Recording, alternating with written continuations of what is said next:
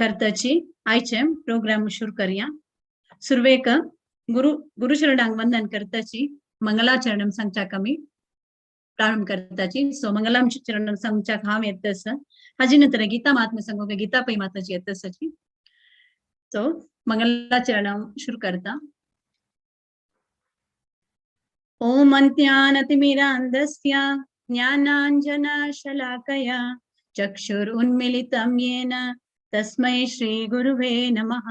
श्रीचैतन्यमनोभीष्टं स्थापितं येन भूतले स्वयं रूप कदा मह्यं ददाति स्वपदान्तिकं। वन्देऽहं श्रीगुरुः श्रीयुतापदकमलं श्रीगुरुन् वैष्णवांश्च श्रीरूपं साग्रजातं सहगणा रघुनाथान्वितं तं सजीवं साद्वैतं सावधूतं सहजन परिजन सहित कृष्ण चैतन्य देवं श्रीराधा कृष्ण पादान् सहगणा ललिता श्री विशाखान्वितांश। हे कृष्ण करुणा सिंधो दीनबंधो जगत्पते गोपेशा गोपिका कांता राधा कांता नमोस्तुते।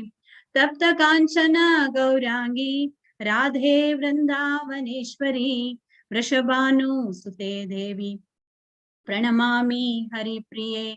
वाञ्छाकल्पतरुभ्यश्च कृपा सिन्धुभ्य एव च पतितानां पावनेभ्यो वैष्णवेभ्यो नमो नमः। जय श्री कृष्ण चैतन्य प्रभु नित्यानंद श्री अद्वैत गदाधर श्रीवासादि गौर भक्त वृंद। हरे कृष्णा कृष्ण कृष्णा हरे हरे हरे राम राम राम हरे हरे। हरे कृष्णा कृष्ण कृष्णा हरे हरे हरे राम राम राम हरे हरे। हरे कृष्णा कृष्ण कृष्णा हरे हरे हरे राम राम राम हरे हरे। हरे कृष्ण। ओवर टू यू भारती पै माताजी। हरे कृष्ण। आदिशंकराचार्य विरचित गीता महात्म्ये। गीता शास्त्रमिदं पुण्यं यः पठेत् प्रयतः पुमान् विष्णो पदमवाप्नोति भयशोकादिवर्जितः। गीताध्ययनशीलस्य प्राणायामपरस्य च नैव सन्ति हि पापानि पूर्वजन्मकृतानि च। मलनिर्मोचनं पुंसां जलस्नानं दिने दिने सकृद्गीताम्बसि स्नानं संसारमलनाशनम्। गीता सुगीता कर्तव्य किमनै शास्त्रविस्तरैः या स्वयं पद्मनाभस्य मुखं पद्माद्विनिष्कृता। भारतामृत सर्वस्वं विष्णोर्वक्त्राद्विनिष्कृतं। गीता गंगोदकं पीत्वा पुनर्जन्म न विद्यते। सर्वोपनिषदो गावो दोग्धा गोपालनन्दनः पार्थो वत्स सुधीर्भोक्ता दुग्धं गीतामृतं महत्। एकं शास्त्रं देवकी पुत्र गीतम् एको देवो देवकी पुत्र एव एको मन्त्रस्तस्य नामानि यानि कर्मापेकं तस्य देवस्य सेवा। हरे कृष्ण। हरे कृष्ण। धन्यवाद भारत पै माताजी। आता मी पुराजन ಒಟ್ಟು ಮೇಳು एक राउंड ये करूया जप करूया। हरे कृष्णा कृष्ण कृष्ण हरे हरे हरे राम राम राम हरे हरे म्हणून। सो तुम्ही पुराजन तुमगेला बीड बॅग असले प्लीज घेयाची। सो आजी आमगेला ಒಟ್ಟು असची हर ग्रेस रुक्मिणी प्रिया माताजी आणि तुमको पुराजन चिरपरिचित जाऊन असची। भागवत पुराण कोंकणी टीमांनी आयोजन केलेलं प्रत्येक प्रोग्राम त्यांनी स्पीकर जाऊन असाची। तशी पहिले शिष्टाष्टका मग आईलीची भारी चंद कोण सांगली त्यांनी। सो ते पुरा लाईक जिल्हे म्हणत त्यांनी एक दासरा पदाचे एक ತೊರೆದು ಜೀವಿಸ ಬಹುದೇ ಹರಿನಿನ್ನ ಚರಣಗಳ म्हणताचे एक इतलं चंद कोण सांगली की रियली आमकां गोत ना आशिल्लें तंतू इतली पुरा मिनिंग आसा म्हणपी ताजे भितर। सो तुमकां मस्त धन्यवाद प्रिय माताजी। सो तुमकां कार्यक्रमात स्वागत करता। दंडवत प्रणाम। तुमको स्वागत माताजी। हरे कृष्णा। हरे कृष्ण माताजी। मस्त मस्त धन्यवाद पूरा देवाल दयेन आणि गुरु जनाले दयेन आमगे मुखाराविंदा दाखवून आम्ही सांगचे तसले आमगेलांतू सनेना. हरे कृष्णा. हांग उपस्थित आशिल्ले सकट वैष्णव बांधवांक मुगेल दंडवत प्रणाम. आज भागवत पुराणाचे एकादशी सेशनांतू भाग घेवचे तशिल्ले भक्ता लोटू एक राउंड जप करूक म्हाका अवकाश मेळ्ळेलो आसा. ताका मस्त हांव भाग्यवान म्हणून लेखता आनी भागवत पुराण टिमाच्या हांव धन्यवाद सांगता. नाम जपा विषय सांगचे जाल्यार नाम जप करतना आमी 108 माळेचे एक माळ घेवन नाम जप करताची. आता आमी एक विषय सांगचे जाल्यार नाम जप करतना माळेंतू 4 नमुने माळ असता. एक रुद्राक्ष आणि एक नीम आणि एक बेल आणि एक तुळसी 4 नमुने अशे मेळटा. रुद्राक्षांत आमी नाम जप करनाची ते आगेल महादेवाल प्रीतीचे. दोनीचे म्हळ्यार साधक अवस्थेरी बेल आणि हाचेन निमाचे मणीन आमी जप करका जाता. मागीर आमकां ते जपांतू श्रद्धी चड येयली तशी आमी आनी मागीर आमी 4 नियम पालन करची जाल्यार त्या वेळार आमी तुळसी माळ घेवन जप करूं. आता आमी जप करूया. जप करतना तुमकां सगळ्यांक गोत आसा हे मध्येचे सुमेरू मणी म्हणून त्या दवरून आमी महामंत्र जप करनाची. ते या मणी पंचतत्व प्रणाम सांगचे तसले या मणी दवरून आमी सूर्यक पंचतत्व प्रणाम मंत्र म्हणचे. मागीर ताजे नेक्स्ट मणी दाखवून आमी जप करू सुरू करूया. आता सकट बांधवांनी कोण कोण जप करता की तांनी व्हिडिओ ऑन करून जप करता म्हणून हांव सगळ्यांक विनंती करता. म्हळ्यार सगळ्याल बांधवाले एक कसं एसोसिएशन ब्लेस्ड एसोसिएशन मेळ्ळ्यार मागेले हांव प्युरिफाय जात म्हणून हांव लेखता. सकट बांधवान व्हिडिओर येवन जप करूयात म्हणून विनंती करता सर. आता आमी सगळ्यांनी जप करूया. जय श्री कृष्ण चैतन्य प्रभु नित्यानंद श्री अद्वैत गदाधर श्रीवासादि गौर भक्त वृंद. श्रील प्रभुपाद की जय. हरे कृष्ण कृष्ण कृष्ण हरे हरे हरे राम राम राम हरे हरे. हरे कृष्ण कृष्ण कृष्ण हरे हरे हरे राम राम राम हरे हरे. हरे कृष्ण कृष्ण कृष्ण हरे हरे हरे राम राम राम हरे हरे. हरे कृष्ण कृष्ण कृष्ण हरे हरे हरे राम राम राम हरे हरे. हरे कृष्ण कृष्ण कृष्ण हरे हरे हरे राम राम राम हरे हरे. हरे कृष्ण कृष्ण कृष्ण हरे हरे हरे राम राम राम हरे हरे. हरे कृष्ण कृष्ण कृष्ण हरे हरे हरे राम राम राम हरे हरे. हरे कृष्ण कृष्ण कृष्ण हरे हरे हरे राम राम राम हरे हरे. हरे कृष्ण कृष्ण कृष्ण हरे हरे हरे राम राम राम हरे हरे. हरे कृष्ण कृष्ण कृष्ण हरे हरे हरे राम राम राम हरे हरे. हरे कृष्ण कृष्ण कृष्ण हरे हरे हरे राम राम राम हरे हरे.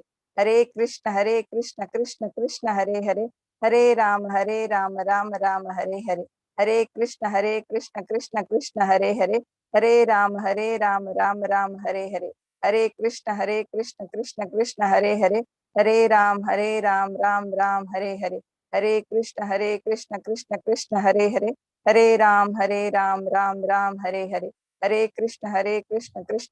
हरे हरे हरे राम राम राम हरे हरे. हरे कृष्ण कृष्ण कृष्ण हरे हरे हरे राम राम राम हरे हरे. हरे कृष्ण कृष्ण कृष्ण हरे हरे हरे राम राम राम हरे हरे. हरे कृष्ण कृष्ण कृष्ण हरे हरे हरे राम राम राम हरे हरे.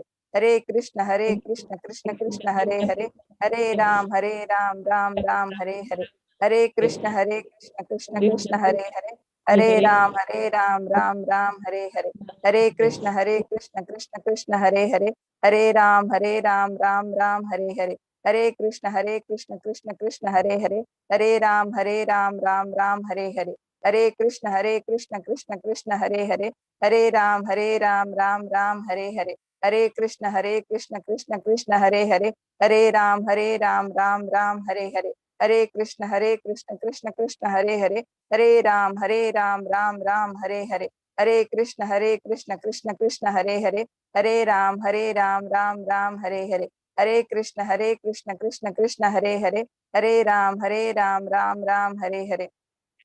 हरे कृष्ण कृष्ण कृष्ण हरे हरे, हरे राम राम राम हरे हरे, हरे कृष्ण कृष्ण कृष्ण हरे हरे, हरे राम राम राम हरे हरे, हरे कृष्ण कृष्ण कृष्ण हरे हरे, हरे राम राम राम हरे हरे, हरे कृष्ण कृष्ण कृष्ण हरे हरे, हरे राम राम राम हरे हरे, हरे कृष्ण कृष्ण कृष्ण हरे हरे, हरे राम राम राम हरे हरे, हरे कृष्ण कृष्ण कृष्ण हरे हरे, हरे राम राम राम हरे हरे, हरे कृष्ण कृष्ण कृष्ण हरे हरे, हरे राम राम राम हरे हरे, हरे कृष्ण कृष्ण कृष्ण हरे हरे, हरे राम राम राम हरे हरे, हरे कृष्ण कृष्ण कृष्ण हरे हरे, हरे राम राम राम हरे हरे, हरे कृष्ण कृष्ण कृष्ण हरे हरे, हरे राम राम राम हरे हरे, हरे कृष्ण कृष्ण कृष्ण हरे हरे, हरे राम राम राम हरे हरे, हरे कृष्ण कृष्ण कृष्ण हरे हरे, हरे राम राम राम हरे हरे, हरे कृष्ण कृष्ण कृष्ण हरे हरे, हरे राम राम राम हरे हरे, हरे कृष्ण कृष्ण कृष्ण हरे हरे, हरे राम राम राम हरे हरे, हरे कृष्ण कृष्ण कृष्ण हरे हरे, हरे राम राम राम हरे हरे, हरे कृष्ण कृष्ण कृष्ण हरे हरे, हरे राम राम राम हरे हरे, हरे कृष्ण कृष्ण कृष्ण हरे हरे, हरे राम राम राम हरे हरे, हरे कृष्ण कृष्ण कृष्ण हरे हरे, हरे राम राम राम हरे हरे, हरे कृष्ण कृष्ण कृष्ण हरे हरे, हरे राम राम राम हरे हरे, हरे कृष्ण कृष्ण कृष्ण हरे हरे, हरे राम राम राम हरे हरे, हरे कृष्ण कृष्ण कृष्ण हरे हरे, हरे राम राम राम हरे हरे, हरे कृष्ण कृष्ण कृष्ण हरे हरे, हरे राम राम राम हरे हरे, हरे कृष्ण कृष्ण कृष्ण हरे हरे, हरे राम राम राम हरे हरे, हरे कृष्ण कृष्ण कृष्ण हरे हरे, हरे राम राम राम हरे हरे, हरे कृष्ण कृष्ण कृष्ण हरे हरे, हरे राम राम राम हरे हरे, हरे कृष्ण कृष्ण कृष्ण हरे हरे, हरे राम राम राम हरे हरे, हरे कृष्ण कृष्ण कृष्ण हरे हरे, हरे राम राम राम हरे हरे, हरे कृष्ण कृष्ण कृष्ण हरे हरे, हरे राम राम राम हरे हरे, हरे कृष्ण कृष्ण कृष्ण हरे हरे, हरे राम राम राम हरे हरे, हरे कृष्ण कृष्ण कृष्ण हरे हरे, हरे राम राम राम हरे हरे, हरे कृष्ण कृष्ण कृष्ण हरे हरे, हरे राम राम राम हरे हरे, हरे कृष्ण कृष्ण कृष्ण हरे हरे, हरे राम राम राम हरे हरे, हरे कृष्ण कृष्ण कृष्ण हरे हरे, हरे राम राम राम हरे हरे, हरे कृष्ण कृष्ण कृष्ण हरे हरे, हरे राम राम राम हरे हरे, हरे कृष्ण कृष्ण कृष्ण हरे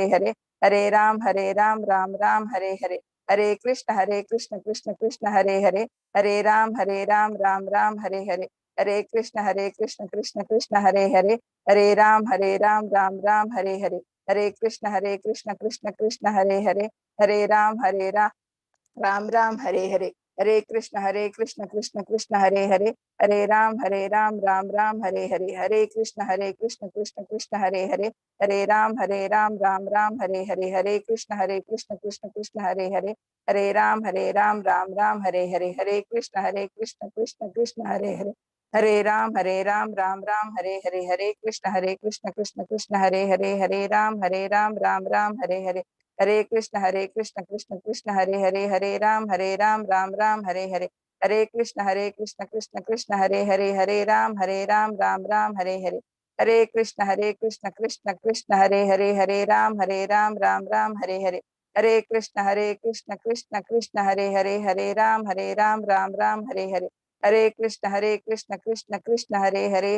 हरे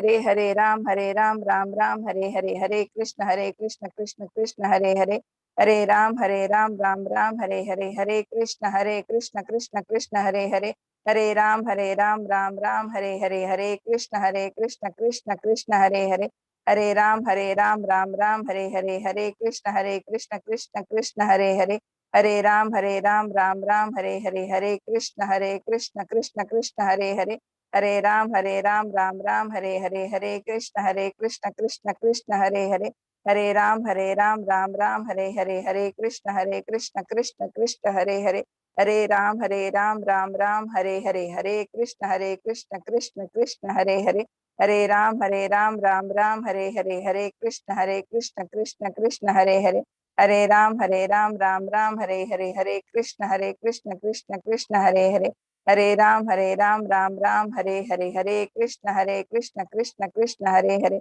हरे राम राम राम हरे हरे, हरे कृष्ण कृष्ण कृष्ण हरे हरे, हरे राम राम राम हरे हरे, हरे कृष्ण कृष्ण कृष्ण हरे हरे, हरे राम राम राम हरे हरे, हरे कृष्ण कृष्ण कृष्ण हरे हरे, हरे राम राम राम हरे हरे, हरे कृष्ण कृष्ण कृष्ण हरे हरे, हरे राम राम राम हरे हरे, हरे कृष्ण कृष्ण कृष्ण हरे हरे, हरे राम राम राम हरे हरे, हरे कृष्ण कृष्ण कृष्ण हरे हरे, हरे राम राम राम हरे हरे, हरे कृष्ण कृष्ण कृष्ण हरे हरे, हरे राम राम राम हरे हरे, हरे कृष्ण कृष्ण कृष्ण हरे हरे, हरे राम राम राम हरे हरे, हरे कृष्ण कृष्ण कृष्ण हरे हरे, हरे राम राम राम हरे हरे, हरे कृष्ण कृष्ण कृष्ण हरे हरे, हरे राम राम राम हरे हरे, हरे कृष्ण कृष्ण कृष्ण हरे हरे, हरे राम राम राम हरे हरे,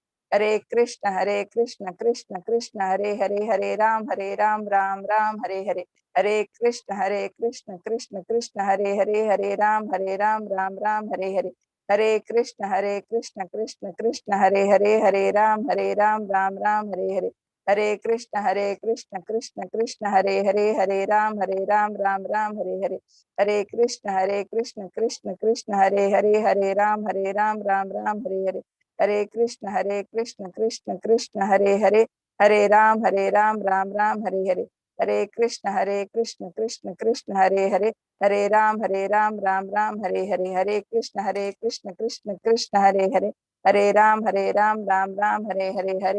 हरे कृष्ण कृष्ण कृष्ण हरे हरे, हरे राम राम राम हरे हरे, हरे कृष्ण कृष्ण कृष्ण हरे हरे, हरे राम राम राम हरे हरे, हरे कृष्ण कृष्ण कृष्ण हरे हरे, हरे राम राम राम हरे हरे, हरे कृष्ण कृष्ण कृष्ण हरे हरे, हरे राम राम राम हरे हरे, हरे कृष्ण कृष्ण कृष्ण हरे हरे, हरे राम राम राम हरे हरे, हरे कृष्ण कृष्ण कृष्ण हरे हरे, हरे राम राम राम हरे हरे, हरे कृष्ण कृष्ण कृष्ण हरे हरे, हरे राम राम राम हरे हरे।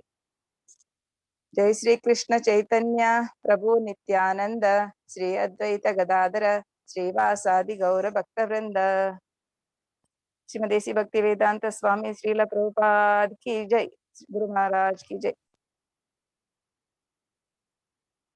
हरे अत्यंत कृष्ण धन्यवाद सगळ्यांक काही माताजी, तुमक मस्त मस्त धन्यवाद म्हाका पार्टिसिपेट करू मेळ्ळाक आणि सकळ बांधवालागी आशीर्वाद निमगे तस तुमगे आशीर्वाद नावाने भक्तीन तुम कारवच्ची तशी जाव म्हणून मागता सांग मस्त मस्त धन्यवाद। हरे कृष्ण। हरे कृष्ण रुक्मिणी प्रिय माताजी तुमको मस्त मस्त धन्यवाद। तुम्ही येऊन हा आमको पुराजनाक कंचे बीड्स यूज कर का कंचे नज पण तुम्ही सांगून दिल्या तुमको मस्त मस्त धन्यवाद। हरे कृष्ण। हरे कृष्ण। आता मी आमगेला पारायण स्टार्ट करूया। सो फर्स्ट चॅप्टर अर्जुन विषाद योग सांगू येतं सजी प्रतिभा नायक माताजी आणि हांगेल टीम। हरे कृष्ण। प्रतिभा नायक माताजी तुम्ही रेडी असचवा? वय वय हा तुम्ही तुमगेल्या टीम इंट्रोड्यूस कराची आणि सांगाची। हरे कृष्ण सर्वांक नमस्कार। आजचे प्रथम अध्यायांतू भाग सची एकटा तुला 4 श्लोक गीता माताजी, 5 to 7 प्रभा माताजी, 8 to 9 जानकी माताजी, 10 to 12 Suprabha Pai, 13 to 15 Sudha Kamat, 16 to 18 Namrata Pai, 19 to 21 शैला पै, 22 to 24 स्मिता प्रभु, 25 to 27 सुमा पै, 28 to 30 शैला किणी, 31 to 33 Rashmi Pai, 34 to 36 Kavita Pai, 37 to 39 Annapurna नायक, 40 to 43 Manasa Pai, 47 to 47 44 to 47 किरणा पै। प्रारंभ करतात। श्री कृष्ण परमात्मने नमः। अतः प्रथमोऽध्यायः अर्जुन विषाद योगौ धृतराष्ट्र उवाच धर्मक्षेत्रे कुरुक्षेत्रे समवेतायुयुत्सवः मामका पाण्डवाश्चैव किमकुर्वत सञ्जय। सञ्जय उवाच दृष्ट्वा तु पाण्डवानीकं न्यूनं दुर्योधनस्तदा आचार्यमुपसङ्गम्यं राजा वचनमब्रवीत्। पश्यैतां पाण्डुपुत्राणाम् आचार्या महतीं च भूं रूढां द्रुपदपुत्रेण तव शिष्येण धीमता। अत्र शूरा महेश्वासा भीमार्जुनसमायुधि युधानो विराटश्च द्रुपदश्च महारथः।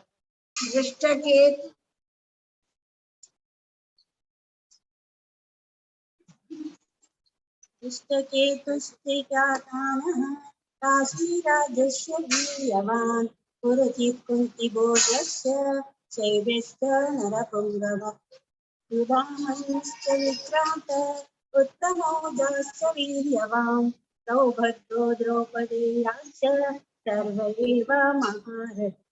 अस्माकं तु विशिष्टानि तान्निको द्विजोत्तमः नायका मम सैन्यस्य तज्ज्ञातं तान् ब्रुवीमि। भवान् भीष्मश्च कर्णश्च कृपश्च समितञ्जयः अश्वत्थामकर्णश्च समदस्तिस्तवैद्यः। अन्ये च बहुवः शूरा मदर्थे सप्तजीवितः नानाशस्त्रप्रहणा सर्वे युद्धविशारदाः। अपर्याप्तं तदस्माकं बलं भीष्माभिरक्षितं पर्याप्तं त्विदमेतेषां बलं भीमाभिरक्षितम्। अयनेषु च सर्वेषु यथात्मागमवस्थिता भीष्ममेवाभिरक्षन्तु भवन्तः सर्व एव हि। तस्य सञ्जनयन् हर्षं कुरु वृद्धः पितामहः सिंहनादं पिनद्दोचे शङ्खं दद्ध्वं प्रतापवान्। ततः शङ्काश्च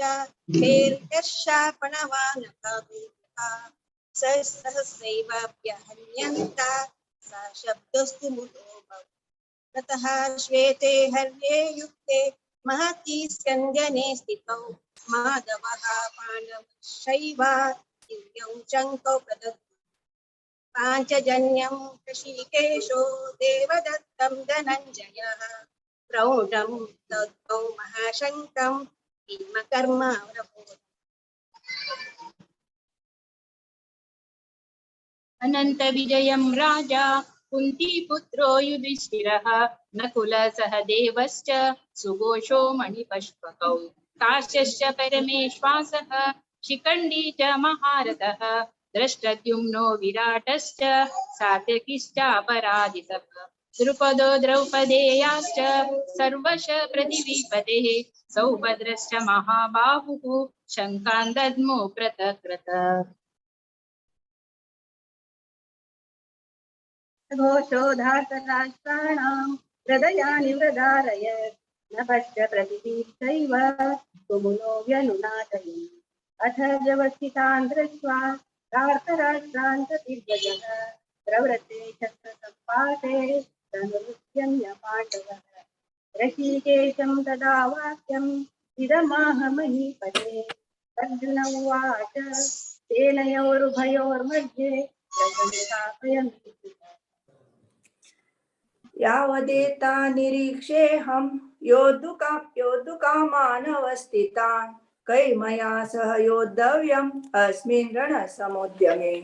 योत्स्यमानानवेक्षेऽहं य एतेऽत्र समागताः धार्तराष्ट्रस्य दुर्बुद्धेः युद्धे प्रियचिकीर्षवः। सञ्जय उवाच एवमुक्तो ऋषिकेशो गुडाकेशेन भारत सेनयोर्भयोर्मध्ये स्थापयित्वा रथोत्तमम्। भीष्मद्रोण प्रमुखतः सर्वेषां च महीक्षितान् उवाच पार्थ पश्वैतान् समवेतान् गुरून् तत्रापश्य स्थितान् पार्थ पितृनत पितामहान् आयुष्मान् आचार्यान् कुलान् भ्रात्रान् पुत्रान् पौत्रान् सखीन् सदा शश्वरान् सुहृदश्चैव सेनयोरुभयोरपि तान् समीक्ष्य स कौन्तेय सर्वान् बन्धून्नमस्तिमान् कृपया परयाविष्टो विषितन्निदमब्रवीत् अर्जुन उवाच द्रष्ट्वेमं स्वजनं कृष्ण युयुत्सं समुपस्थितं सीदन्ति मम गात्राणि मुखं च परिशुष्यति वेपदुष्य शरीरे मे रोमहर्षश्च जायते गाण्डीवं संसृते हस्त्वा त्वच्चैव परिदह्यते न च शक्नोम्यवस्थातुं भ्रमतीव च मे मनः निमित्तानि च पश्यामि विपरीतानि केशव न च श्रेयो न पश्यामि हत्वा स्वजनमाहं न शाकांक्षे विजयं कृष्ण न च राजं सुपानि किं नो राजेन गोविन्द किं जयजीविते येषमार्थे काङ्क्षितं नो राज्यं भोगसुखानि च दैवे दत्तु च युद्धे स्थानं दत्त्वा शरणागताः। आचार्यपि परापश्च सुतैव सत्तामः मातुला सुसुता शाला समन्विता एतन्न हन्तुमिच्छामि रत्नोऽपि मधुसूदना पितृलोक्यादिश्य एतौ किं नु मन्ये निहत्य स कलाशानां कापि स्वजनात् अपमेवासे तस्मात् तद्वेदानां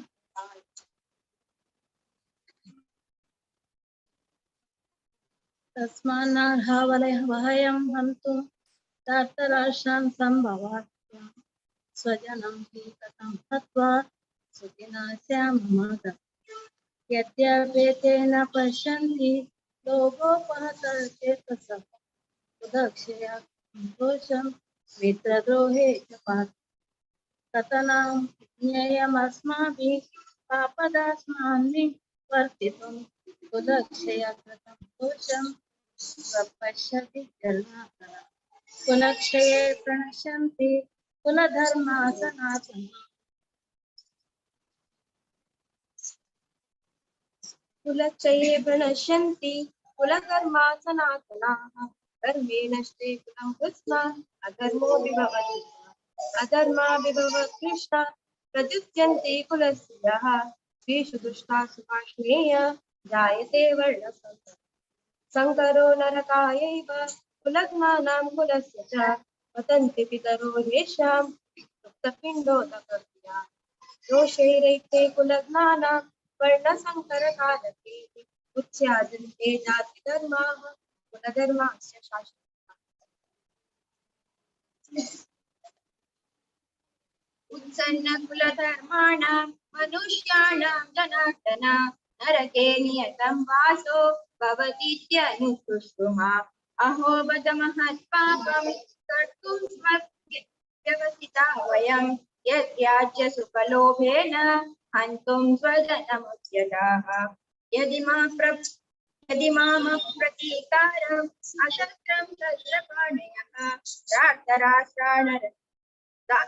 राष्ट्ररणे हन्युम् उक्मे क्षेमतरं भवेत् सञ्जय उवाच एवमुक्त्वार्जुनः सङ्ख्ये रथोपस्थ उपाविशत् विसृज्य शकरं चापं शोकसंवेदनमानसः ॐ तत्सत् श्रीमद्भगवद्गीतासु उपनिषत्सु ब्रह्मविद्यायां योगशास्त्रे श्रीकृष्णार्जुनसंवादे अर्जुन विषादयोगो नाम प्रथमोऽध्यायः।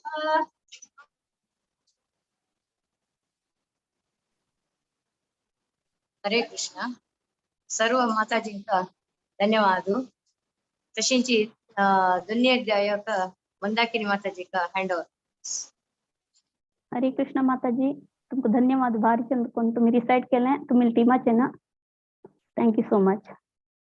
तर प्रथम जावनो हांव भगवत पुराण कोंकणी टीमाचे भरती आणि तंतुले गरिष्ठ वैष्णवांक दंडोत प्रणाम करता आणि सखीचरण माताजी आणि मुरलीधर चरण प्रभूक दंडोत प्रणाम करनो. आणि म्हाका कीर्तन शिकोवन दिता तसले टीचर्स मागेले शिक्षा गुरु रसवती माधवी माताजी, राधिका भाऊ माताजी आणि सत्यरूप माताजी, तांकां तिन्ही जणांक दंडोत प्रणाम करता. आता दोन्ही अध्याय सांगू येता सती सांचेली ननिताबाई दोन्ही क्लासाची याकाच कोणतीन पुस्तकांता कल्पना Rao 4 to 9, Purnima Shenoi 10 to 17, Rashmi नायक 18 to 23, कडेरी Gayatri Kamat 32 to 39, Deepa Shenoi 40 to 49, Rajeshwari Rao 50 to 59, क्षमा शणै 60 to 69. हरे कृष्णा. हरे कृष्णा. ओम नमो भगवते वासुदेवाय. अथ द्वितीयोऽध्यायः सांख्ययोगः.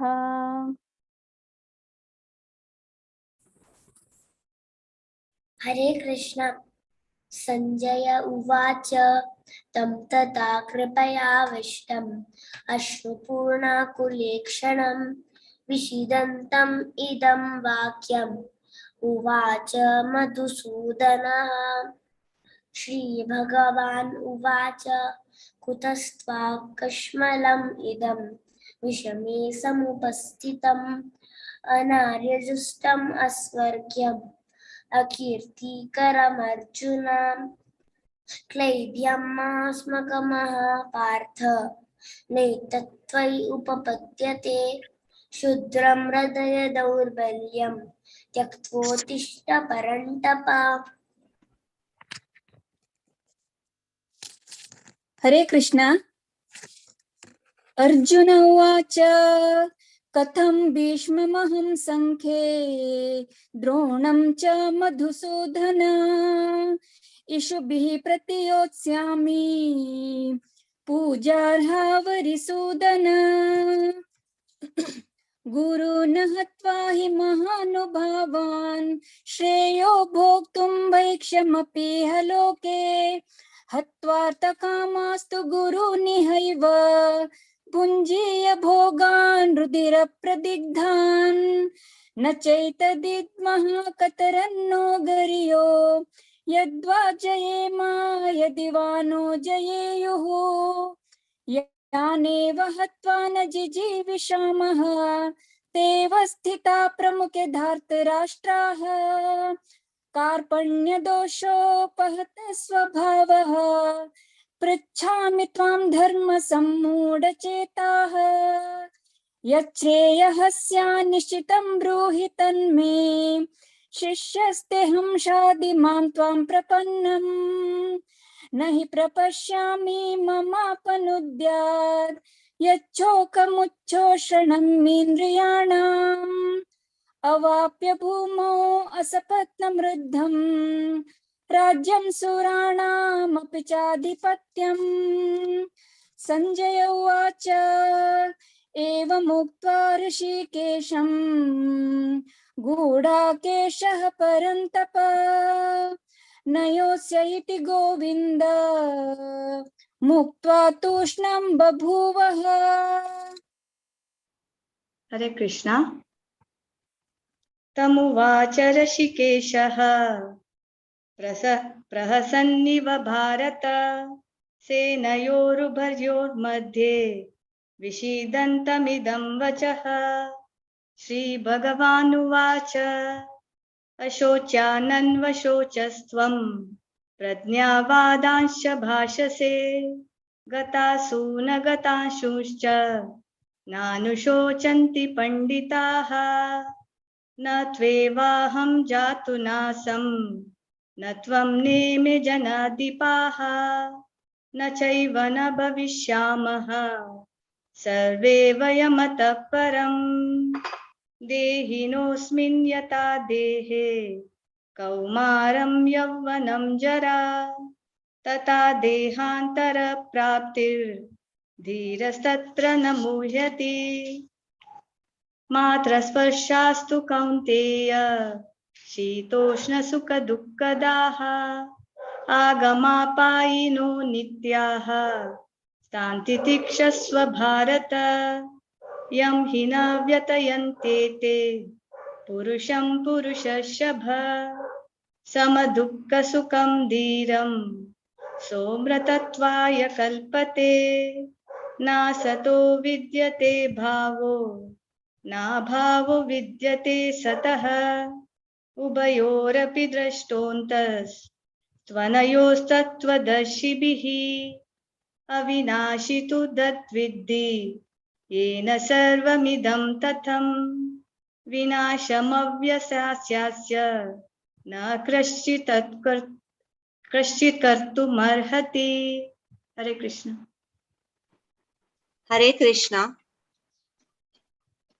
अन्तवन्त इमे देहा नित्यस्योक्ताः शरीरिणः अनासिनो प्रमेयस्य तस्माद्युत्युत्सव भारत य एनं वेति हन्तारं यश्चैनं मन्यते हतम् उभौ तौ न विजानीतो नायं हन्ति न हन्यते न जायते म्रियते वा कदाचिन् नायं भूत्वा भविता वा न भूवा अजो नित्या शाश्वतोऽयं पुराणो न हन्यते हन्यमाने शरीरे वेदा विनाशिनं नित्यं य एनम् अजयं व्ययम् कथं स पुरुषः पार्थ कं घातायति हन्तिकम् वसांसि जीर्णानि यथा विहाय नवानि गृह्णाति नरोपराणि तथा शरीराणि विहाय जीर्णानि अन्यानि संयाति नवानि देहि नैनं छिन्दन्ति शास्त्राणि नैनं दहति पावकः न चैनं क्लेदयन्त्यापो न शोष्यति मारुतः। हरे कृष्ण। अच्छेद्योऽयम् अदाह्योऽयम् अक्लेद्यो शोष्य एव च नित्यः सर्वगतः स्थाणुः अचलोऽयं सनातनः अव्यक्तोऽयम् अचिन्त्योऽयम् अविकार्योऽयमुच्यते तस्मादेवं विदित्वैनं नानुशोचितुमर्हसि अथ चैनं नित्यजातं नित्यं वा मन्यसे मृतं तथापि त्वं महाबाहो नैवं शोचितुमर्हसि जातस्य हि ध्रुवो मृत्युः ध्रुवं जन्म मृतस्य च तस्मादपरिहार्येऽर्थे न त्वं शोचितुमर्हसि अव्यक्तादीनि भूतानि व्यक्तमध्यानि भारत अव्यक्तनिधनान्येव तत्र का परिदेवना आश्चर्यवत् पश्यति कश्चिदेनम् आश्चर्यवत् वदति तथैव चान्यः आश्चर्यवच्चैनमनः शृणोति श्रुत्वाप्येनं वेद न चैव कश्चित् देहि नित्यम् अवध्योऽयं देहे सर्वस्य भारत तस्मात् सर्वाणि भूतानि न त्वं शोचितुमर्हसि स्वधर्ममपि चावेक्ष्य न विकम्पितुमर्हसि धर्म्याधियद्धाश्रेयोऽन्यत् क्षत्रियस्य न विद्यते। हरे कृष्ण।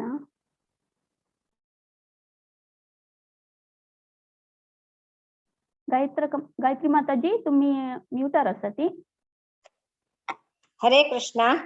यद्रच्छया चोपपन्नं स्वर्गदारमपाव्रतं सुखी नक्षत्रिया पार्थ लभन्ते युद्धमीदृशम् अत चैत्वमिमं धर्मं संग्रामं न करिष्यसि ततः स्वधर्मं कीर्तिं च हित्वा पापमवाप्स्यसि अकीर्तिं चापि भूतानि कथयिष्यन्ति ते व्ययाम् संभावितस्य च कीर्तिर्मरणादतिरिच्यते भयाद्रणादुपरतं मन्स्यन्ते त्वां महारथाः येषां च त्वं बहुमतो भूत्वा यास्यसि लाघवम् अवाच्यवादांश बहून् वदिष्यन्ति तवाहिताः निन्दन्तस्तव सामर्थ्यं ततो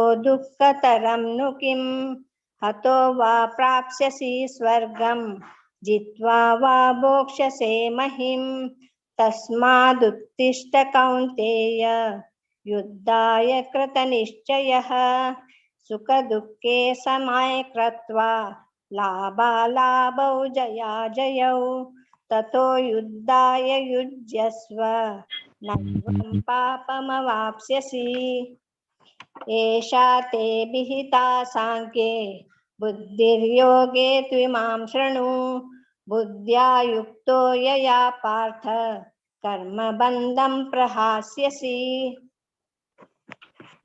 हरे कृष्ण। नेहाभिक्रमनाशोऽस्ति प्रत्यवायो न विद्यते स्वल्पमप्यस्य धर्मस्य त्रायते महतो भयात् व्यवसायात्मिका बुद्धिः एकेह कुरु नन्दन बहुशाखाह्यनन्ताश्च बुद्धयो व्यवसायिनां यामिमां पुष्पितां वाचं प्रवदन्त्यविपश्चितः वेदवादरतः पार्थ नान्यदस्तीति वादिनः कामात्मनः स्वर्गपराः जन्मकर्म प्रफलप्रदां क्रियाविशेषबहुलां भोगैश्वर्यगतिं प्रति भोगैश्वर्यप्रसक्तानां तया प्रहृतचेतसां व्यवसायात्मिका बुद्धिः समाधौ न विधीयते त्रैगुण्यविषया वेदाः निस्त्रैगुण्यो भवार्जुन निर्द्वन्द्वो नित्यसत्त्वस्थो निर्योगक्षेम आत्मवान् यावनार्थ उदपाने सर्वतः सम्प्लुतोदके तावान् सर्वेषु वेदेषु ब्राह्मणस्य विजानतः कर्मण्येवाधिकारस्ते मा फलेषु कदाचन मा कर्मफलं हेतुर्भुः मा ते सङ्गोऽस्त्वकर्मणि योगस्थः कुरु कर्माणि संगं त्यक्त्वा धनञ्जय सिद्ध्यो समो भूत्वा समत्वं योग उच्यते दूरेण ह्यवरं कर्म बुद्धियोगा धनञ्जय बुद्धौ शरणमन्विच्छ कृपणाः फलहेतवः। हरे कृष्ण।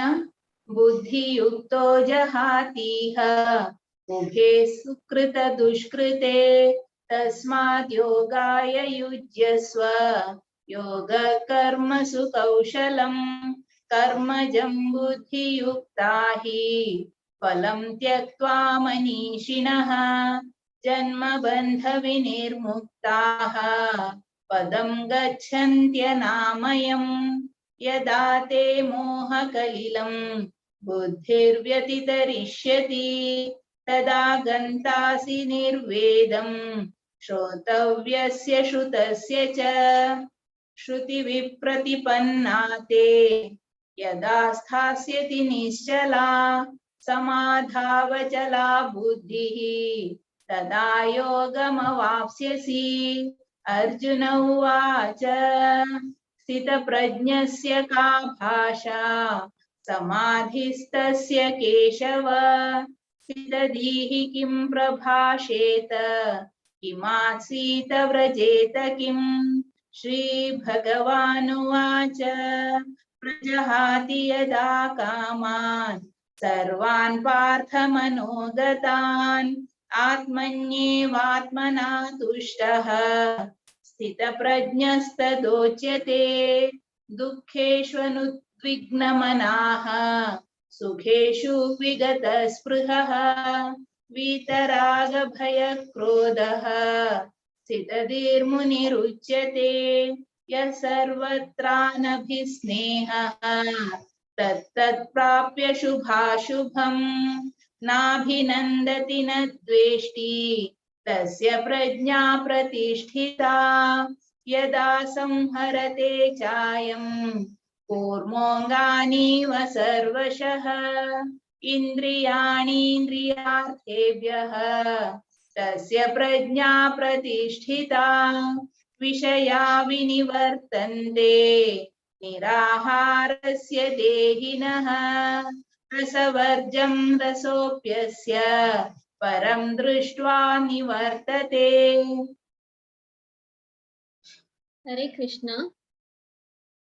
यततो ह्यपि कौन्तेय पुरुषस्य विपश्चितः इन्द्रियाणि प्रमाथीनि हरन्ति प्रसभं मनः तानि सर्वाणि संयम्य युक्त आसीत मत्परः वशे हि यस्येन्द्रियाणि तस्य प्रज्ञा प्रतिष्ठिता ध्यायतो विषयान् पुंसः संगस्तेषुपजायते संगात् संजायते कामः कामात् क्रोधोऽभिजायते क्रोधात् भवति सम्मोहः सम्मोहात् स्मृतिविभ्रमः स्मृतिभ्रंशात् बुद्धिनाशो बुद्धिनाशात् प्रणश्यति रागद्वेषविमुक्तैस्तु विषयानिन्द्रियैश्चरन् आत्मवश्यैर्विधेयात्मा प्रसादमधिगच्छति प्रसादे सर्वदुःखानां हानिरस्योपजायते प्रसन्नचेतसो ह्याशु बुद्धिः पर्यवतिते नास्ति बुद्धिरयुक्तस्य न चायुक्तस्य भावना न चाभावयतः शान्तिः अशान्तस्य कुतः सुखम् इन्द्रियाणां हि चरतां यन्मनोनुविधीयते तदस्य हरति प्रज्ञां वायुर्नाम विवाम्भसि तस्माद्यस्य महाबाहो निगृहीतानि सर्वशः इन्द्रियाणीन्द्रियार्थेभ्यः तस्य प्रज्ञा प्रतिष्ठिता या निशा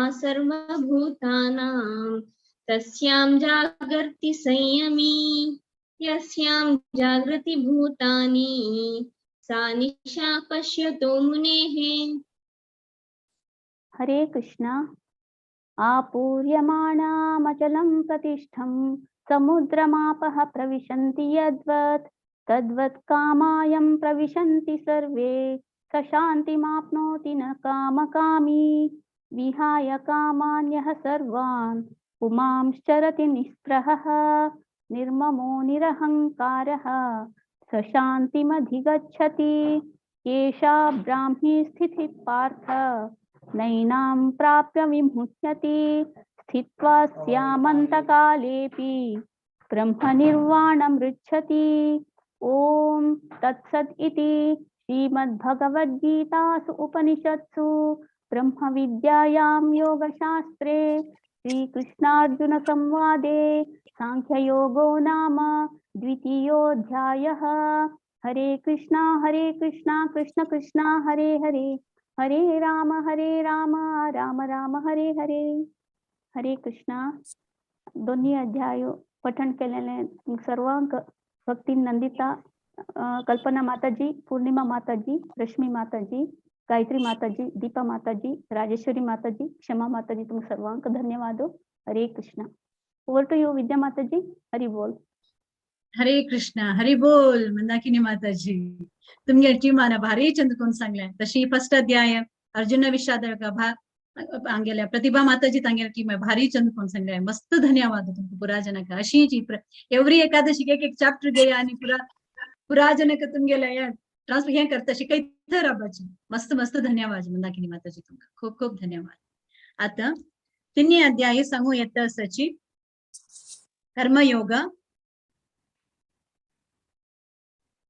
श्लोक 1 to 7 श्यामला माताजी, 8 to 14 शिल्पा हेगड़े, 15 to 21 वीणा मल्या माताजी, 22 to 28 गायत्री मल्या माताजी, 29 to 35 गणेश प्रभुजी, 36 to 43 शोभना कामत माताजी.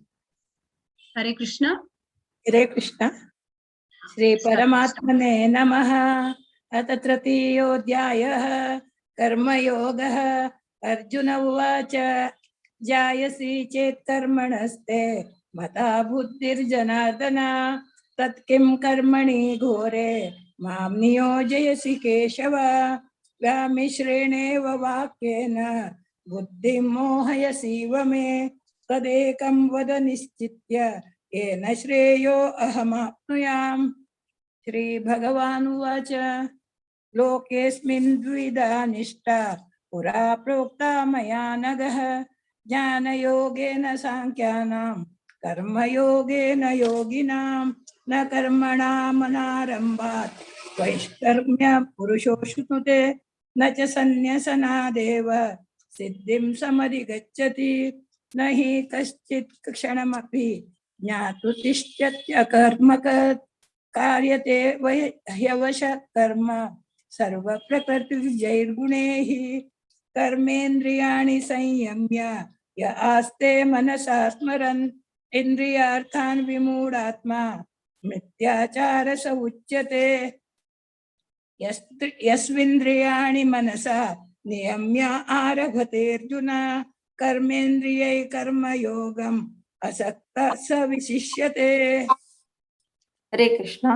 नियतं कुरु कर्मत्वं कर्मजायो य कर्मणः शरीरयात्रापि च ते न प्रसिद्ध्येद कर्मणः. यज्ञार्थार्थ कर्मणो नेत्र लोकोऽयं कर्म बन्धनः. तत्तं कर्म कौन्तेय मुक्तसङ्गसमाचर. यज्ञा प्रजा पुरोवाच प्रजापतिः अनेन प्रसविध्येध्व विषेध्व मेषवो स्पष्टकामदुः देवान् बाहोयतानेन ते देवा भावयन्तु वः परस्परं भावयन्त श्रेय परमवाप्स्यथ. इष्टान् भोगान् वो देवा दास्यन्ते यज्ञ भाविताः ते दत्तान् प्रधायेभ्यो यो भुङ्क्तेस्तेन एव सः. यज्ञशिष्टाशिनः सन्तो मुच्यन्ते सर्वकिल्बिषैः भुञ्जते ते स्वगं पाप ये पचन्त्यात्मकारणात् अन्नधा भवति भूतानि पर्जन्याधन्न संभवः. यज्ञात् भवति पर्जन्यो यज्ञकर्म समुद्भवः. हरे कृष्ण. हरे कृष्ण. कर्म ब्रह्मोद्भवं विद्धि ब्रह्माक्षरमुद्भवं तस्मात् सर्वगतं ब्रह्म नित्यं यज्ञे प्रतिष्ठितं नानुवर्तयति हयः. आयुरिन्द्रियारामो सजीवी यद्वात् आत्मतृप्तः एव च सन्तुष्टः तस्य कार्यं न विद्यते. नैव तस्य कृतेनार्थो नाकृतेनेह कश्चन न चास्या सर्वभूतेषु कश्चिदर्थव्यपाश्रयः. तस्मादसक्त सततं कार्यं कर्म समाचर असक्तो ह्याचरन् कर्म परमाप्नोति पूरुषः कर्मण्येव हि संसिद्धिम् आस्थिता जनकादयः लोकसंग्रहमेवापि सम्पश्यन् कर्तुमर्हसि यद्यदाचरति श्रेष्ठः तत्तदेवेतरो जनः स यत् प्रमाणं कुरुते लोकस्तदनु वर्तते। हरे कृष्णा। हरे कृष्णा। न मे पार्थास्ति कर्तव्यं त्रिषु लोकेषु किंचन नानवाप्ताम् अवाप्तं य वर्तयेव च कर्मिणि यदि ह्यहं वर्तेयं जातु कर्मण्यतन्द्रितः मम वर्तात्मनो वर्तन्ते मनुष्या पार्थ सर्वशः उत्स्थितिर्यूरिमे लोकाः न कुर्यां कर्म चेदहं शङ्करस्य च कर्ता स्याम् उपहन्यामि मा प्रजाः सक्तकर्मण्य विद्वांसो यत कुर्वन्ति भारत कुर्यार्थ विद्वांस तथा सक्तः चिकीर्ष्णु लोकसंग्रहम् न बुद्धिभेदं जनयेत अज्ञानं कर्म संगिनां जोषयेत सर्वकर्माणि विद्वान् युक्तः समाचरन् प्रकृते क्रियमाणानि गुणैः कर्माणि सर्वशः अहंकार विमूढात्मा कर्तातहमिति मन्यते तत्त्ववितु महाबाहो गुणकर्म विभागयो गुणागुणेषु वर्तन्त इति मत्वान् सज्जते। हरे कृष्णा। हरे कृष्णा। प्रकृतेर्गुणसम्मूढाः सज्जन्ते गुणकर्मसु तान् कृत्स्नविदो मन्दान् कृत्स्ननिविन्न विचालयेत् मयि सर्वाणि कर्माणि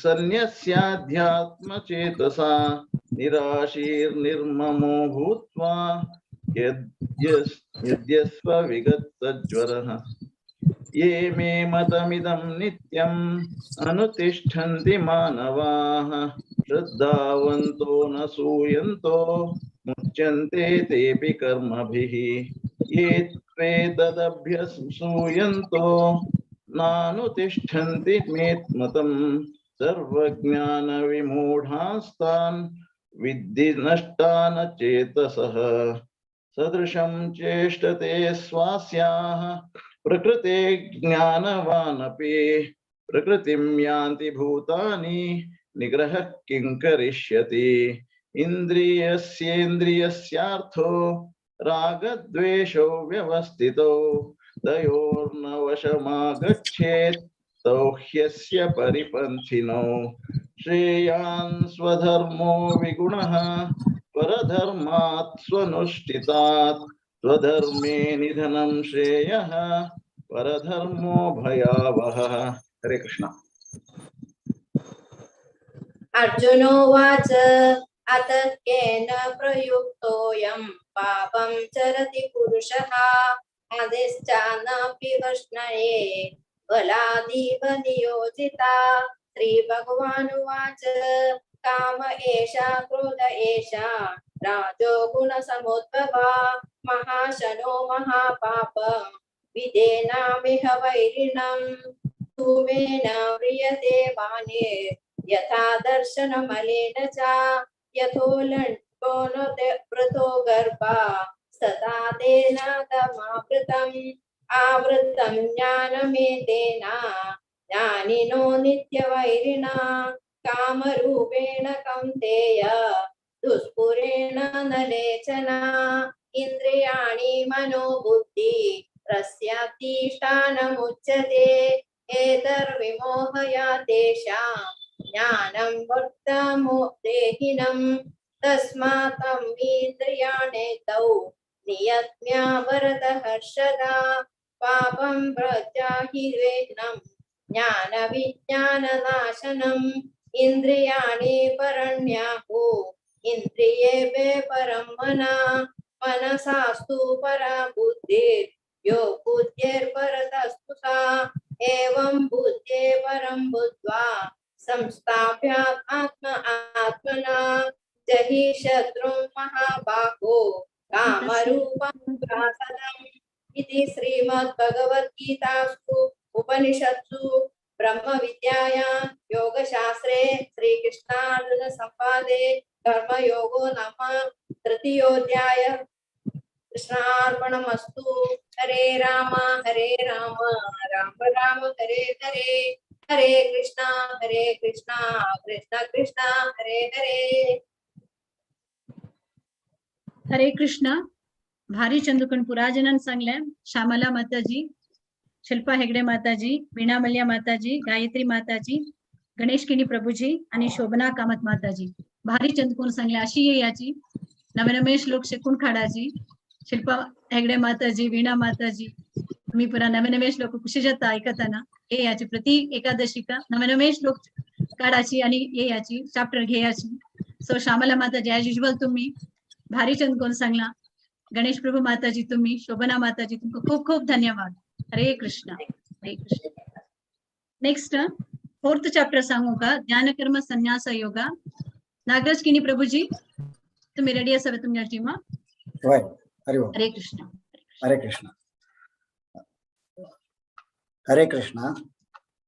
आता आम्ही अनंतनगरादोकोनो ಇಲ್ಲಿ ಟೀಮ ಜ್ಞಾನ ಕರ್ಮ ಸನ್ಯಾಸ ಯೋಗ म्हणून भगवद्गीतेंतो श्रीकृष्णान अर्जुनाक उपदेश केलेलो चर्या ಇದೆ असा. दोन विषय ताज बद्दल एक मिनिट उरलो न्हू आमच्या टिमाचे हँड ओव्हर करून दिता सांगू का.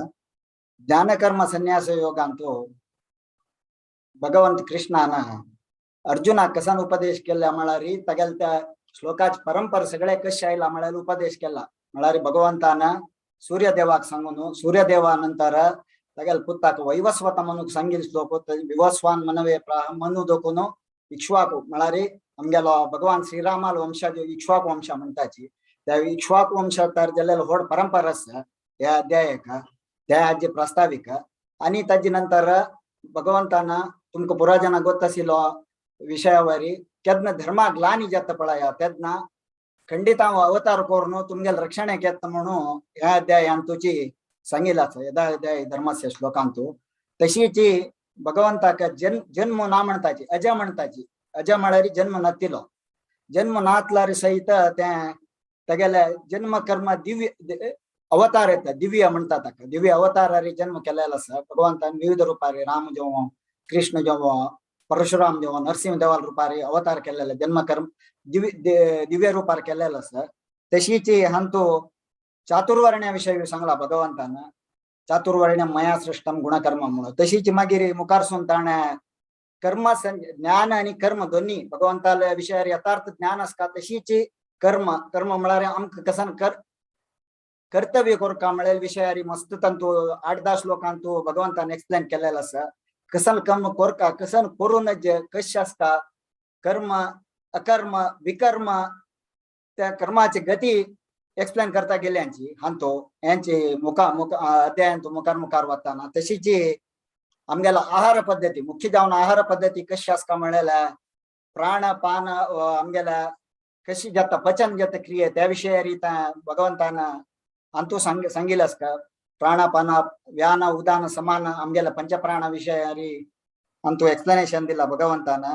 यज्ञा विषयारी सांगला द्रव्य यज्ञ ज्ञान यज्ञ. तशीची अर्जुनाला हांतू ह्या अध्यायांत कसान तगेल संशय संपूर्ण निवारण करून तक्ता भगवंताल यथार्थ ज्ञान आणि ताण कसन कर्म करता म्हणून युद्धाक सनद केलेलं तसल्या ह्या अध्यायान सगळे एक्सप्लेन केला. आमगेला ताननगरा दोन टिमाल परिचय करून दिता हांव. ह्या चॅप्टराचे 1 to 6 श्लोक श्रीमती निलिमा शेणे यांनी रिसाइट करता आसाची. तशीची 7 दोकून 12 श्लोक कुमारी दिव्या किणी रिसाइट करताची. श्लोक 13 ರಿಂದ 22 ಶ್ರೀ ರಾಘವೇಂದ್ರ ಪ್ರಭು ತನ್ನಿ ರಿಸೈಟ್ ಕರೋ येता आसाची. 23 दोकून 28 श्लोक कुमारी आत्मी पै सांगता आसा. ಶ್ಲೋಕ 29-34 ಶ್ರೀ ಶರತ್ ಕಾಮತ್ ಹನಿ ಸಂಕ್ತಾ ಸಚಿ तशीची 35-42 श्लोक श्री दीपक शेणे यांनी रिसाइट करता सची. Over to you Neelima. Hare Krishna. ओम श्री परमात्मने नमः. अथ चतुर्थोऽध्यायः ज्ञान कर्म संन्यास योगः. श्री भगवान् उवाच इमं विवस्वते योगं प्रोक्तं पानहमव्ययं विवस्वान् मनवे प्राह मनुरिक्ष्वाकवे ब्रवीत् एवं परम्परा प्राप्तम् इमं राजर्षयो विदुः सकाले नेह महता योगो नष्टः परन्तप स एवायं मया तेद्य योगः प्रोक्तः पुरातनः भक्तोऽसि मे सखा चेति रहस्यं ह्येतद् उत्तमम्. अर्जुन उवाच अपरं भवतो जन्म परं जन्म विवस्वतः कथम् एतत् विजानीयाम् त्वम् आदौ प्रोक्तवानिति. श्री भगवानुवाच बहूनि मे व्यतीतानि जन्मानि तव चार्जुन तान्यहं वेद सर्वाणि न त्वं वेत्थ परन्तप. अजोऽपि सन् अव्ययात्मा भूतानाम् ईश्वरोऽपि सन् प्रकृतिं स्वाम् अधिष्ठाय सम्भवाम्यात्ममायया. हरे कृष्णा. यदा यदा हि धर्मस्य ग्लानिर्भवति भारत अभ्युत्थानम् अधर्मस्य तदात्मानं सृजाम्यहम् परित्राणाय साधूनां विनाशाय च दुष्कृतां धर्म संस्थापनार्थाय संभवामि युगे युगे. जन्म कर्म च मे दिव्यम् एवं यो वेति तत्त्वतः त्यक्त्वा देहं पुनर्जन्म नैति मामेति सोऽर्जुन. वीतरागभयक्रोधा मन्मया मामुपाश्रिताः बहवो ज्ञानतपसा पूता मद्भावमागताः ये यथा मां प्रपद्यन्ते तांस्तथैव भजाम्यहम्. मम आत्मानुवर्तन्ते मनुष्याः पार्थ सर्वशः काङ्क्षन्तः कर्मणां सिद्धिं यजन्त इह देवताः. क्षिप्रं हि मानुषे लोके सिद्धिर्भवति कर्मजा. चातुर्वर्ण्यं मया सृष्टं गुणकर्म विभागशः तस्य कर्तारमपि मां विद्य कर्तारमव्ययं न मां कर्माणि लिम्पन्ति न मे कर्मफले स्पृहा इति मां योऽभिजातानि कर्मभिर्न स बध्यते. एवं ज्ञात्वा कृतं कर्म पूर्वैरपि मुमुक्षुभिः कुरु कर्मैव तस्मात् त्वं पूर्वैः पूर्वतरं कृतं किं कर्म किमकर्मेति कवयोऽप्यत्र मोहिताः तत्ते कर्म प्रवक्ष्यामि यज्ञात्वा मोक्ष्यसे शुभात्.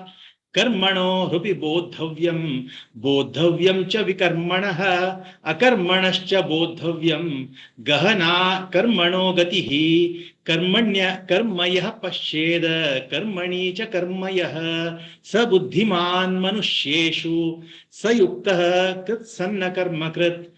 यस्य सर्वे समारम्भाः काम संकल्पवर्जिताः ज्ञानाग्नि दग्धकर्माणं तमाहुः पंडितं बुधाः. त्यक्त्वा कर्मफलासंगं नित्यतृप्तो निराश्रयः कर्मण्यभिप्रवृत्तोऽपि नैव किञ्चित् करोति सः. निराशीर्यतचित्तात्मा त्यक्त सर्वपरिग्रहः शारीरं केवलं कर्म कुर्वन्नाप्नोति किल्बिषम्. यदृच्छा लाभ संतुष्टो द्वन्द्वातीतो विमत्सरः समः सिद्धावसिद्धौ च कृत्वापि न निबध्यते. घटसन्न्यासमुकुटास्य ज्ञानावस्थितते सः मग्रं प्रविलीयते ब्रह्मार्पणं ब्रह्महविर्ब्रह्मज्ञो ब्रह्मणाहुतं ब्रह्मैव तेन गन्तव्यं ब्रह्म कर्मा समाधिना दैवमेव परायज्ञं योगिना पर्युपासते ब्राह्मज्ञ परे यज्ञेनैव पूजते स्तोत्राग्नीन्द्रियाण्ये समयं दिशु गुह्यते शब्दादीनि विषण्याय इन्द्रग्निः गुह्यते सर्वाणीन्द्रियाणि कर्मणि प्राणकर्मणि च पर आत्मा संययोगानुगुह्यति ज्ञानदीपिते द्रव्याज्ञास्तपो यज्ञा योगयज्ञा तपा परे सवध्याय ज्ञानयज्ञश्च यथय संसितव्रतः।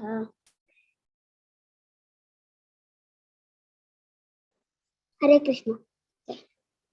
अपने जुवति प्राणा प्राणा प्राणेपनां तपा परे प्राणापान गति रुद्वा प्राणायामापरायणाः अपरे नियताहाराः प्राणात् प्राणेषु जुवति सर्वेऽप्यक्ते यज्ञविदो यज्ञकिश्च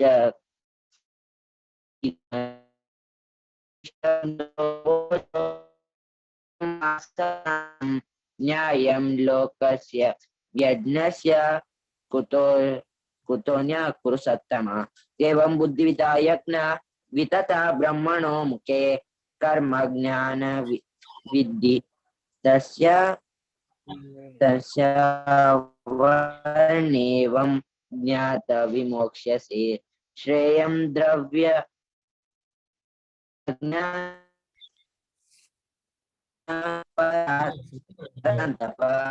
सर्वां कर्म किलं पार्थ ज्ञाने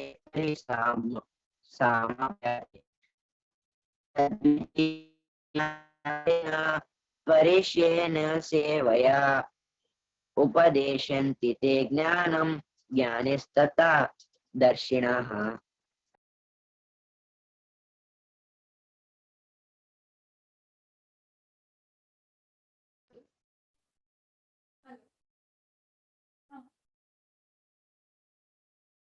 हॅलो दीपक शेणे कंटिन्यू करा। यज्ञात्वा न पुनर्मोहम् एवं यास्यसि पाण्डव येन भूतान्यशेषेण द्रक्ष्यास्यामि।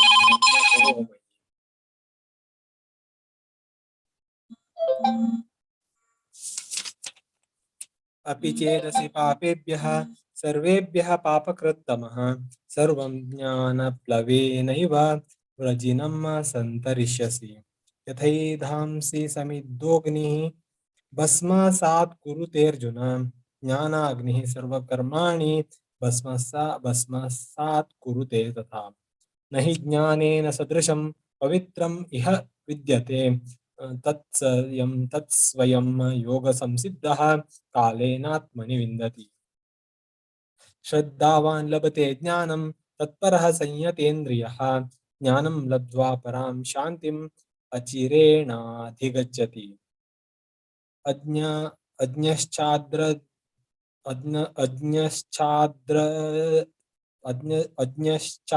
अज्ञश्चाश्रद्धधानश्च संशयात्मा विनश्यति नायं लोकोऽस्ति न परो न सुखं संशयात्मनः। योगसन्न्यस्तकर्माणं ज्ञानसञ्चिन्न संशयम् आत्मवन्तं न कर्माणि निबध्नन्ति धनञ्जय। तस्मादज्ञानसम्भूतं हृत्स्थं तं ज्ञानासीनात्मनः चित्वैनं संशयं योगम् आतिष्ठोत्तिष्ठ भारत। ओम तत्सदिति श्रीमद्भगवद्गीतासु उपनिषत्सु ब्रह्मविद्यायां योगशास्त्रे श्रीकृष्णार्जुन संवादे ज्ञानकर्म संन्यास योगो नाम चतुर्थोऽध्यायः। कृष्णार्पणमस्तु। हरि बोल हरि ओम। आता चर्याध्याय सांगितला सक्कड आमगेल अनंतनगर बेंगळूराचे बांधव जाल्ले आशिल्ले श्रीमती निलिमा शेणी, कुमारी दिव्या केणी, श्री राघवेंद्र प्रभू, तशी कुमारी आत्मी पै, श्री शरद कामत आणि श्री दीपक शेणी तुमका मस्त आभार जावन आसा. तशीच आमकां हे अवकाश दिलेल्या भागवत पुराण कोंकणी टिमाकय ताजे कोऑर्डिनेटराकय आभारी जावन आसा. तशीच म्हाका कोऑर्डिनेटरान तो सहकार दिलेल्या श्रीमती सुजाता केणीक हांकांय धन्यवाद समर्पण करता. और तो पंचाध्याय घेतल माताजी. धन्यवाद. हरे कृष्ण. हरे कृष्ण. नागराज केणी प्रभूजी हरी बोल. भारी चंद कोण तुम्ही ताजे एक्सप्लेन केल्या ज्ञानकर्म संन्यास योगाचे पुरा जनक ताजे लाभ मेळ्ळा आजी. ताजे पुरा लायफ चंद कोण विवरसिल तुम्ही कशे परंपरा जावन येता म्हणून. सो तुम्ही तशेंची अनंतनगर पुरा जनाक जो संगिला तांकां खूब खूब धन्यवाद. पुरा जनान भारी चंद कोण पठण केला. हरे कृष्ण.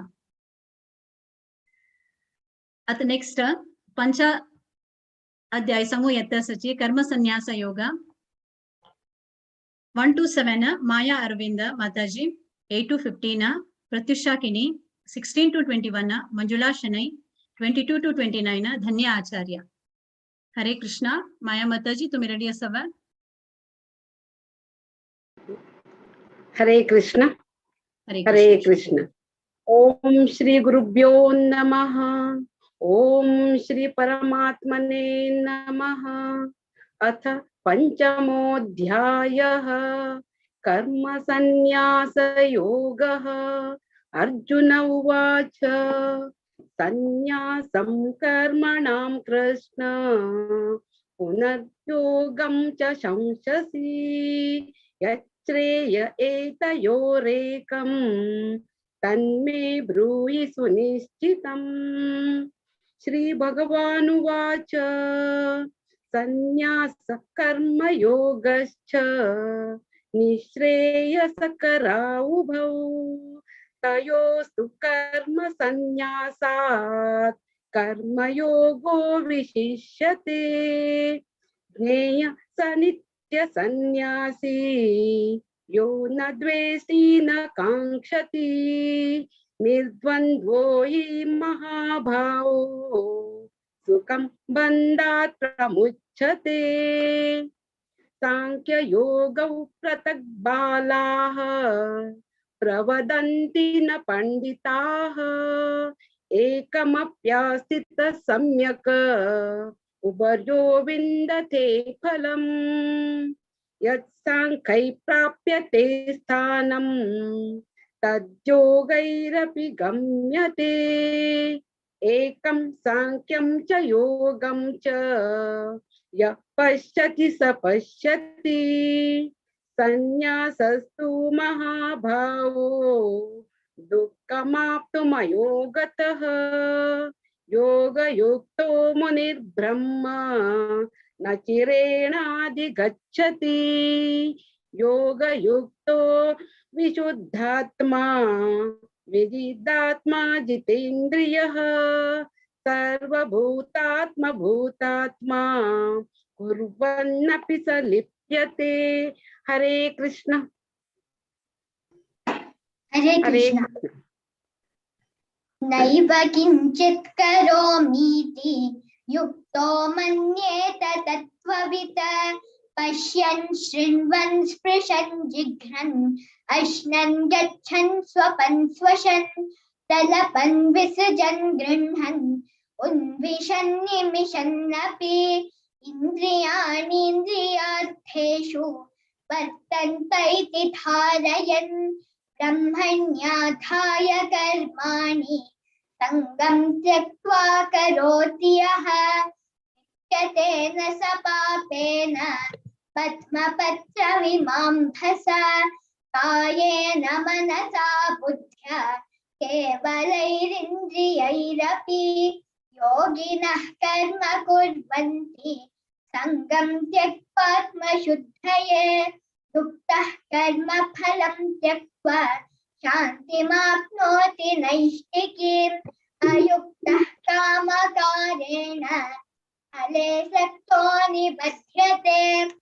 सर्वकर्माणि मनसा सन्न्यस्यास्थे सुखं वशे न नवद्वारे पुरे देहि नैव कुर्वन्न कारयन् न कर्तृत्वं न कर्माणि लोकस्य सृजति प्रभुः न कर्मफलसंयोगं स्वभावस्तु प्रवर्तते नादत्ते कस्यचित् पापं न चैव सुकृतं विभुः अज्ञानेनावृतं ज्ञानं येन मुह्यन्ति जन्तवः।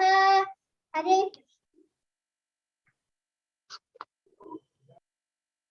हरे कृष्ण।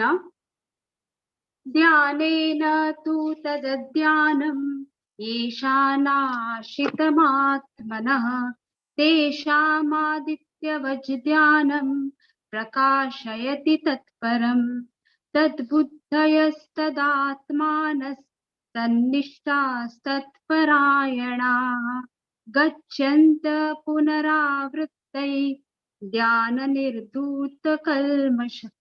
कल्मषाः विद्या विनय संपन्ने ब्राह्मणे कविहस्तिनि शुनि चैव श्वपाके च पंडिता समदर्शिनः इहैव तैर्जितः सर्गो येषां साम्ये स्थितं मनः निर्दोषं हि समं ब्रह्म तस्माद् ब्रह्मणि ते स्थिताः।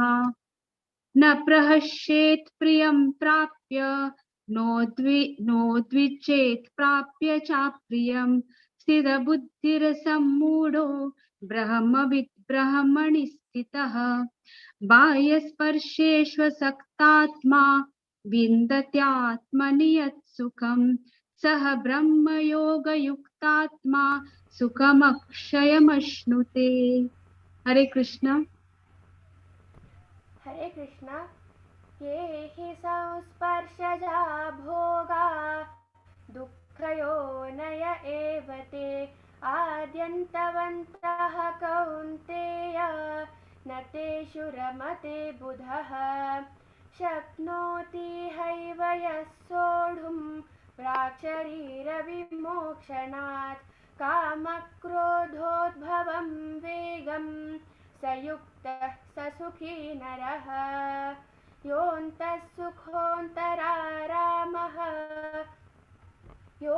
सुखोऽन्तरारामस्तथान्तर्ज्योतिरेव यः स योगी ब्रह्मनिर्वाणं ब्रह्मभूतोऽधिगच्छति लभन्ते ब्रह्मनिर्वाणं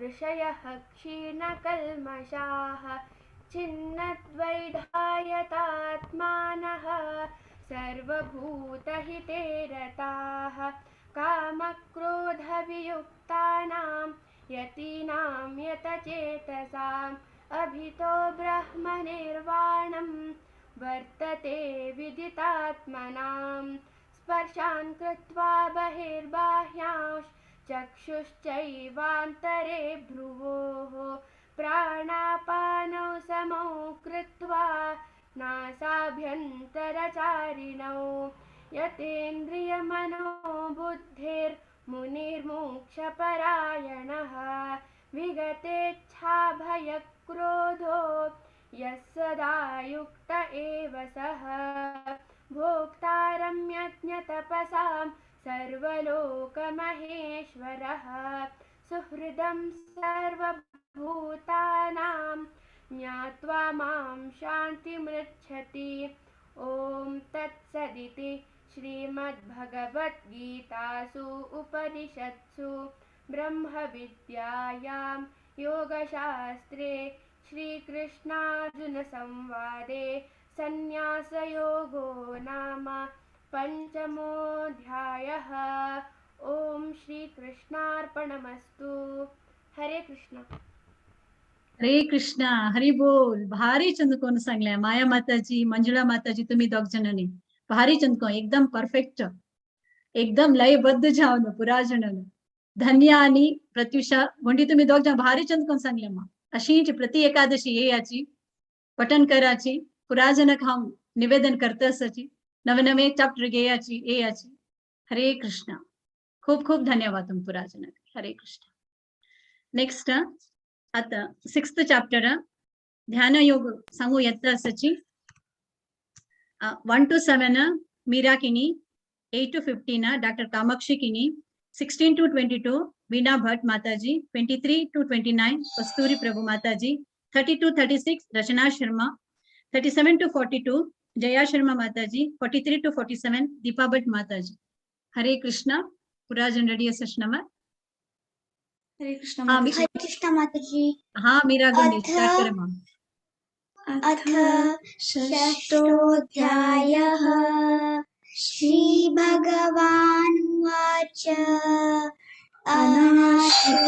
कर्मफलं कार्यं कर्म करोति यः स सन्न्यासी च योगी च न निरग्निर्न चाक्रियः. यं सन्न्यासम् इति प्राहुर्योगं तं विद्धि पाण्डव. न ह्यसन्न्यस्तसङ्कल्पो योगी भवति कश्चन. आरुरुक्षोर्मुनेर्योगं कर्म कारणमुच्यते. योगारूढस्य तस्यैव शमः कारणमुच्यते. यदा हीनेन्द्रियार्थेषु न कर्मस्वनुसज्जते सर्वसङ्कल्पसन्न्यासी योगारूढस्तदोच्यते. उद्धरेदात्मनात्मानं नात्मानम् अवसादयेत्. आत्मैव ह्यात्मनो बन्धुर् आत्मैव रिपुरात्मनः. बन्धुरात्मात्मनस्तस्य येनात्मैवात्मना जितः. अनात्मनस्तु शत्रुत्वे वर्तेतात्मैव शत्रुवत्. जितात्मना प्रशान्तस्य परमात्मा समाहितः. शीतोष्णसुखदुःखेषु तथा मानापमानयोः. ज्ञानविज्ञानतृप्तात्मा कूटस्थो विजितेन्द्रियः. युक्त इत्युच्यते योगी समलोष्टाश्मकाञ्चनः. सुहृन्मित्रार्युदासीना मध्यस्था द्वेष्यबन्धुषु. साधुष्व अपि च पापेषु समबुद्धिर्विशिष्यते. योगी युञ्जीत सततम् आत्मानं रहसि स्थितः. एकाकी यत चित्तात्मा निराशीरपरिग्रहः. शुचदेशे प्रतिष्ठाप्य स्थिरमासनमात्मनः. नात्युच्छ्रितं नातिनीचं चैलाजिनकुशोत्तरम्. तत्रैकाग्रं मनः कृत्वा यत चित्तेन्द्रियक्रियः.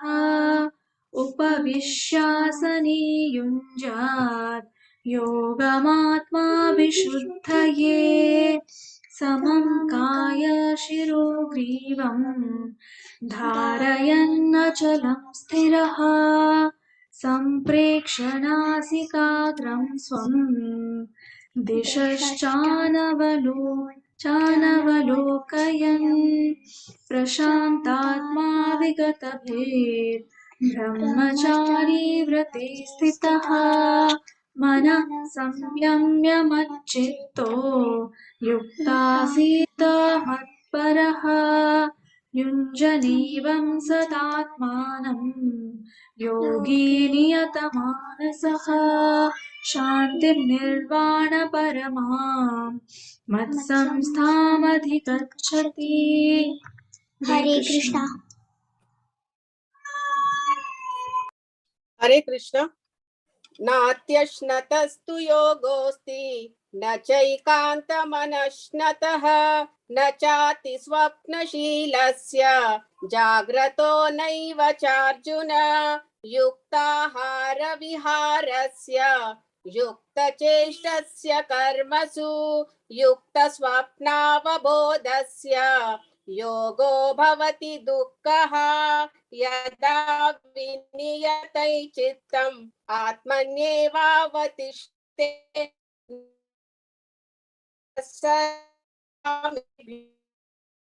इत्युच्यते तदा यथा दीपो निवातस्थो नेङ्गे सोपमा स्मृता योगिनो यतचित्तस्य युञ्जतो योगमात्मनः यत्रो परमते चित्तन् निरुद्धं योगसेवया यत्र चैवात्मनात्मानं पश्यन्नात्मनि तुष्यति सुखमात्यन्तिकं यत्तत् बुद्धिग्राह्यमतीन्द्रियं वेत्ति यत्र न चैवायं स्थितश्चलति तत्त्वतः यं लब्ध्वा चापरं लाभं मन्यते नाधिकं ततः यस्मिन् स्थितो न दुःखेन गुरुणापि विचाल्यते।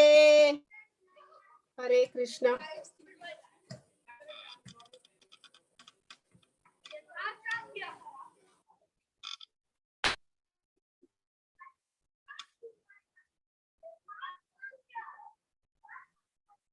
कस्तूरी माता जी।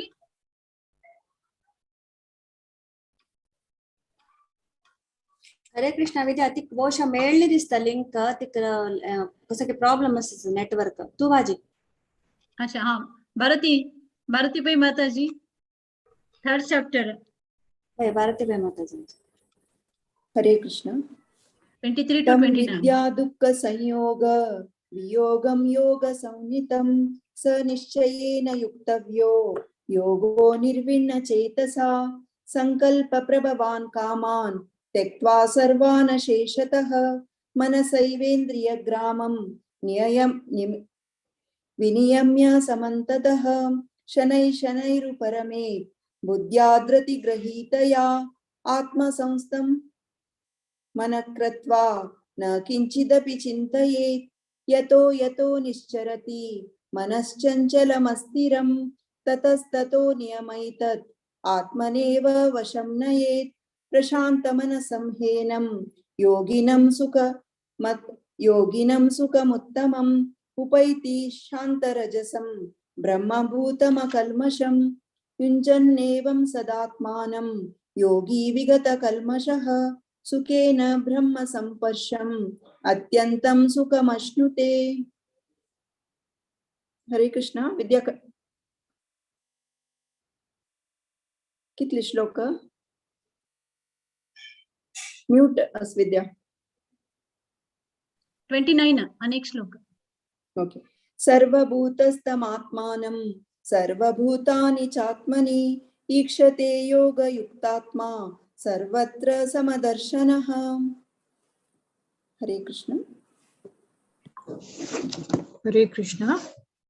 यो मां पश्यति सर्वत्र सर्वं च मयि पश्यति तस्याहं न प्रणश्यामि स च मे न प्रणश्यति सर्वभूतस्थितं यो मां भजते कत्वमास्थितः सर्वथा वर्तमानोऽपि स योगी मयि वर्तते आत्मौपमेयेन सर्वत्र समं पश्यति योऽर्जुनः सुखं वा यदि वा दुःखं स योगी परमो मतः। अर्जुन उवाच योऽयं योगस्त्वया प्रोक्त सामेन मधुसूदन एतस्याहं न पश्यामि चञ्चलत्वात् स्थितिं स्थिरां चञ्चलं हि मन कृष्ण प्रमाति बलवत् दृढम् तस्याहं निग्रहं मन्ये वायोरिव सुदुष्करम्। श्रीभगवानुवाच असंशयं महाबाहो मनो दुर्निग्रहं चलम् अभ्यासेन तु कौन्तेय वैराग्येण च गृह्यते असंयतात्मना योगो दुष्प्राप इति मे मति वश्यात्मना तु यतता शक्यो वाप्तुम् उपायत।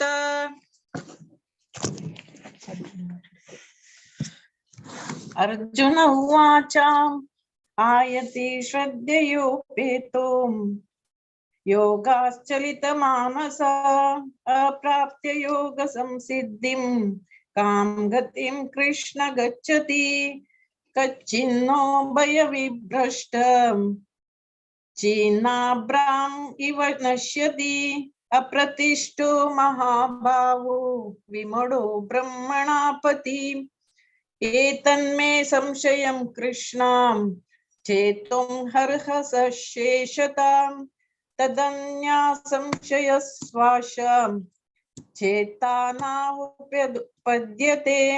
श्रीभगवान् उवाच पार्थ नैवेह नामुत्र विनाशस्य विद्यते नाहि कल्याणकृत् कश्चित् दुर्गतिं तात गच्छति प्राप्त्या पुण्यकृतां लोकान् उषित्वा शाश्वती समां शुचीनां श्रीमतां गेहे योगो भ्रष्टोऽभिजायते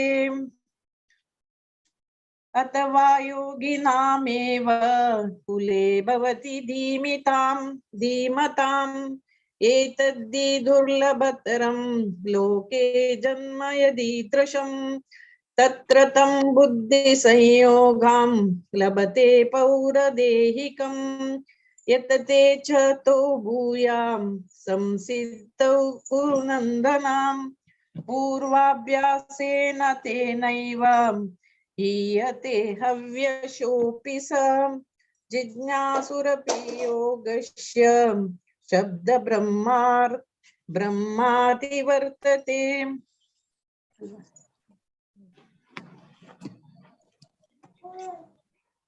हरे कृष्णा।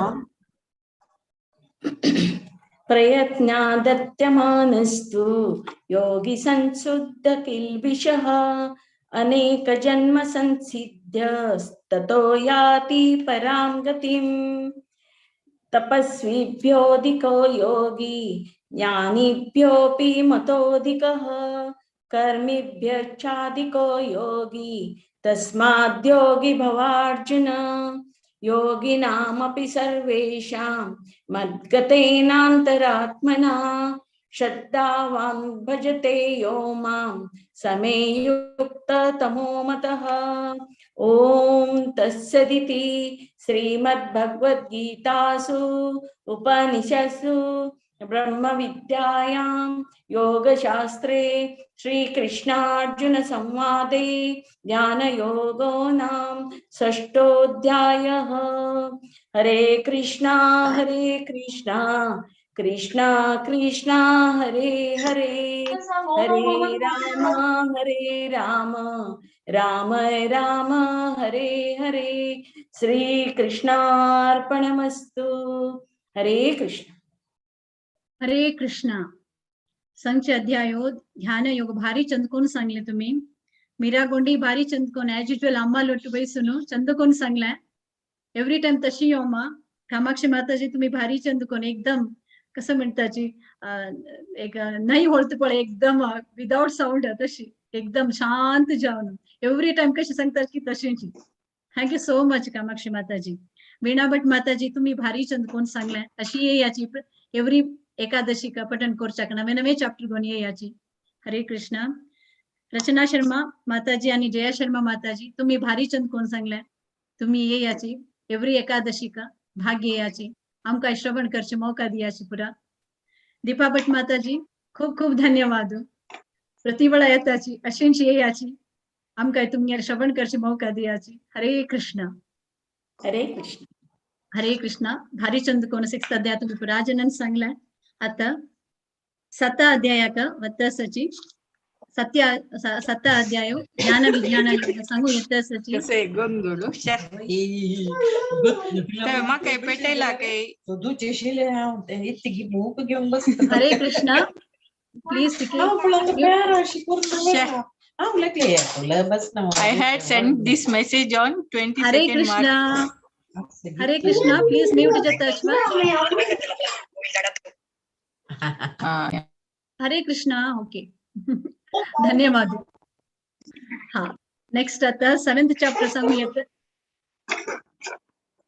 प्लीज राजन टिके सायलेंट अरसाची वरले लंक संगत लंकस्ट जवचनाची नाम स्वतःची दैकोन तुम्ही म्यूट जायाची कोणा सांगून संगतल कोण असता नि मात्र म्यूट ये करा अनम्यूट कराची हरे कृष्णा तो 7 चैप्टर संयुक्त सचिव 1 to 5 रवि किरण भट्ट प्रभु जी 6 to 10 हीरा कामत माता जी 11 to 15 शिल्पा शनि माता जी 16 to 20 प्रोफेसर प्रमोद पंडित 21 to 25 दीक्षा विपुल पै माता जी हरे कृष्णा रवि किरण प्रभु जी स्टार्ट करिए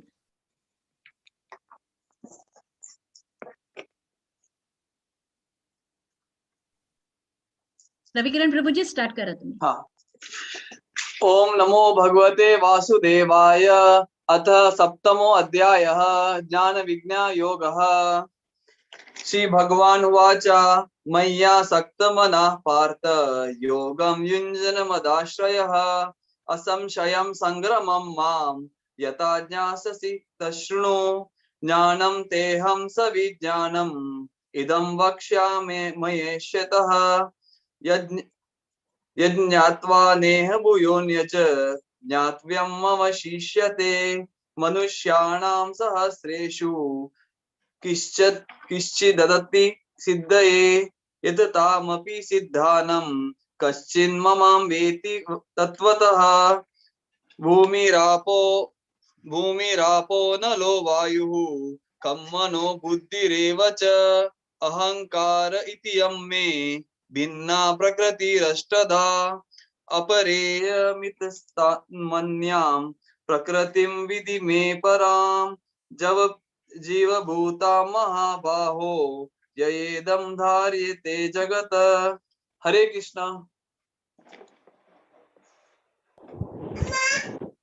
एतद्योन्योनि भूतानि सर्वाण्युत्युपधारय अहं कृष्णश्च जगत्प्रभव प्रलयस्तथा मत्त परतरं ज्ञाता किञ्चिदस्ति धनञ्जय मयि सर्वमिदं प्रोक्तं सूत्रे मणिगणा इव रसोऽहमप्सु कौन्तेय प्रभास्मि शशिसूर्योयो प्रणव सर्ववेदेषु शब्दः के पौरुषं दृशु पुण्यो गन्ध पृथिव्यां च तेजस्मास्मि विभावसौ जीवनं सर्वभूतेषु तपश्चास्मि तपस्विषु बीजं सर्वभूतानां विद्धि पार्थ सनातनं बुद्धिर्बुद्धिमतामस्मि तेजस्विनामहं हरे कृष्णा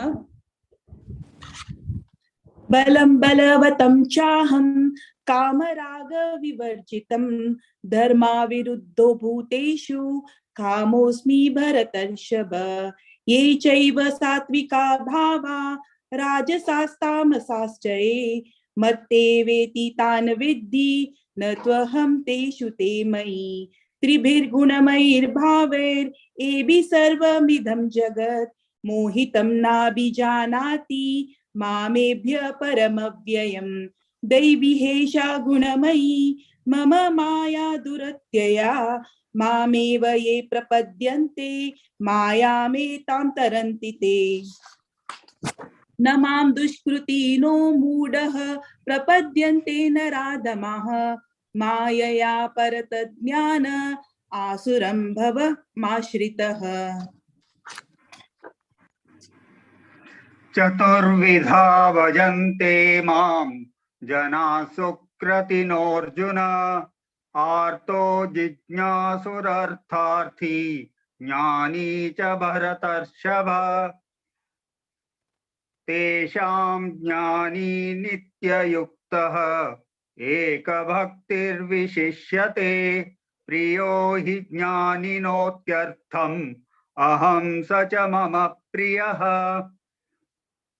उदारा सर्व एवैते ज्ञानी त्वात्मैव मे मतम् आस्थितः स हि युक्तात्मा मामेवानुत्तमां गतिम् बहूनां जन्मनामन्ते ज्ञानवान् मां प्रपद्यते वासुदेवः सर्वमिति स महात्मा सुदुर्लभः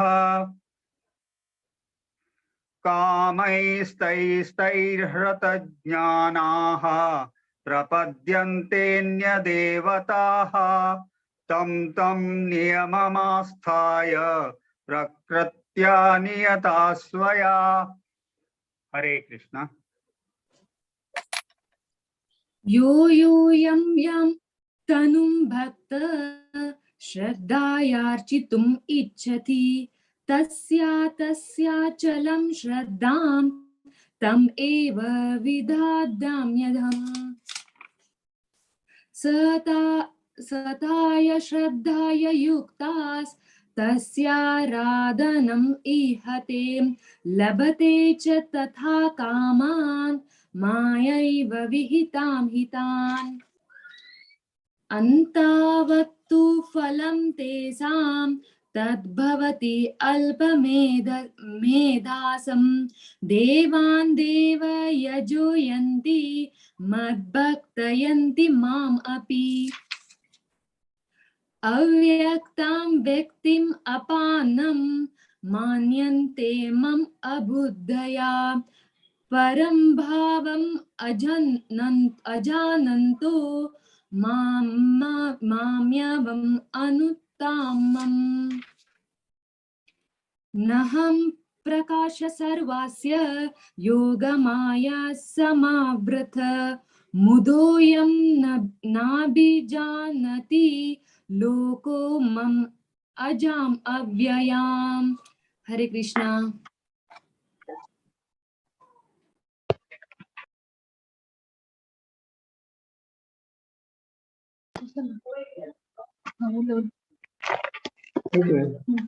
वेदाहं समतीतानि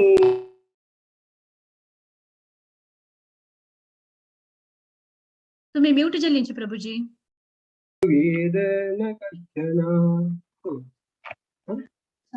इच्छादेशं द्वेषमुक्तेन द्वन्द्वमोहेन भारत सर्वभूतानि सम्मोहं सर्गे यान्ति परन्तप येषां त्वन्तगतं पापं जनानां पुण्यकर्मणां ते द्वन्द्वमोह निर्मुक्ता भजन्ते मां दृढव्रताः जरा मरण मोक्षाय मामाश्रित्य यतन्ति ये ब्रह्म तद्विदुः पद्यात्मं कर्म चाखिलं साधिभूतादिदैवं मां साधियज्ञं च ये विदुः प्रयाणकालेऽपि क्षमादुं ते विदुर्युक्तचेतसा।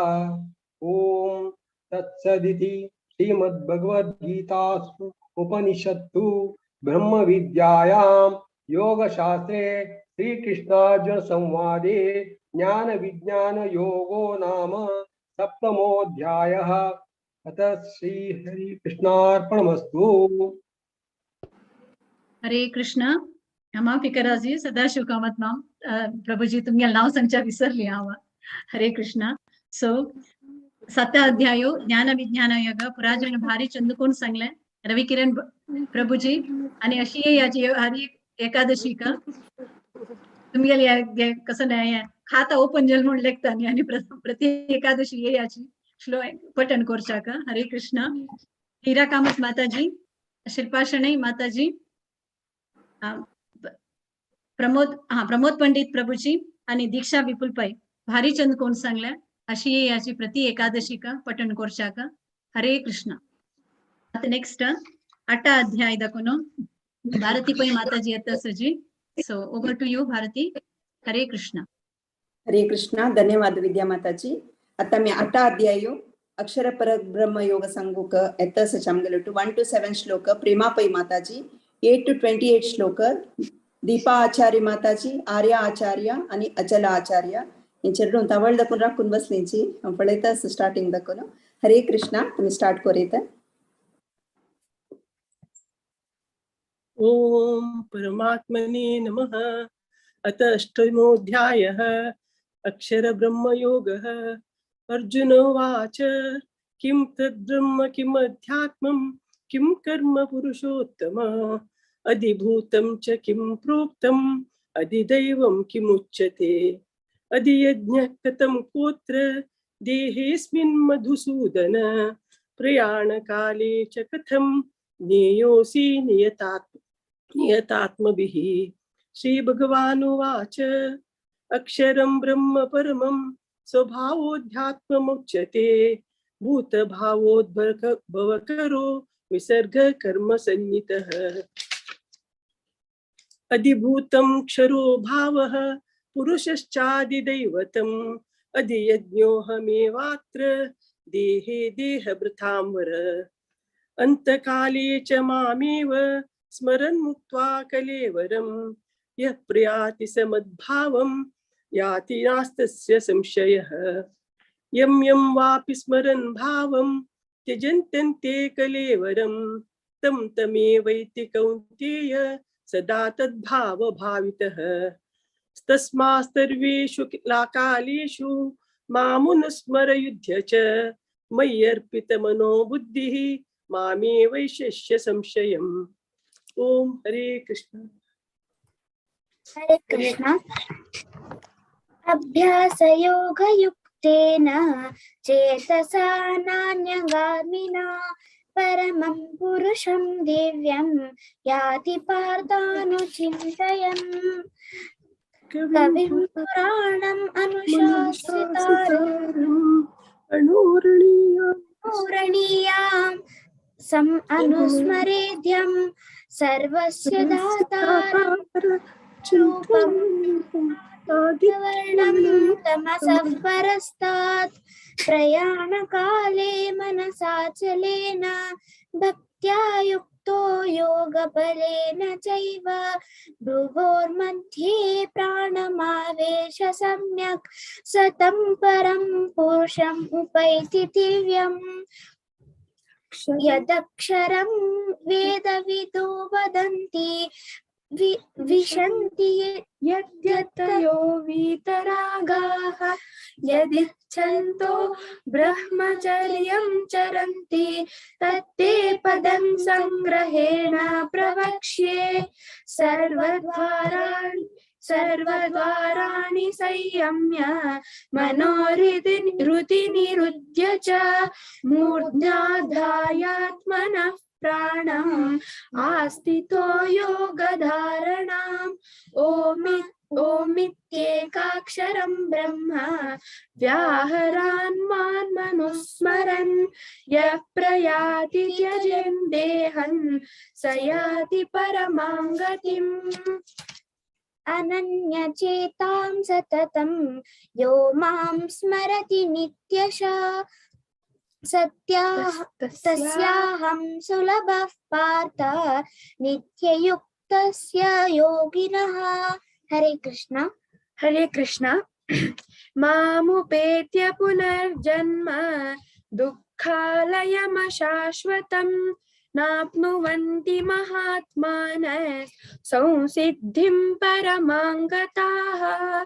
आब्रह्म भुवनाल्लोकाः पुनरावर्तिनोऽर्जुन मामुपेत्य तु कौन्तेय पुनर्जन्म न विद्यते.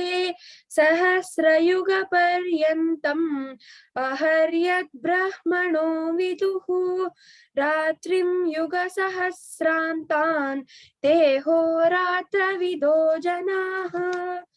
अव्यक्ताद्व्यक्त प्रवृत्तयः सर्वाः प्रभवन्त्यः रागमे रात्र्यागमे प्रलीयन्ते तत्रैवाव्यक्तसंज्ञके भूतग्रामस्य एवायं भूत्वा भूत्वा प्रलीयते रात्र्यागमे वशः पार्थ प्रभवत्यः रागमे परस्तस्मात् तु भावोऽन्यो व्यक्तो व्यक्तात् सनातनः यस्य सर्वेषु भूतेषु नश्यत्सु न विनश्यति अव्यक्तोऽक्षर इत्युक्तस्तमाहुः परमां गतिं यं प्राप्य न निवर्तन्ते तद्धाम परमं मम। हरे कृष्ण। हरे कृष्ण।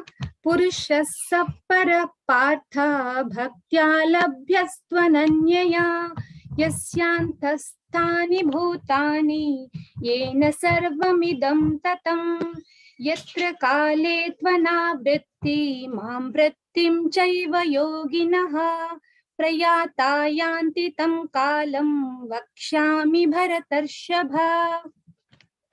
अग्निर्ज्योतिर्रः शुक्लः षण्मासा उत्तरायणं तत्र प्रयाता गच्छन्ति ब्रह्म ब्रह्मविदो जनाः धूमो रात्रिस्तथा कृष्णः षण्मासा दक्षिणायनं तत्र चान्द्रमसं ज्योतिर्योगी प्राप्य निवर्तते शुक्ल कृष्णे गति हेते जगतः शाश्वते मते एकया यात्यनावृत्ति मन्यया वर्तते पुनः नैते श्रुति पार्थ जानन् योगी मुह्यति कश्चन तस्मात् सर्वेषु कालेषु योगयुक्तो भवार्जुन वेदेषु यज्ञेषु तपस्सु चैव दानेषु यत् पुण्यफलं प्रदिष्टम् अत्येति तत्सर्वमिदं विदित्वा योगी परं स्थानमुपैति चाद्यम्। ओम तत्सदिति श्रीमद्भगवद्गीतासु उपनिषत्सु ब्रह्मविद्यायां योगशास्त्रे श्रीकृष्णार्जुन संवादे अक्षर ब्रह्मयोगो नाम अष्टमोऽध्यायः। श्रीकृष्णार्पणमस्तु। हरे कृष्ण। हरे कृष्ण. अनंत अनंत धन्यवाद प्रेमापई माताजी, तुम्ही भारी चंद कोण सांगले. अनंत अनंत धन्यवाद. प्रति एकादशी येवका म्हणून विनंती करता. तशीची दीपा आचार्य माताजी, आर्य आणि अचला भारी चंद कोण सांगल्या. खुशी जाल्ल्या मलगड बैलीन दाखली बैलीक कशी सुधारसून वेळी पडवयत आम्ही भारी खुशी जाल्ल्या प्रति वेळी येवका धन्यवाद. आता 9वा अध्यायु राज्य विद्या राज्य गुह्य योग सांगू कामगे लुटासची 1 to 7 shloka Rajesh Mahale Prabhuji, 8 to 14 श्लोक विनुता महाले माताजी, 15 to 21 श्लोक भारती प्रभु माताजी, 22 to 28 श्लोक दिव्या देसाई माताजी, 29 to 34 श्लोक हिस ग्रेस माधव चरण दास प्रभुजी. हरे कृष्णा. राजेश प्रभुजी तुम्ही स्टार्ट करेत. हरे कृष्णा हरे कृष्णा हरे कृष्णा. ओम श्री परमात्मने नमः. अथ नवमोऽध्यायः राजविद्या राजगुह्य योगः. श्री भगवान् उवाच इदं तु ते गुह्यतमं प्रवक्ष्याम्यनसूयवे ज्ञानं विज्ञानसहितं यज्ञात्वा मोक्षसे शुभात्. राजविद्या राजगुह्यं पवित्रमिदमुत्तमं प्रत्यक्षावगमं धर्म्यं सुसुखं कर्तुमव्ययम्. अश्रद्धधान पुरुषाः धर्मशास्त्रस्य परन्तप अप्राप्य मां निवर्तन्ते मृत्युसंसारवर्त्मनि.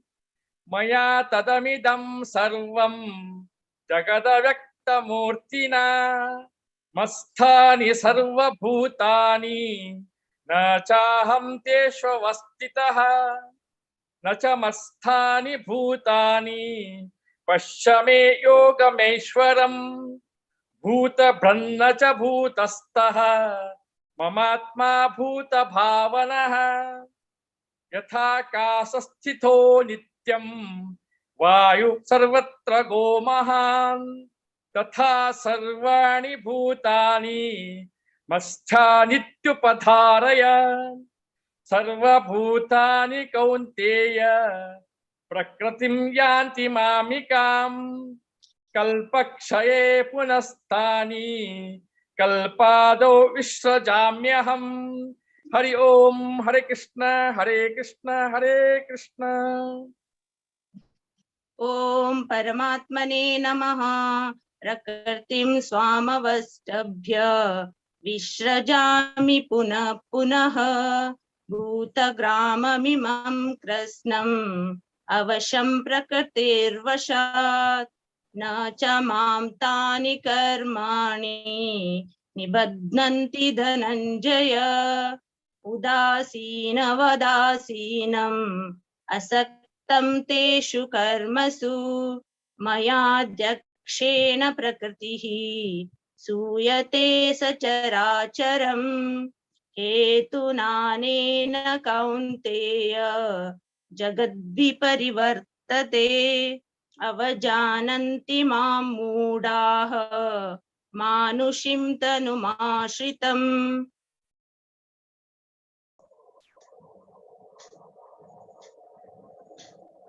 अनन्तः मम भूतमहेश्वरम् मोघाशमोघकर्माण मोघज्ञानविचेतसः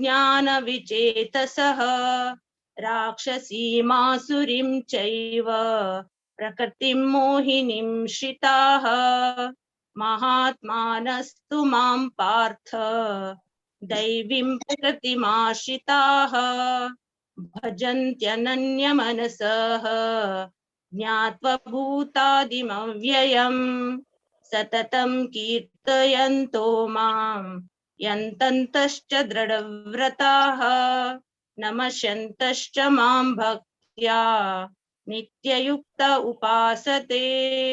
हरि ओम।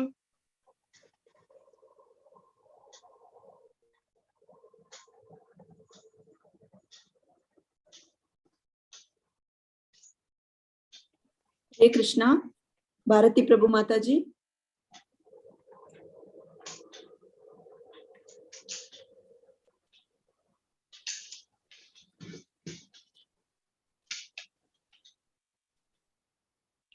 अनन्याश्चिन्तयन्तो मां ये जनाः पर्युपासते तेषां नित्याभियुक्तानां। माता जी, भारती प्रभु माता जी तुम्ही म्यूट असाची। हरे कृष्णा।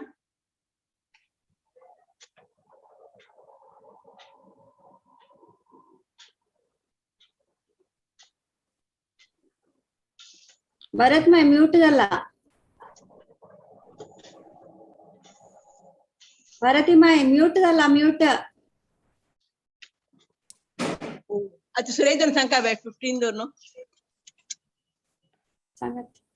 ज्ञान यज्ञेन चाप्यन्ने यजन्तो मामुपासते एकत्वेन पृथक्त्वेन बहुधा विश्वतो मुखम् अहं क्रतुरहं यज्ञः स्वदाहमहमौषधम् मन्त्रोऽहमहमेवाज्यम् अहम् अग्निरहं हुतम् पिताहमस्य जगतो माता धाता पितामहः वेद्यं पवित्रमोङ्कार रक्षामयजुरेव च गतिर्भर्ता प्रभुः साक्षी निवासः शरणं सुहृत् प्रभव प्रलयस्थानं निधानं बीजमव्ययम् तपाम्यहमहं वर्षं निगृणामुसृजामि च अमृतं चैव मृत्युश्च सदसच्चाहमर्जुन त्रैविद्यमां सोमपापूत पापा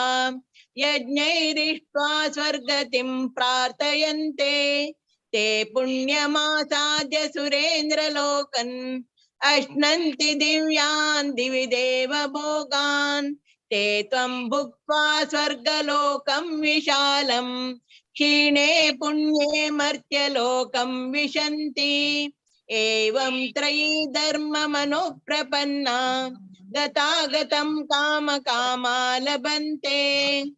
हरे कृष्ण. म्यूट दवरून तुमगे टाइम वेस्ट केलेला क्षम मंग.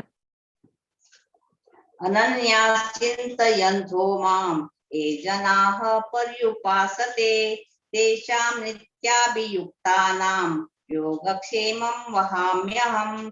येऽप्यन्यदेवता भक्ता यजन्ते श्रद्धयान्विताः तेऽपि मामेव कौन्तेय अजन्त्य विधिपूर्वकम्. अहं हि सर्वयज्ञानां प्रोक्ता च प्रभुरेव च न तु मां बीजानन्ति तत्त्वेनातश्च वन्ति ते.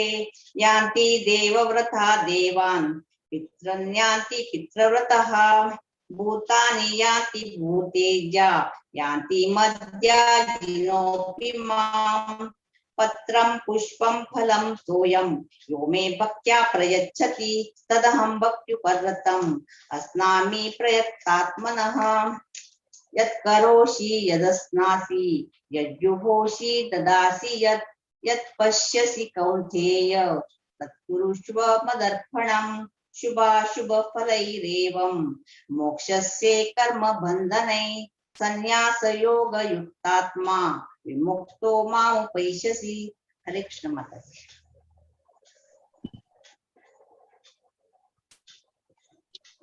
हरे कृष्ण. समोहं सर्वभूतेषु न मे द्वेषेऽस्ति न प्रियः ये भजन्ति तु मां भक्त्या मयि ते तेषु चाप्यहम्. अपि चेत्सु दुराचारो भजते माम् अनन्यभाक् साधुरेव समन्तव्यः सम्यक् व्यवसितो हि सः. क्षिप्रं भवति धर्मात्मा शश्वच्छान्ति निगच्छति कौन्तेय प्रतिजानीहि न मे भक्तः प्रणश्यति. मां हि पार्थ व्यपाश्रित्य येऽपि स्तुः पापयोनयः स्त्रियो वैशास्तथा शूद्रो स्तेऽपि यान्ति परां गतिम्. किं पुनर्ब्रह्मणा पुण्या भक्ता राजर्षयस्यथा अनित्यमसुखं लोकविभं प्राप्य भजस्व माम्. मन्मना भव मद्भक्तो मद्याजी मां नमस्कुरु मामे वैश्यसि युक्तव्यमात्मानं मत्परायणः. ओम तत्सदिति श्रीमद् श्री भगवद्गीतासु ब्रह्म विद्यायां योगशास्त्रे श्री कृष्णार्जुन संवादे राजविद्या योगो नाम नवमोऽध्यायः. हरे कृष्ण.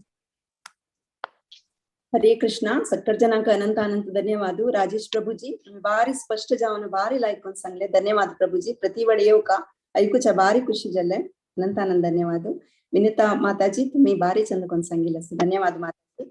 भारती प्रभू माताजी अशी मालगड तुम्ही अशी येऊन सांगील बारी खुश झाल्या प्रतिवड येऊ का म्हणून विनंती करता धन्यवाद माताजी. तुमगेला आशीर्वाद जाऊ का. दिव्या देसाई माताजी तुम्ही बारी लायकोन स्पष्ट जाऊन सांगिल धन्यवाद. हिस ग्रेस माधव चरण प्रभुजी अनंत आनंद धन्यवाद प्रभुजी. बारी लायकोन सांगितलं. हरे कृष्ण. आज ही पापमोचनी एकादशी अत्यंत श्रेष्ठ दिवस आम्ही श्रवण करचे मात नाही बरे पठण कोरका कोण कोणाला बुक असं भगवद्गीते त्यांनी काणू ओटूच पठण कोरे आम्ही म्यूट दवरून पठण कोरे आणि नव सिक्तल्यांक लायक सिकून काढेत आमगेल तसल्यांक धन्यवाद. आता दांचे अध्याय विभूती योग सांगू कामगेल उठासची 1 to 7 श्लोक रश्मी भट माताजी, 8 to 14 श्लोक साधना किनी माताजी, 15 to 21 श्लोक अहना प्रभु माताजी, 22 to 28 श्लोक अश्विनी शानबाग माताजी, 29 to 35 श्लोक प्रतीक्षा भट माताजी, 36 to 42 श्लोक स्फूर्ति फै माताजी. हरे कृष्णा. स्टार्ट करे रश्मी भट माताजी तुम्ही. हरे कृष्णा. ओम नमो भगवते वासुदेवाय. अथ दशमोऽध्यायः विभूति योग. श्री भगवानुवाच भूया एव महाबाहो शृणु मे परमं वचः यत्तेऽहं प्रीयमाणाय वक्ष्यामि हितकाम्यया. न मे विधुसुरगणाः प्रभवं न महर्षय. अहमादिर्देवानां महर्षिणां च सर्वशः. यो मामजमानादिं च वेत्ति लोकमहेश्वरम् असम्मूढा समर्थेषु सर्वपापैः प्रमुच्यते बुद्धिर्ज्ञानसम्मोहं क्षमा सत्यं दमः शमः सुखं दुःखं भवो भावो भयं चाभयमेव च अहिंसा समता तुष्टि तपोदानं यशो यशः भवन्ति भावभूतानां मत्त एव पृथग्विधा महर्षय सप्त पूर्वे चत्वारो मनवस्तथा मद्भाव मानसा जाता येषां लोक इमां प्रजा एतां विभूतिं योगं च मम यो वेति तत्त्वतः सो विकल्पेन योगेन युज्यते नात्र संशयः। हरे कृष्ण। हरे कृष्ण। अहं सर्वस्य प्रभवो मत्तः सर्वं प्रवर्तते इति मत्वा भजन्ते मां बुधा भावसमन्विताः मच्चित्ता मद्गतप्राणा बोधयन्तः परस्परं कथयन्तश्च मां नित्यं तुष्यन्ति च रमन्ति च तेषां सततयुक्तानां भजतां प्रीतिपूर्वकं ददामि बुद्धियोगं तं येन मामुपयान्ति ते तेषामेवानुकम्पार्थ अहमज्ञानजं तमः नाशयाम्यात्मभावस्तु ज्ञानदीपेन भास्वता। अर्जुन उवाच परं ब्रह्म परं धाम पवित्रं परमं भवान् पुरुषं शाश्वतं दिव्यम् आदिदेवमजं विभुम् अहुस्त्वां ऋषयः सर्वे देवर्षिर्नारदस्तथा असीतो देवलो व्यासः स्वयं चैव ब्रवीषि मे सर्वमेतदृतं मन्ये यन्मां वदसि केशवः न हि ते भगवन् व्यक्तिर्विदुर्देवा न दानवाः। श्रीकृष्णार्पणमस्तु। हरे कृष्ण। स्वयमेवात्मनात्मानं वेत्तत्वां पुरुषोत्तम भूतभावन भूतेश देवदेव जगत्पते वक्तुम् अहस्य अशेषेण दिव्ययात्मविभूतया याभिर्विभूतिभिर्लोकान् इमां स्वां व्याप्य तिष्ठसि कथां विद्यम् अहं योगिं त्वां सदा परिचिन्तयन् केषु केषु च भावेषु चिन्त्योऽसि भगवान् मया विस्तरेणात्मनो योगं विभूतिं च जनार्दन भूय कथय तृप्तिर्हि शृण्वतो नास्ति मे व्रता। श्री भगवान् उवाच हन्त ते कथयिष्यामि दिव्ययात्मविभूतया राधयन् च कुरुक्षेत्र साधारणतः कुरुश्रेष्ठ दास्यन्तो विस्तरस्यामि अहमात्मा गुडाकेश सर्वभूतशयस्थितः अहं मध्यश्च मध्यं च भूतानामन्त एव च आदित्यानाम् अहं विष्णुर्ज्योतिषां रविरंशुमान् मरीचिर्मरुतामस्मि नक्षत्राणाम् अहं शशि। हरे कृष्णा।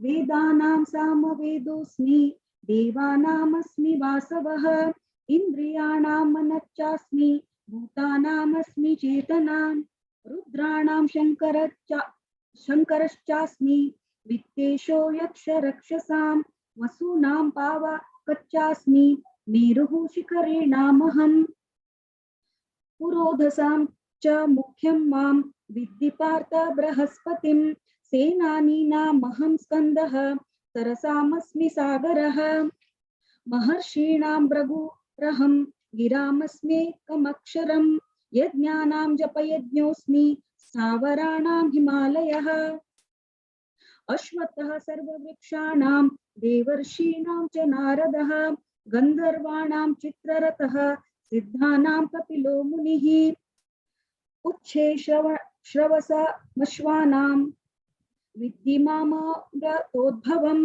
ऐरावतं गजेन्द्राणां नराणां च नराधिपम् आयुधानामहं वज्रं धेनूनामस्मि कामधो प्रजनश्चास्मि कन्दर्पः सर्वाणामस्मि वासुकिः। हरे कृष्ण।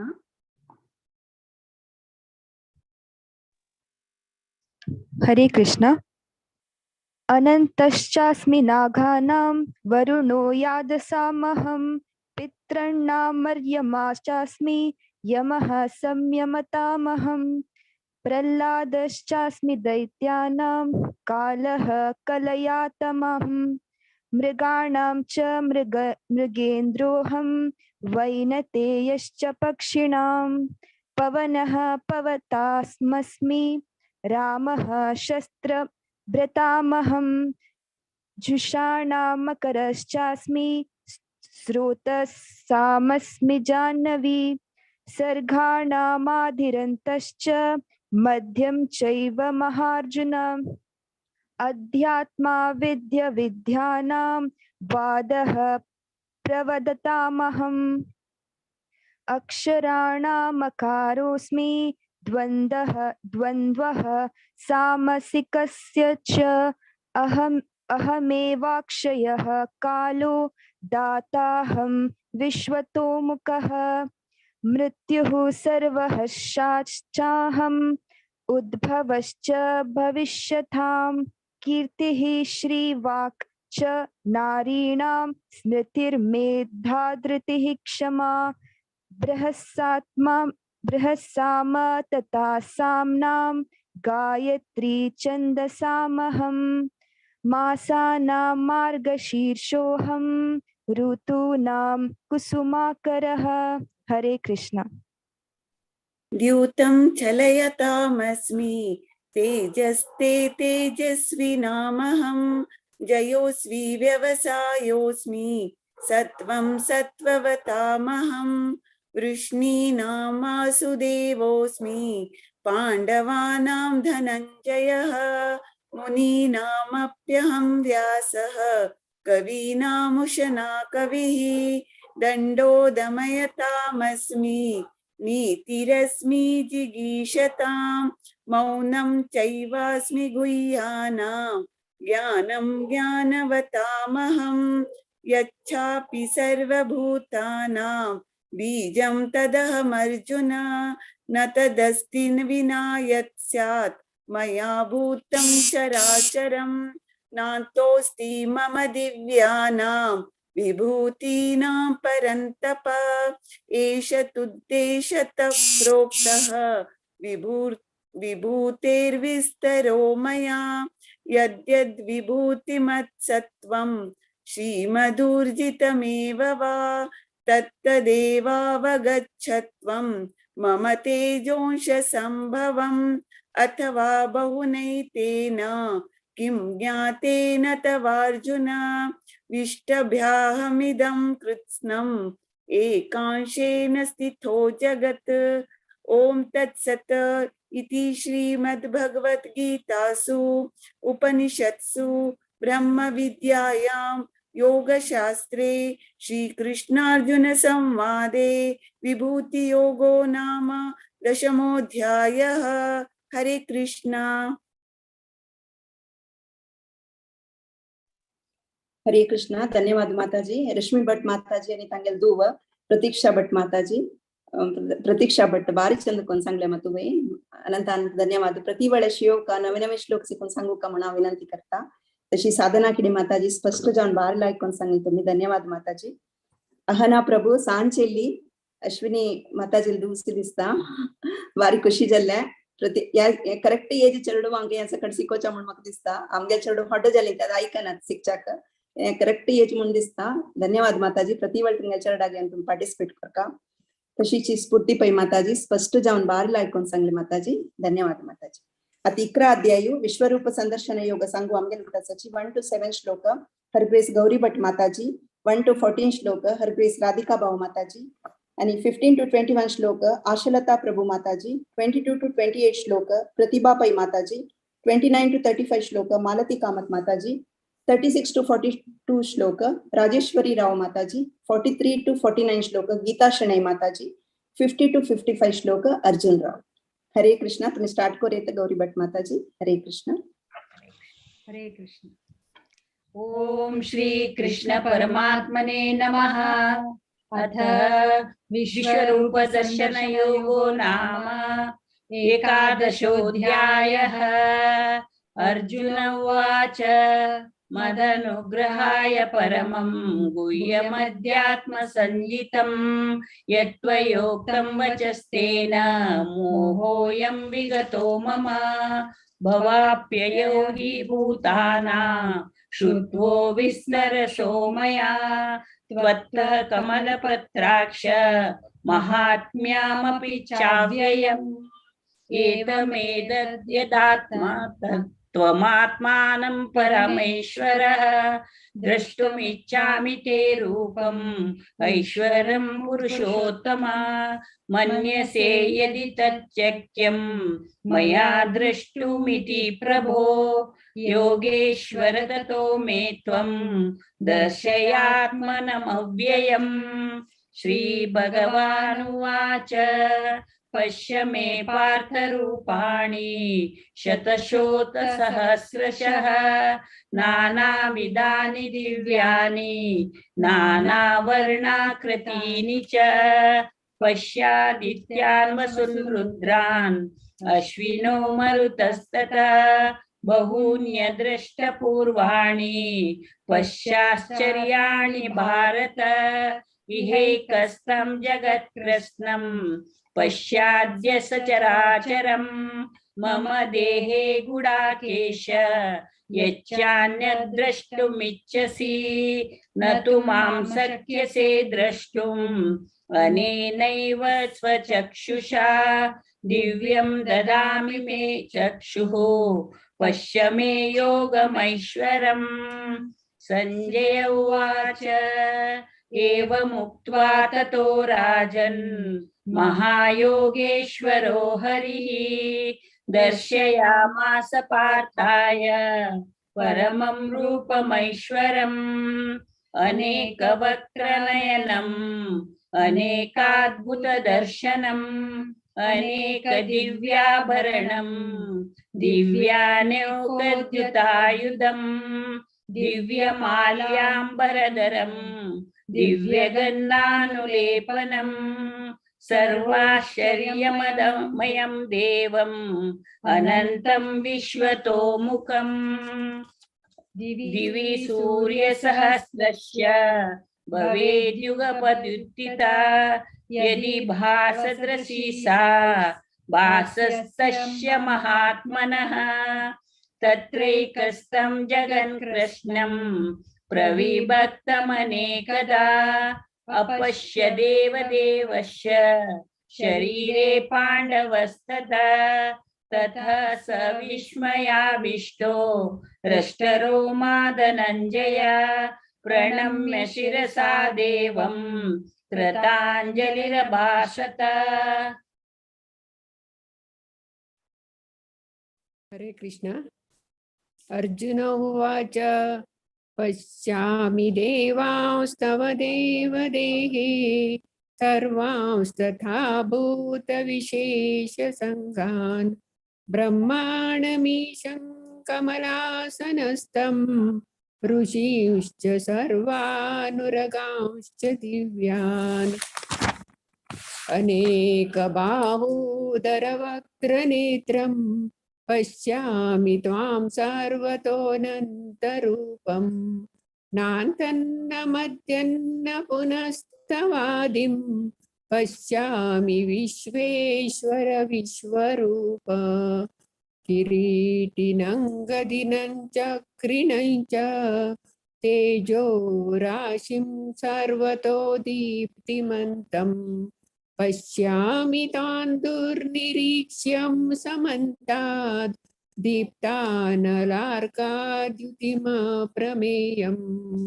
त्वमक्षरं परमं वेदितव्यं त्वमस्य विश्वस्य परन्निधानम्। त्वमव्ययः शाश्वतधर्मगोप्ता सनातनस्त्वं पुरुषो मतो मे। अनादिमध्यान्तमनन्तवीर्यम् अनन्तबाहुं शशिसूर्यनेत्रं पश्यामि त्वां दीप्तहुताशवक्त्रं स्वतेजसा विश्वमिदन्तपन्तम् द्यावा पृथिव्योरिदमन्तरं हि व्याप्तुं त्वयैकेन दिशश्च सर्वा द्रष्टाद्भुतं रूपमुग्रन्थमेदं तवेदं लोकत्रयं प्रव्यतितं महात्मन् अमीत्वान् सुरसङ्घा विशन्ति केचिद् भीता प्राञ्जलयो गृह्णन्ति स्वस्तीत्युक्त्वा महर्षि सिद्धसङ्घाः स्तुवन्ति त्वां स्तुतिभिः पुष्कलाभिः। हरे कृष्ण। रुद्रादित्या वसौ ये च साध्या विश्वेष्णौ मरुतोष्मपाश्च गन्धर्वयक्षासुरसिद्धसङ्घा वीक्षन्ते त्वां विस्मिताश्चैव सर्वे रूपं महत्ते बहुवक्त्रनेत्रं महाबाहो बहुबाहुरुपादं बहूदरं बहुदंष्ट्राकरालं दृष्ट्वा लोका प्रव्यथितास्तताहं नभस्पृशं दीप्तमनेकवर्णं व्यात्ताननं दीप्तविशालनेत्रं दृष्ट्वा हि त्वां प्रव्यथितान्तरात्मा धृतिं न विन्दामि शमं च विष्णो दंष्ट्राकरालानि च ते मुखानि दृष्ट्वेव कालानलसन्निभानि दिशो न जाने न लभे च शर्मा प्रसीद देवे च जगन्निवास अमी च त्वां धृतराष्ट्रस्य पुत्राः सर्वे सहैवावनिपालसङ्घैः भीष्मो द्रोणः सूतपुत्रस्तथासौ सहास्मदीयैरपि योद्धम् वक्त्राण्राकरालानि भयानकानि केचिद्विलग्ना दशनान्तरेषु संदृश्यन्ते चूर्णितैरुत्तमाङ्गैः यथा नदीनां बहवोऽम्बुवेगाः समुद्रमेवाभिमुखा द्रवन्ति तवामामि नरलोकवीरा विशन्ति वक्त्राण्यभिविज्वलन्ति। हरे कृष्ण।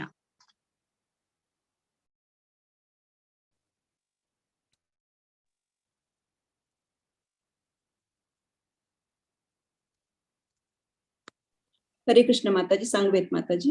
हरे कृष्ण। गेले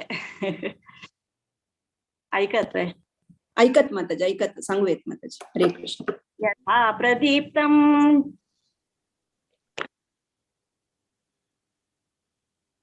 यथा प्रदीप्तं ज्वलनं पतंगा विशन्ति नाशाय समृद्धवेगाः तथैव नाशाय विशन्ति लोकाः तवापि वक्त्राणि समृद्धवेगाः लीलीयसे ग्रसमान समन्तात् लोकान् समग्रान् वदने जलब्धिः तेजोभिरापूर्य जगत् समग्रं भासस्तवोग्राः प्रतपन्ति विष्णो आख्याहि मे को भवानुग्ररूपो नमोऽस्तु ते देववर प्रसीद विज्ञातुमिच्छामि भवन्तमाद्यं न हि प्रजानामि तव प्रवृत्तिम्।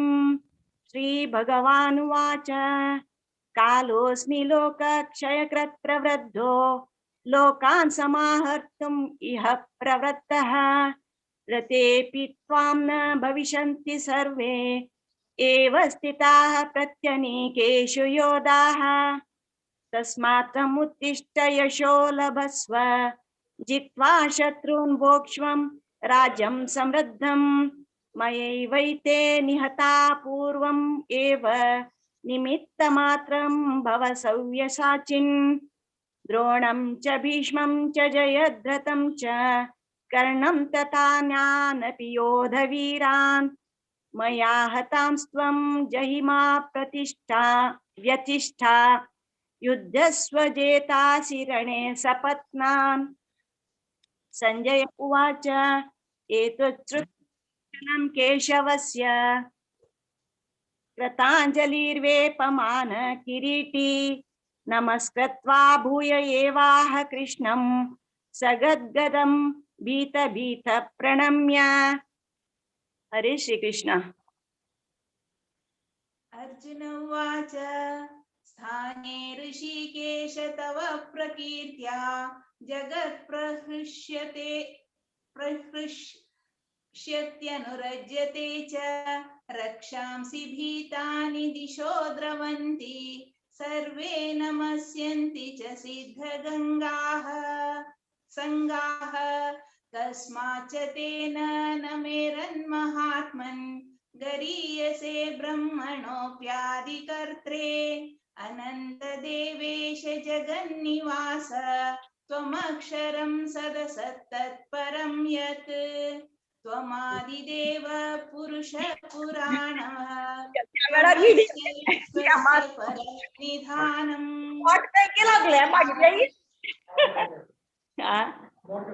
एतासि वेद्यं च परं च धाम त्वया ततं विश्वमनन्तरूप वायुर्यमोऽग्निर्वरुणः शशाङ्कः प्रजापतिस्त्वं प्रपितामहस्य नमो नमस्तेस्तु सहस्रकृत्वः पुनश्च भूयोऽपि नमो नमस्ते नमः पुरस्तादथ पृष्ठतस्ते नमोऽस्तु ते सर्वत एव सर्व अनन्तवीर्यामितविक्रमस्त्वं सर्वं समाप्नोषि ततोऽसि सर्वः सखेति मत्वा प्रसभं यदुक्तं हे कृष्ण हे यादव हे सखेति अजानता महिमानं तवेदं मया प्रमादात् प्रणयेन वापि यच्चावहासात् अमसत्कृतोऽसि विहारशय्यासन भोजनेषु एकोऽथवाप्यच्युत तत्समक्षं तत्क्षामये त्वामहमप्रमेयम्। हरे कृष्ण।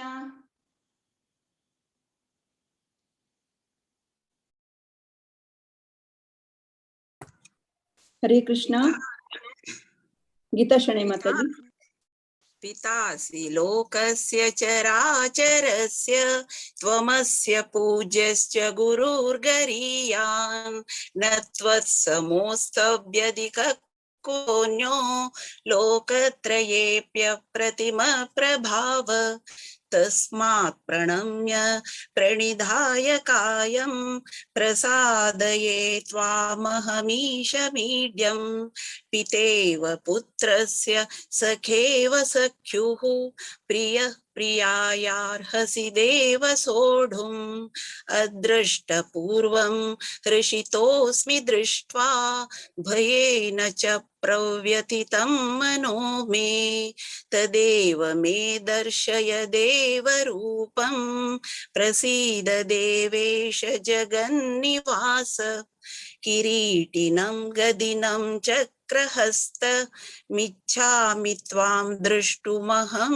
तथैव तेनैव रूपेण चतुर्भुजेन सहस्रबाहो भव विश्वमूर्ते। श्रीभगवानुवाच मया प्रसन्नेन तवार्जुनेदं रूपं परं दर्शितमात्मयोगात् तेजोमयं विश्वमनन्तमाद्यं यन्मे त्वदन्येन न दृष्टपूर्वं न वेदयज्ञाध्ययनैर्न दानैर्हि न च क्रियाभिर्न तपोभिरुग्रैः एवं रूपः शक्य अहं नृलोके द्रष्टुं त्वदन्येन कुरु प्रवीर मा ते व्यथा मा च विमूढभावो दृष्ट्वा रूपं घोरमीद्रं ममेदं व्यपेतभिः प्रीतमनः पुनस्त्वं तदेव मे रूपमिदं प्रपश्य। हरे कृष्ण।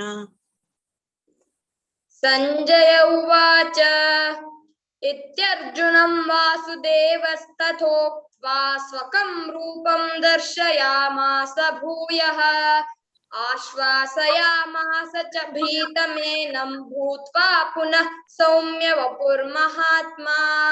अर्जुन उवाच दृष्ट्वेदं मानुषं रूपं तव सौम्यं जनार्दन इदानीमस्मि संवृत्तः सचेताः प्रकृतिं गतः। श्रीभगवानुवाच सुदुर्दर्शमिदं रूपं दृष्टवानसि यन्मम देवा अप्यस्य रूपस्य नित्यं दर्शनकाङ्क्षिणः नाहं वेदेन तपसा न दानेन न चेज्जया शक्य एवं विधो द्रष्टुं दृष्टवानसि मां यथा भक्त्या त्वनन्यया शक्य अहमेवं विधोऽर्जुन ज्ञातुं द्रष्टुं च तत्त्वेन प्रवेष्टुं च परन्तप मत्कर्म कृन्मत्परमो मद्भक्तः सङ्गवर्जितः निर्वैरः सर्वभूतेषु यः स मामेति पाण्डव। ॐ तत्सदिति श्रीमद्भगवद्गीतासु उपनिषत्सु ब्रह्मविद्यायां योगशास्त्रे श्रीकृष्णार्जुन संवादे विश्वरूपदर्शनयोगो नाम एकादशोऽध्यायः। हरे कृष्णा कृष्ण कृष्ण हरे हरे हरे राम राम राम हरे हरे। हरे कृष्ण। ಹರೇ ಕೃಷ್ಣ ಸಕ್ಕರ್ ಜನ ಬಾರಿ ಲಾಯ್ಕೊಂಡ್ ಸಂಗಿಲ್ಲ ಸರ್ ಧನ್ಯವಾದ ಇಕ್ರಾ ಅಧ್ಯಾಯ ಮಳ ಕಷ್ಟ ಮುಣ ಮೇಲೆ ಆಜಿತ್ ಸ್ಮೂತ್ ಜಾನ್ ಸಂಗು ಜಲ್ಲೆ ತಿಂಗಲ್ ಸಕ್ಕಡಾಲ್ ಒಟ್ಟು ಬಾರಿ ಖುಷಿಯಲ್ಲಿ गौरी माताजी तुम्ही बारी चंद पण सांगला प्रतिवाळे योका म्हणून विनंती करता धन्यवाद माताजी। राधिका बाबा माताजी तुम्ही दोग जणांना ಒಟ್ಟು सांगताना इतली खुशी दिसल्या धन्यवाद माताजी। आशलता प्रभू माताजी रेकॉर्ड केल्यावर यशल माताजी तुमगेल वॉइस आणि उच्चार इतले लाईक झाले धन्यवाद माताजी। प्रतिभा पै माताजी धन्यवाद प्रतिवाळे योका म्हणून विनंती करता। मालती माताजी तुम्ही नवेच दिसत माका नवे नवे तोंडाजी मस्त जन पार्टिसिपेट केलेलं असं धन्यवाद माताजी। राजेश्वरी माताजी बारी लाईक पण सांगले धन्यवाद माताजी। गीता शणे माताजी धन्यवाद माताजी प्रतिवाळे योका म्हणून विनंती करता। अर्जुन राव आमक सकडंग तसं आणि इतले लाईक पटन करताची पूरा 18 अध्याय येत तांका सांग पळयल्यारी खुशी दिसता धन्यवाद अर्जुन प्रतिवाळे योका चरडा धन्यवाद। आता 12 अध्यायू कोऑर्डिनेट केलेले डॉक्टर शिवी कामत असचवा तन्या नमस्कार तचव नाम। हरे कृष्ण।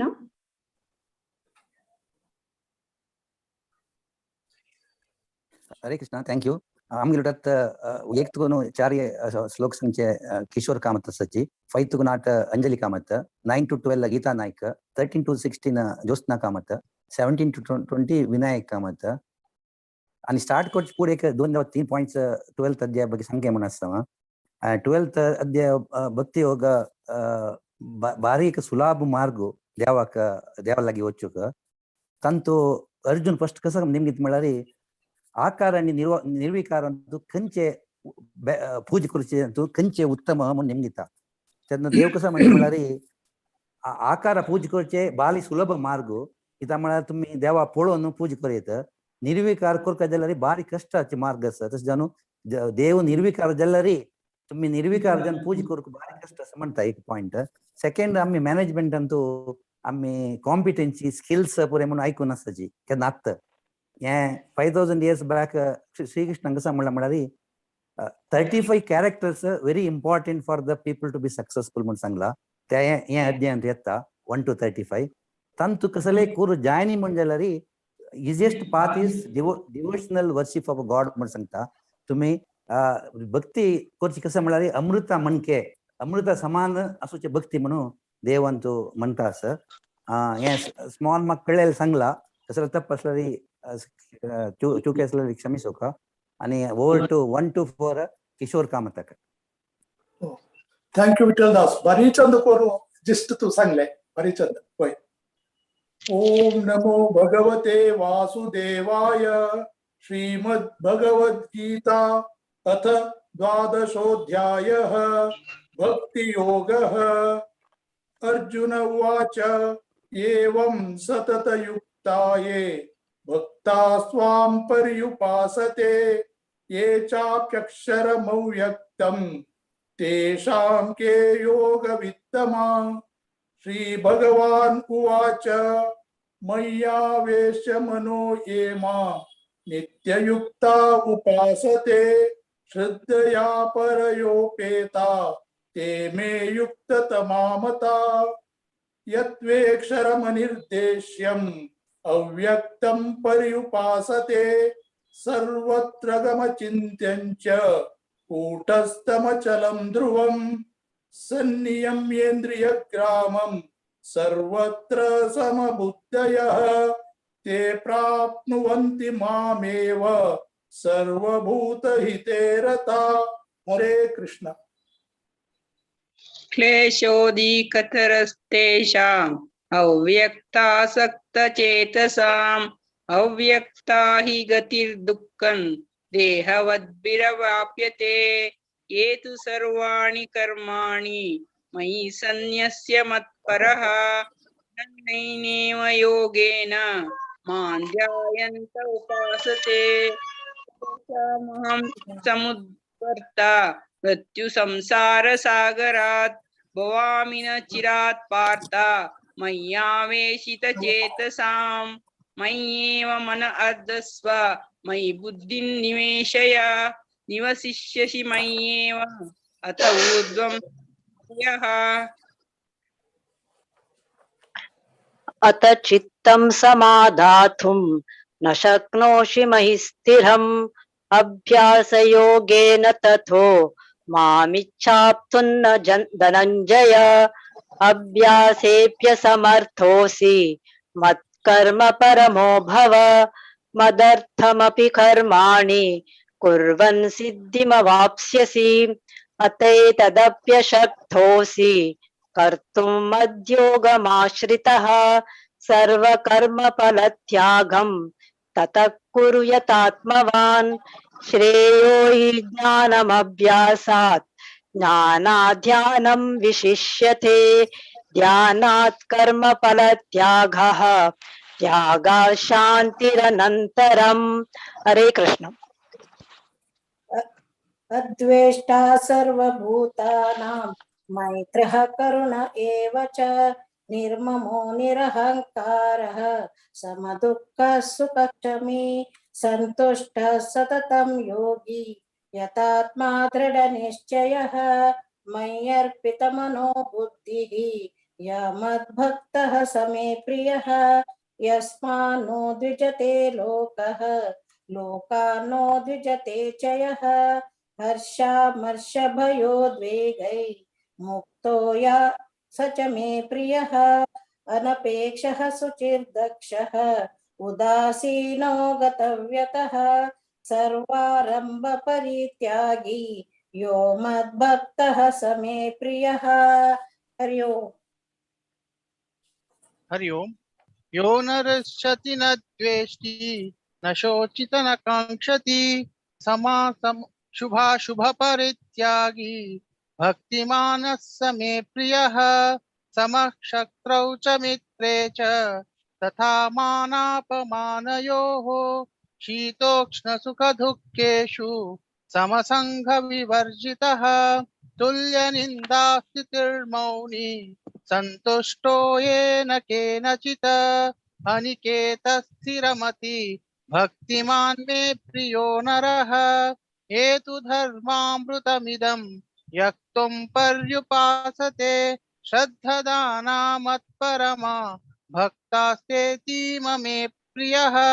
ओम तत्सदिति श्रीमद्भगवद्गीतासु उपनिषत्सु ब्रह्म विद्यायां योगशास्त्रे श्रीकृष्णार्जुनसंवादे भक्तियोगो नाम द्वादशोऽध्यायः। हरे कृष्ण। ಹರೇ ಕೃಷ್ಣ. ಅನಂತ ಧನ್ಯವಾದ. ಸಕ್ಕರ್ ಜನ ಬಾರಿ लायकोन सांगितले. किशोर कामत प्रभूजी मम्मा तुम्ही बारी लायकोन सांगले कितली स्पष्ट जावनु ऐकताना दिसतं तुम्ही कितली वर्ष तकून भगवद्गीता सांगता सचवरे फील झाल्या. धन्यवाद प्रभूजी, धन्यवाद. अंजली माताजी तुम्ही बारी लायकोन सांगले, धन्यवाद माताजी.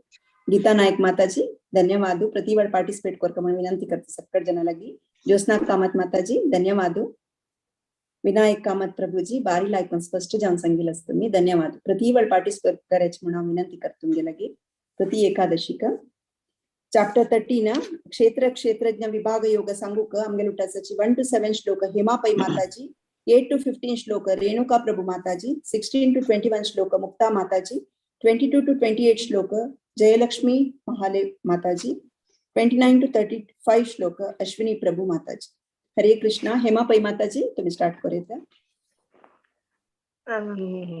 ओम नमो भगवते वासुदेवाय. त्रयोदशोऽध्याय क्षेत्र क्षेत्रज्ञ योगः. श्री भगवानुवाच इदं शरीरं कौन्तेय क्षेत्रमित्यभिधीयते एतद्यो वेत्ति तं प्राहुः क्षेत्रज्ञ इति तद्विदः. क्षेत्रज्ञं चापि मा विद्धि सर्वक्षेत्रेषु भारत. क्षेत्र क्षेत्रज्ञयोर्ज्ञानं यत् ज्ञानं मतं मम तत्क्षेत्रं यच्च यादृक् च यद्विकारी यतश्च यत् स च यो तत्प्रभावश्च तत्समासेन मे शृणु.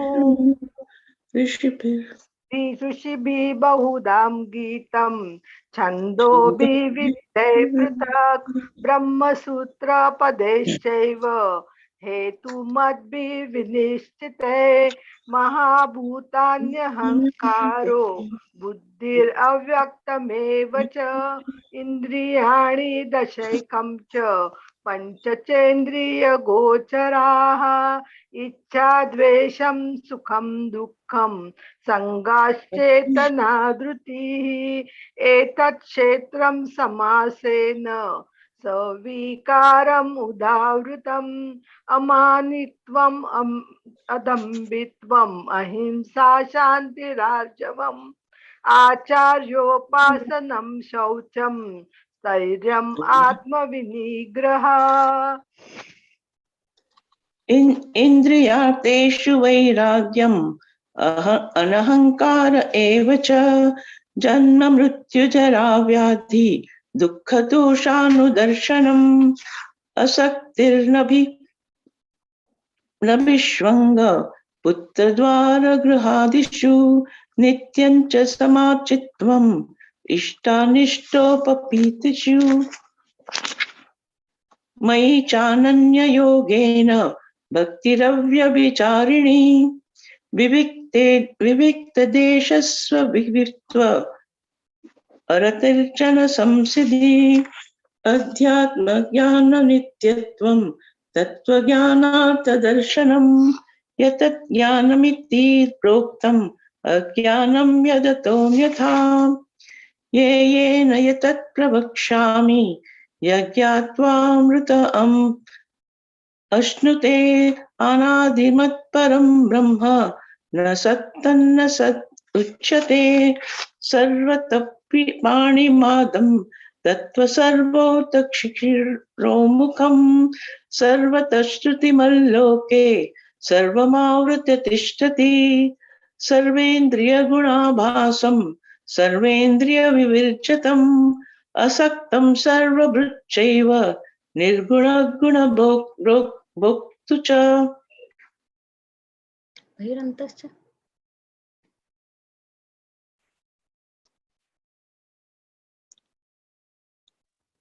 माताजी 15 श्लोक सांगता तुम्ही रेणुका माताजी. सर्वेन्द्रियगुणाभासं सर्वेन्द्रियविवर्जितम्. असक्तं सर्वभृच्चैव निर्गुणं गुणभोक्तु च. नेक्स्ट श्लोक माताजी। अच्छा, बहिरन्तश्च भूतानम् अचरं चरमेव च सूक्ष्मत्वात्मविज्ञेयं दूरस्थं चान्तिके च तत्। हरे कृष्ण। अविभक्तं च भूतेषु विभक्तमिव च स्थितं भूतभर्तृ च तज्ज्ञेयं ग्रसिष्णु प्रभविष्णु च ज्योतिषामपि तज्ज्योतिस्तमसः मुच्यते ज्ञानं ज्ञेयं ज्ञानगम्यं हृदि सर्वस्य विश्वितम् इति क्षेत्रं तथा ज्ञानं ज्ञेयं चोक्तं समासतः मद्भक्त एतद् विज्ञाय मद्भावयोपपद्यते प्रकृतिं पुरुषं चैव विद्यनादि उभावपि विकारांश्च गुणांश्चैव विद्धि प्रकृतिसम्भवान् कार्यकारणकर्तृत्वे हेतु प्रकृतिरुच्यते पुरुष सुख दुःखानां भोक्तृत्वे हेतुरुच्यते पुरुष प्रकृतिस्थो हि भुङ्क्ते प्रकृतिजान् गुणान् कारणं गुणसङ्घोऽस्य सदसज्जो निजन्मसु। हरे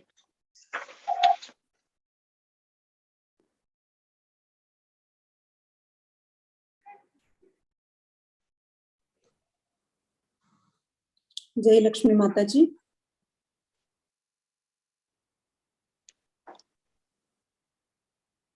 असच विथ मी जय लक्ष्मी माताजी।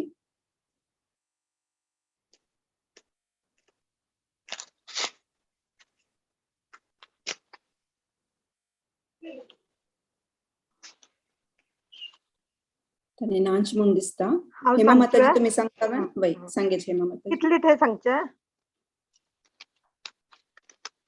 28 22 to 28 श्लोक। हाँ। उपद्रष्टा अनुमंता च भर्ता भोक्ता महेश्वरा परमात्मेति चाप्युक्तो देहे अस्मिन् पुरुष परा य एवं वेत्ति पुरुषं प्रकृतिं च गुणे सह सर्वथा वर्तमानोऽपि न स भूयोऽभिजायते ध्यानेन आत्मनि पश्यन्ति केचित् आत्मनामात्मना अन्ये साङ्ख्येन योगेन कर्मयोगेन चापरे अन्ये त्वेवमजानन्ता श्रुत्वा अन्येभ्य उपासते ते अपि चातितरन्तेव मृत्युं श्रुति परायणाः यावत् संजायते किंचित् सत्वं स्थावर जंगमं क्षेत्र क्षेत्रज्ञ संयोगात् तद्विधि भरतर्षभ समं सर्वेषु भूतेषु तिष्ठन्तं परमेश्वरं विनश्यस्वं विनश्यन्तं य पश्यति स पश्यति समं पश्यन् हि सर्वत्र समम् अवस्थितम् ईश्वरं न हि नस्ताम् आत्मानं ततो याति परां गतिम्।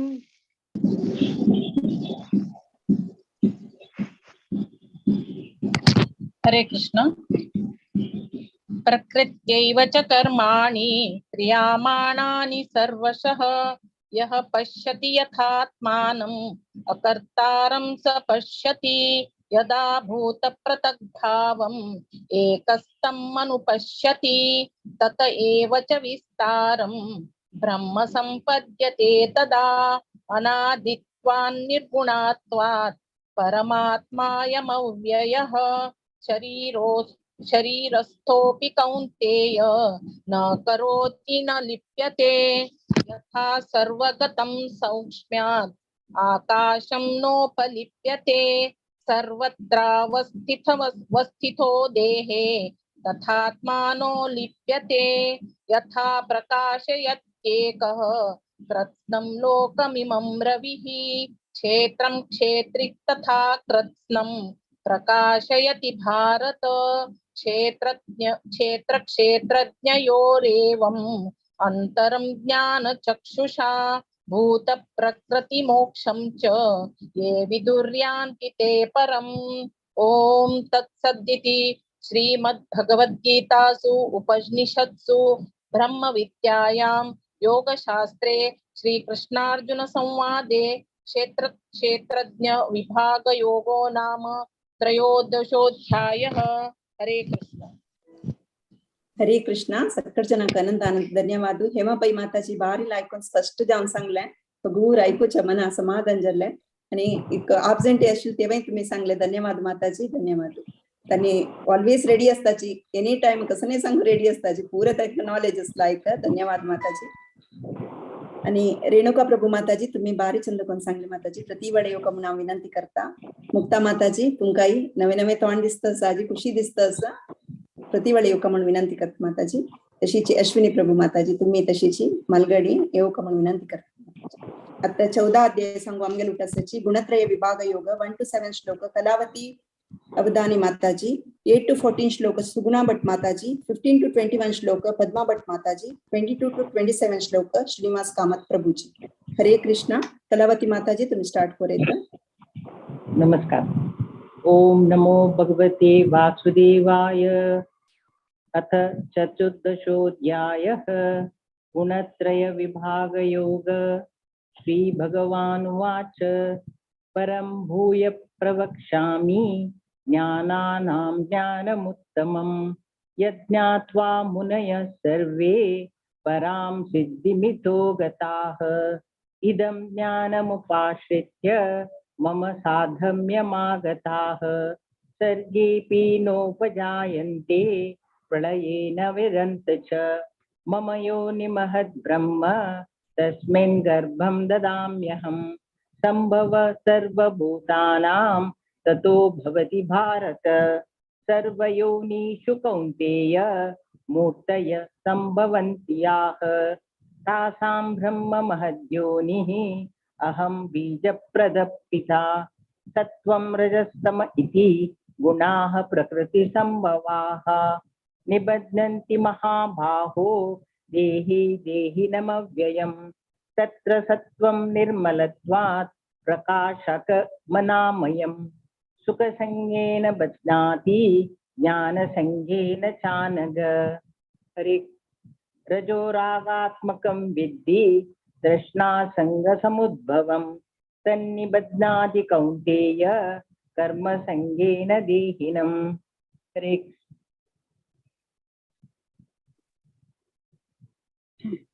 हरे कृष्ण. समस्त्वज्ञानदं विद्धि मोहनं सर्वदेहिनां.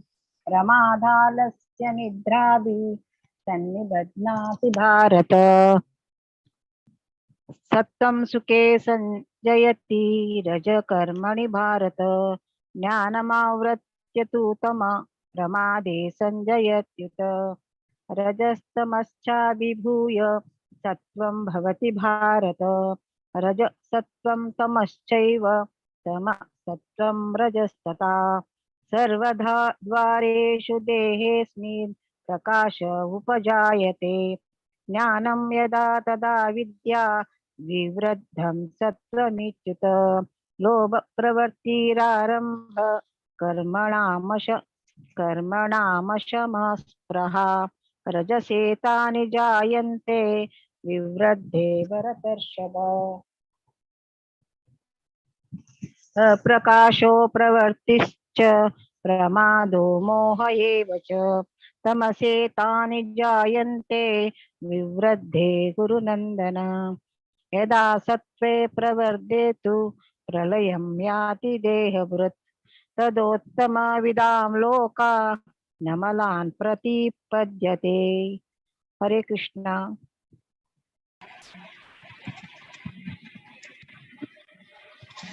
हरे कृष्णा. रजसि प्रलयं गत्वा कर्मसङ्गिषु जायते. तथा प्रलीनस्तमसि मूढयोनिषु जायते. कर्मण सुकृतस्याहुः सात्विकं निर्मलं फलम्. रजसस्तु फलं दुःखम् अज्ञानं तमसः फलम्. सत्त्वा संजायते ज्ञानम् रजसो लोभ एव च. प्रमादमोहौ तमसः भवतो ज्ञानमेव च. ऊर्ध्वं गच्छन्ति सत्त्वस्ताः मध्ये तिष्ठन्ति राजसाः. जगन्यगुणवृत्तिस्ताः अधो गच्छन्ति तामसाः नान्यं गुणेभ्यः कर्तारं यदा द्रष्टानुपश्यति गुणेभ्यश्च परं वेत्ति मद्भावं सोऽधिगच्छति गुणानेतानतीत्यत्रीन् देहि देहसमुद्भवान् जन्म मृत्युजरा दुःखैः विमुक्तो मृतमश्नुते अर्जुन उवाच कैर्लिङ्गैः स्त्रीन् गुणानेता अतीतो भवति प्रभो किमाचार कथं चैता स्त्रीन् गुणानतिवर्तते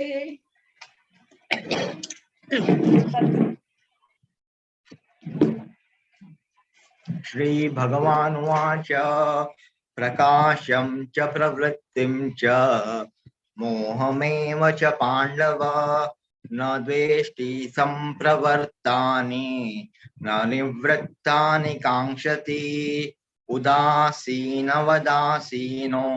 गुणैर्यो न विचाल्यते गुणा वर्तन्त इत्येव योऽवतिष्ठति नेङ्गते समदुःख सुख स्वस्थः समलोष्टाश्मकाञ्चनः तुल्यप्रिया प्रियो धीरः तुल्यनिन्दात्मसंस्तुतिः मानापमानयोस्तुल्यः तुल्यो मित्रारिपक्षयोः सर्वारम्भ परित्यागी गुणातीत स उच्यते माच यो व्यभिचारेण भक्तियोगेन सेवते सगुणान्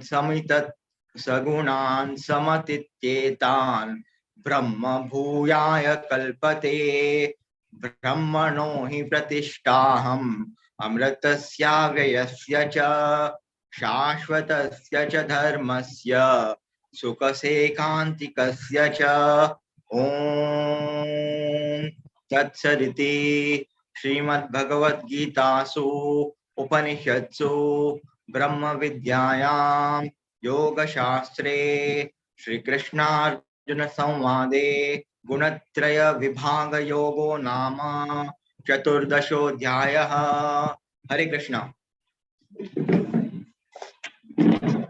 हरे कृष्ण. सकट जनाक अनंतानंद धन्यवाद. बारी लायकोंड साइड केलेलं तुम्ही. कलावती माताजी धन्यवाद. सुगुणा माताजी धन्यवाद. मस्त लायकोंड साइड केले. तुम्ही रेग्युलर अटेंड करताच केलो जनपती एकादशी साइड करू येता असाची अशी मुखार येवका म्हणून हांव विनंती करता. पद्मा माताजी स्पष्ट जावन बारी लायकोन सांगितलं तुम्ही. श्रीनिवास प्रभुजी तुम्ही तशीची बारी चंद कोण सांगले प्रति एकादशी येवका म्हणून विनंती करता. धन्यवाद.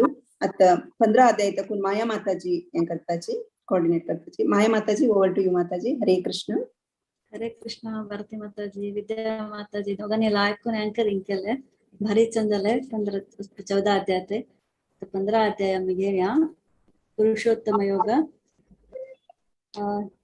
हो अध्याय 1 to 9 Prashant Hegde म्हणतरीची तशीची 10 to 14 Smita Pai 15 to 20 दीक्षा पै. ओवर टू यू प्रशांत हेगडे प्रभुजी. हरे कृष्णा. ओम श्री परमात्मने नमः. अथ पंचदशोऽध्यायः.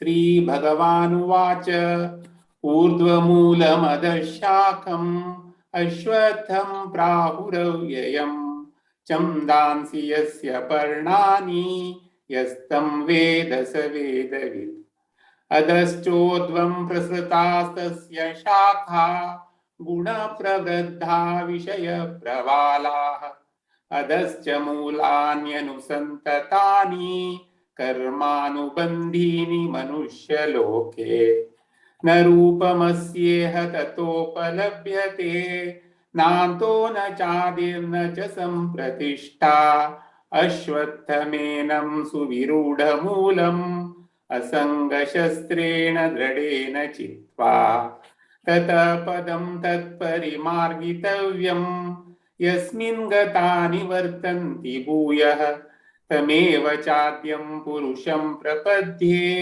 यतः प्रवृत्ति प्रसृता पुराणी निर्मानमोहाजितसङ्गदोषा आध्यात्मनित्या विनिवृत्तकामाः द्वन्द्वैर्विमुक्ता सुखदुःखसंज्ञे गच्छन्त्यमूढा पदमव्ययं तत् न तद्भासयते सूर्यो न शशाङ्को न पावकः यद्गत्वा न निवर्तन्ते तद्धाम परमं मम ममैवांशो जीवलोके जीवभूत सनातनः मनःषष्ठानीन्द्रियाणि प्रकृतिस्थानि कर्षति शरीरं यदवाप्नोति यच्चाप्युत्क्रामतीश्वरः गृहीत्वैतानि संयाति वायुर्गन्धानि वाशया स्तोत्रं चक्षुस्पर्शनं च रसनं घ्राणमेव च अधिष्ठाय मनश्चायं विषयानुपसेवते। हरे कृष्णा। हरे कृष्णा। उत्क्रामन्तं स्थितं व्यापी भुञ्जानं वा गुणान्वितं विमूढानानुपश्यन्ति पश्यन्ति ज्ञानचक्षुषः यतत्यो योगिनश्चैनं पश्यन्त्यामन्यवस्थितं यतत्यो वैकृतात्मानो नैनं पश्यन्त चेतसः यदादित्यगततेजो जगद्भासयतेऽखिलं यच्चन्द्रमसि यच्चाग्नो तत्तेजो विद्धि मामकम् गामाविश्यत भूतानि धारयाम्यहमोजसां पुष्टामि चौषधी सर्व सोमो भूत्वा रसात्मकः अहं वैश्वानरो भूत्वा प्राणिनां देहमाश्रितः प्राणापानसमायुक्तः पचाम्यन्नं चतुर्विधम्। हरे कृष्ण। सर्वस्य चाहं हृदि सन्निविष्टो मत्तस्मृतिज्ञानमपोहनं च वेदैश्च सर्वैरहमेह वेद्यो वेदान्तकृद्वेदविदेव चाहं द्वाविमौ पुरुषौ लोके क्षरक्षाक्षर एव च क्षरः सर्वाणि भूतानि कूटस्थोऽक्षर उच्यते उत्तमः पुरुषस्यन्यः परमात्मेतुदारहतः यो लोकत्रयमाविश्य बिभर्तव्यय ईश्वरः यस्मात्क्षरमतीतोऽहम् अक्षरादपि चोत्तमः अतोऽस्मि लोके वेदे च प्रथितः पुरुषोत्तमः यो मामेवमसम्मूढो जानाति पुरुषोत्तमं स सर्वविद् भजति मां सर्वभावेन भारत इति गुह्यतमं शास्त्रम् इदमुक्तं मया नघ एतद्बुद्धा बुद्धिमान् च कृतकृत्यश्च Bharata.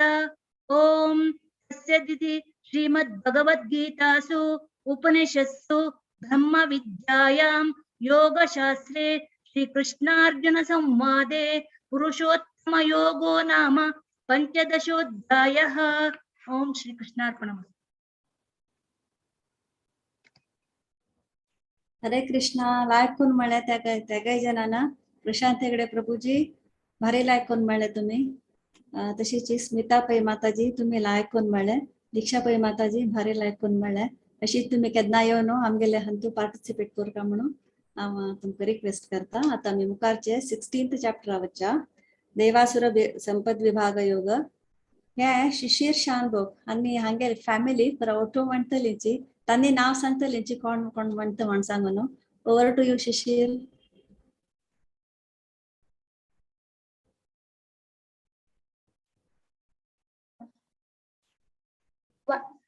Hare Krishna. 1 to 4 Sharadi Shanbhog, 5 to 14 Shishir Shanbhog, 15 to 19 Rashmi Shanbhog, 19 to 20 to 24 Sudeep Shanbhog. And Sharadi San.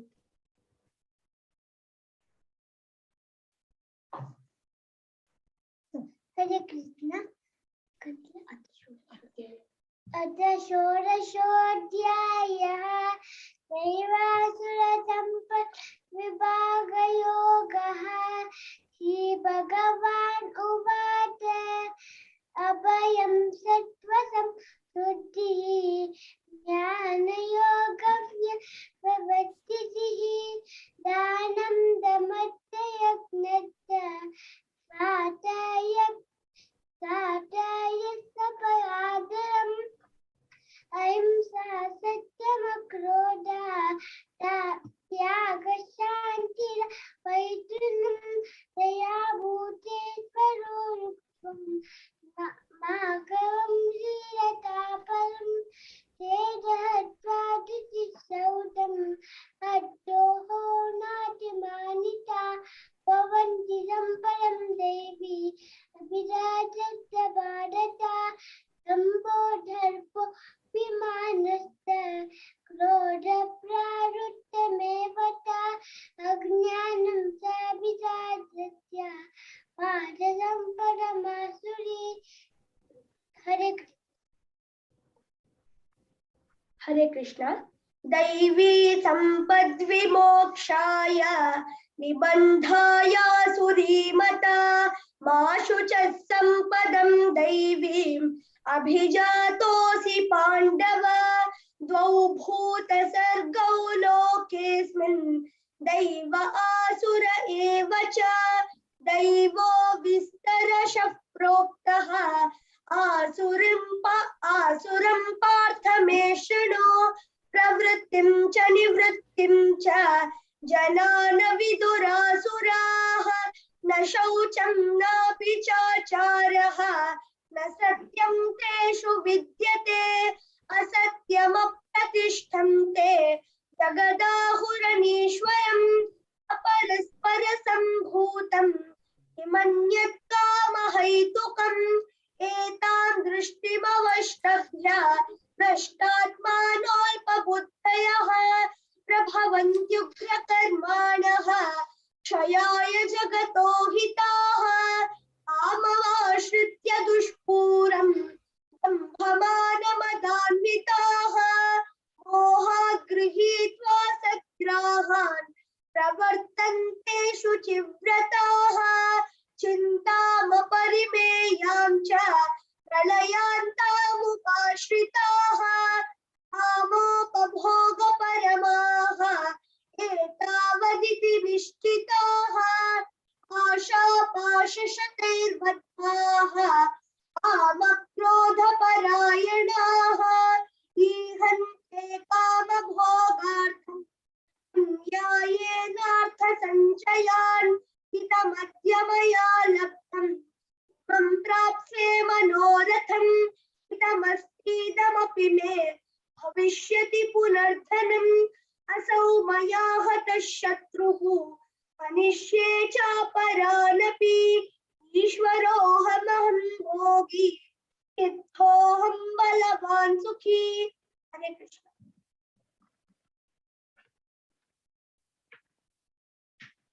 हरे कृष्ण।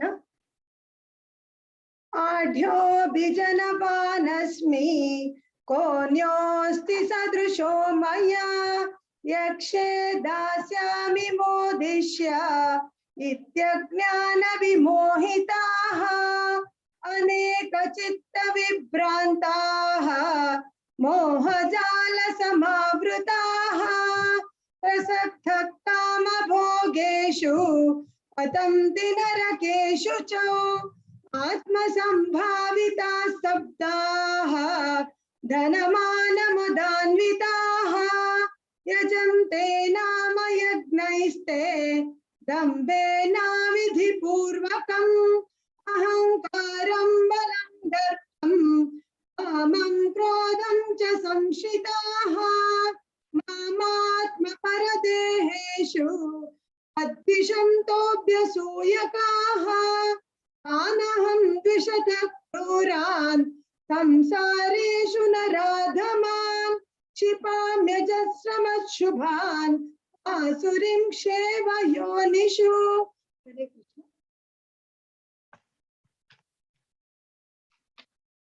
हरे कृष्ण।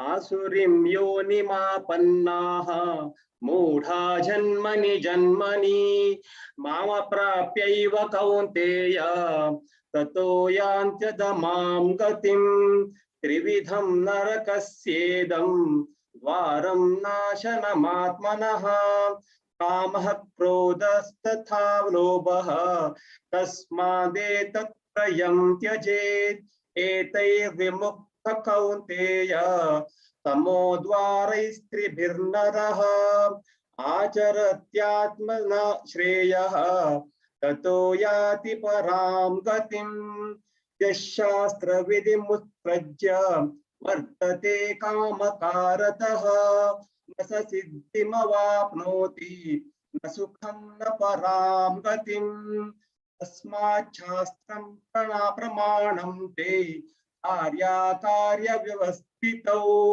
ज्ञात्वा शास्त्रविधानोक्तं कर्म कर्तुमिहार्हसि।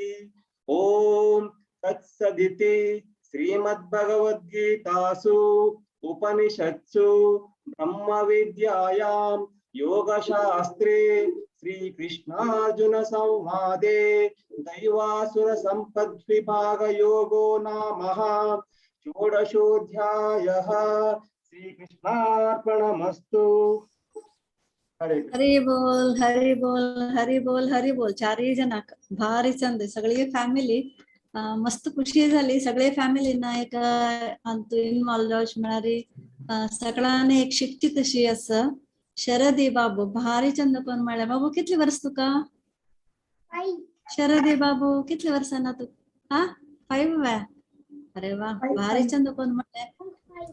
बेळेवर सिरी ಮೊಳಕೆಯಲ್ಲಿ ಮಂಟಪಳ ಸಣ್ಣಸ್ತನಾಚಿ ಚಿರಡು ಆಲೆ ದಿಸ್ತಾ ಕಸಲ್ತನಿ ಹೊಡೆದ ತರ ಜತ್ತಲಿಂಚಿ म्हणून भारी खुशी जाता. चिरडू वांकुराशी संस्कारू मालगड अंदिवचे भारी लायक विषय. शरदी तू चंदकोन मळे देवा तशीची शिशिर आमगेल केदनाय म्हणता असता भारी स्पष्ट करून भारी लायक करून म्हणले. तशीची रश्मी माताजी तुम्ही लायक करून म्हणले आणि सुदीप प्रभूजी हानी तुम्ही भारी लाईक करून म्हणले. धन्यवाद. मस्त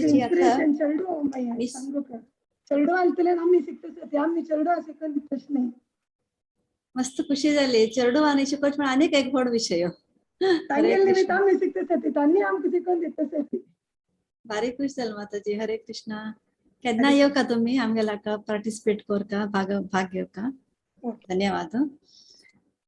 तशीची आता 17 अध्याय श्रद्धात्रय विभाग योग हे दिव्या कामत माताजी हानी ऑर्गनाइज केला. त्यांनी कोण कोण म्हणताची म्हणून त्यांनी अनाउन्स करतलींची नाव. ओव्हर टू यू दिव्या कामत माताजी. हरे कृष्णा माय माताजी. हरे कृष्णा.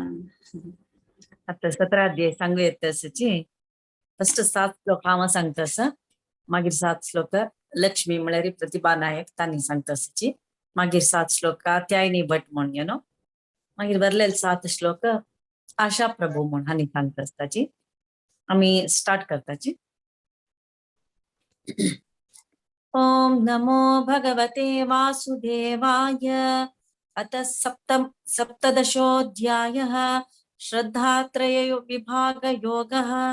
अर्जुन उवाच ये शास्त्रविधिमुत्सृज्य यजन्ते श्रद्धयान्विताः तेषां निष्ठा तु का कृष्ण सत्त्वमाहोरजस्तमः.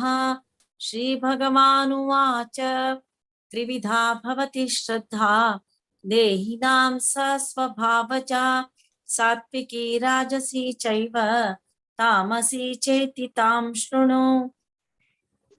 सत्त्वानुरूपा सर्वस्य श्रद्धा भवति भारत.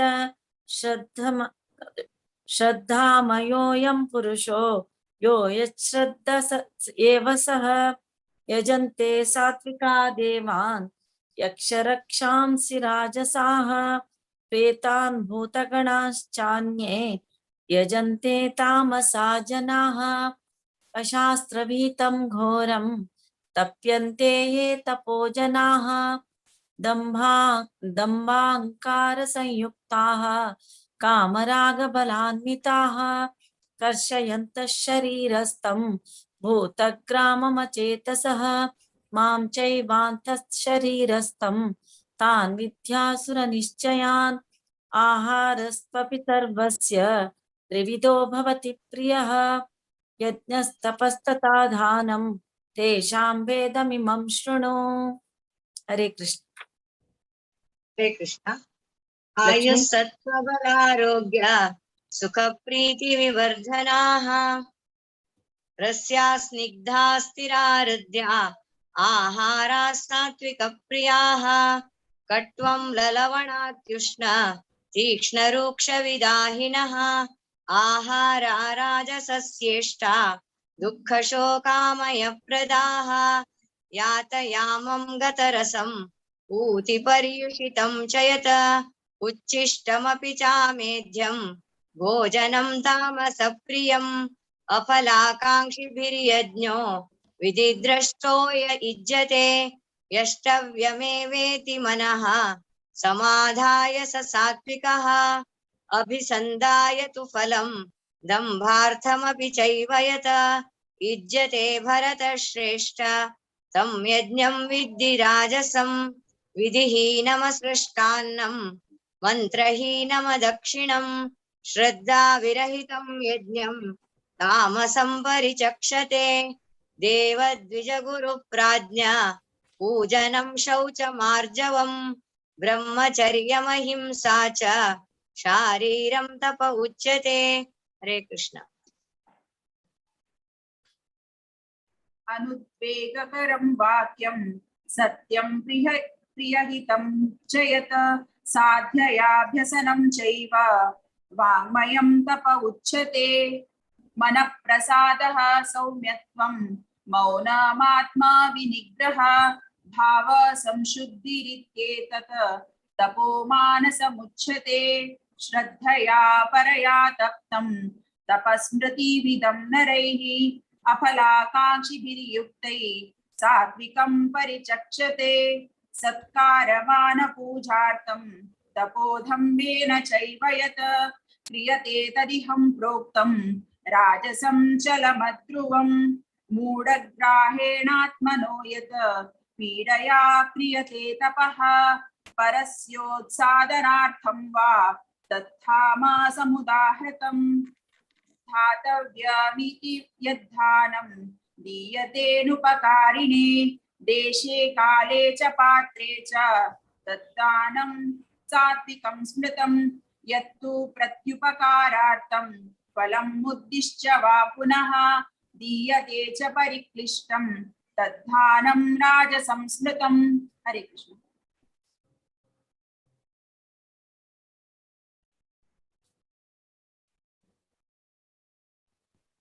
अशकस्व आशा प्रभु। अदेशकाले यद्दानम् अपाद्रेभ्यश्च नीयते असत्कृतमवज्ञातं तत्तामसमुदाहृतम् ॐ तत्सदिति निर्देशो ब्रह्मणस्त्रिविधः स्मृतः ब्राह्मणास्तेन वेदाश्च यज्ञाश्च विहिता पुरा तस्मादोमित्युदाहृत्य यज्ञदानतपक्रियाः प्रवर्तन्ते विधानोक्ताः सततं ब्रह्मवादिनां तदित्यनभिसन्धाय फलं यज्ञतपक्रियाः दानक्रियाश्च विविधाः क्रियन्ते मोक्षकाङ्क्षिभिः सद्भावे साधुभावे च सदित्येतत् प्रयुज्यते प्रशस्ते कर्मणि तथा सच्छब्द पार्थयुज्यते यज्ञे तपसि दाने च स्थितिः सदिति चोच्यते कर्म चैव तदर्थीयं सदित्येवाभिधीयते अश्रद्धया हुतं दत्तं तपस्तप्तं कृतं यक्षयत् असदित्युच्यते पार्थ न च तत्प्रेत्य नो इह। ॐ तत्सदिति श्रीमद्भगवद्गीतासु उपनिषत्सु ब्रह्मविद्यायां योगशास्त्रे श्रीकृष्णार्जुन संवादे श्रद्धात्रय विभागयोगो नाम 17 अध्यायः। हरि ओम तत्सत, हरि ओम तत्सत, हरि ओम तत्सत. भारी छंद झाला. अशका, लक्ष्मी हा. आणि सगळ्यांनी लाईक करून सांगला. हरे कृष्ण. हरे कृष्ण. माताजी ओव्हर टू यू. माया माताजी. हरे कृष्णा. बारे लायक कोण म्हणले दिव्या कामत तुम्ही सगळ्यांनी लायक कोण म्हणले. भारी चंद कोण तुम्ही ऑर्गनायज करायचे. हर प्रतिपट्टी तुमगेले आमका आधार असता की एक चॅप्टर दिव्या माताजी कमी दिवन सोडचे ती पळयता कितले जना वांटून दिवची ते कशी दिवचे म्हणून सांगून. धन्यवाद माताजी तुमगेले सपोर्ट आमके नाही असं म्हणून मी हांव तुमका धन्यवाद सांगता. म्हाका एक चान्स दिलेला का भगवद्गीत सांगचेक. केन्नाय आभार जावन आसा तुमका. होय. धन्यवाद माताजी. हरे कृष्णा. आता आम्ही 18 अध्यायाक वचा. मोक्ष संन्यास योग 4th चॅप्टर लास्ट चॅप्टर मस्त जन ಒಟ್ಟು कोण म्हणता सची हे 7 to 12 लीलापै माताजी, 13 to 18 सुधीर नायक, 19 to 24 अनुराधा नायक, 25 to 30 जयंती नायक, 31 to 36 गीता नायक, 37 to 46 Lokesh Anne Prabhuji, 47 to 56 संध्या ईश्वर माताजी, 57 to 65 विद्यापै माताजी, 66 to 72 हर ग्रेस अमला भक्ति माताजी, तशीच 73 to 78 Vighnesha अनबा Prabhuji. Over two you लीलापै माताजी.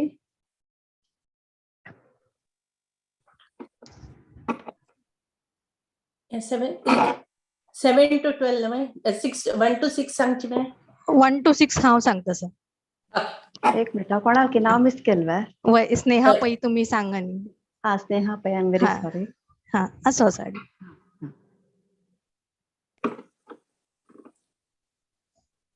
ओव्हर टू यू माताजी. ओम परमात्मने नमः. अथ 18 अध्यायः. अर्जुन उवाच संन्यासस्य महाबाहो तत्त्वमिच्छामि वेदितुं त्यागस्य च ऋषिकेश पृथक् केशिनिषूदन. श्रीभगवानुवाच काम्यानां कर्मणां न्यासं संन्यासं कवयो विदुः. सर्वकर्मफलत्यागं प्राहुस्त्यागं विचक्षणः. त्याज्यं दोषवदित्येके कर्म प्राहुर्मनीषिणां. यज्ञदान तपःकर्म न त्याजमिति चापरे. निश्चयं शृणु मे तत्र त्यागे भरतसत्तम. त्यागो हि पुरुषव्याघ्र त्रिविध संप्रकीर्तितः. यज्ञदान तपःकर्म न त्याजं कार्यमेव तत्. यज्ञो दान तपश्चैव पावनानि मनीषिणाम्. एतानपि तु कर्माणि संगं त्यक्त्वा फलानि च कर्तव्यानिति मे पार्थ निश्चितं मतमुत्तमम्. हरि ओम. हरे कृष्ण. हरे कृष्ण. नियतस्य तु संन्यासः कर्मणो नोपपद्यते. मोहात् तस्य परित्यागः तामसः परिकीर्तितः. दुःखमित्येव यत्कर्म कायक्लेशभयात् त्यजेत्. न कृत्वा राजसं त्यागं नैव त्यागफलं लभेत्. कार्यमित्येव यत्कर्म नियतं क्रियतेऽर्जुन. संगं त्यक्त्वा फलं चैव सत्यागः सात्विको मतः. न द्वेष्ट्य कुशलं कर्म कुशलेनानुष्ठ्यते. त्यागी सत्त्वसमाविष्टो मेधावी छिन्न संशयः. न हि देहभृथा शक्यं त्यक्तुं कर्माण्यशेषतः. यस्तु कर्मफलत्यागी स त्यागीत्यभिधीयते. अनिष्टमिष्टं मिश्रं च त्रिविधं कर्मणः फलं. भवत्यत्यागिनां प्रीत्य न तु सन्न्यासिनां क्वचित्. हरे कृष्ण। सुधीर नायक पंचैतानि महाबाहो कारणानि निबोध मे सांख्ये कृतान्ते प्रोक्तानि सिद्धये सर्वकर्मणाम् अधिष्ठानां तथा कर्ता करणां च पृथगीर्धवम् विविधाश्च पृथक्चेष्टाश्च दैवं चैवात्र पंचमम् शरीरा वाङ्मी नोभिर्यत् कर्म प्रारब्धे नरः न्यायं वा विपरीता वा पंचैते तस्य हेतवः तथैवां सति कर्ताराम् आत्मानां केवलं तुयः पश्यतश्कृतबुद्धित्वात् न स पश्यति दुर्मतिः यस्य नहां कृतो भावः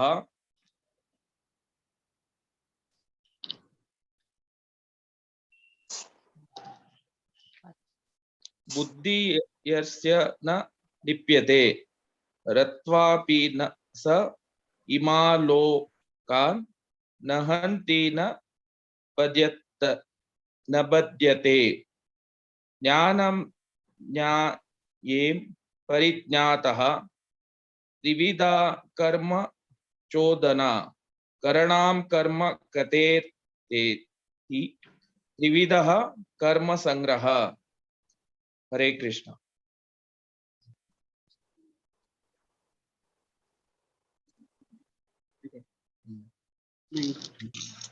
हरे कृष्ण।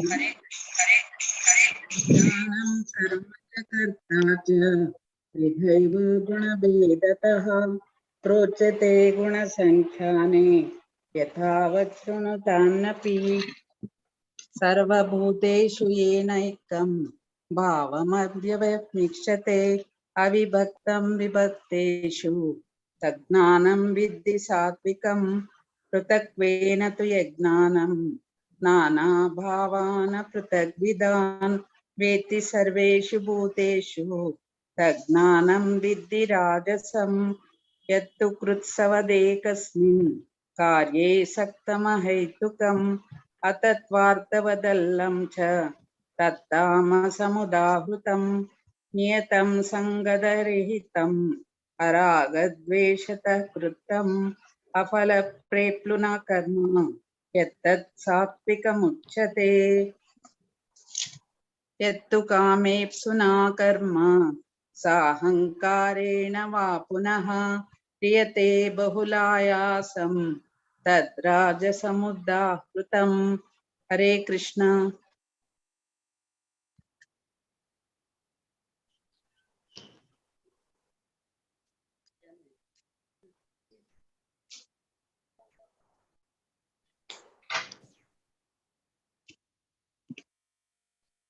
हरे कृष्णा।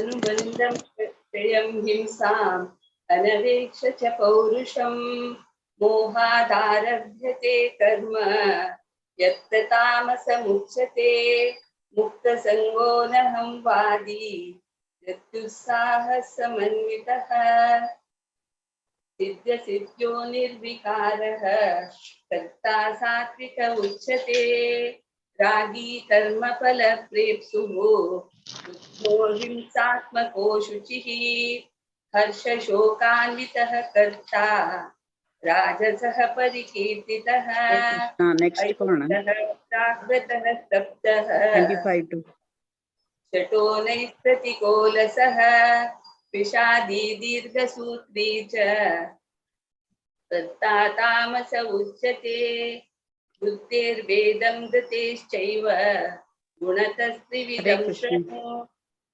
प्रोच्यमानमशेषेण पृथक्त्वेन धनञ्जय प्रवृत्तिं च निवृत्तिं च कार्याकारे भयाभये बन्धं मोक्षं च या वेत्ति बुद्धिः सा पार्थ सात्विकी।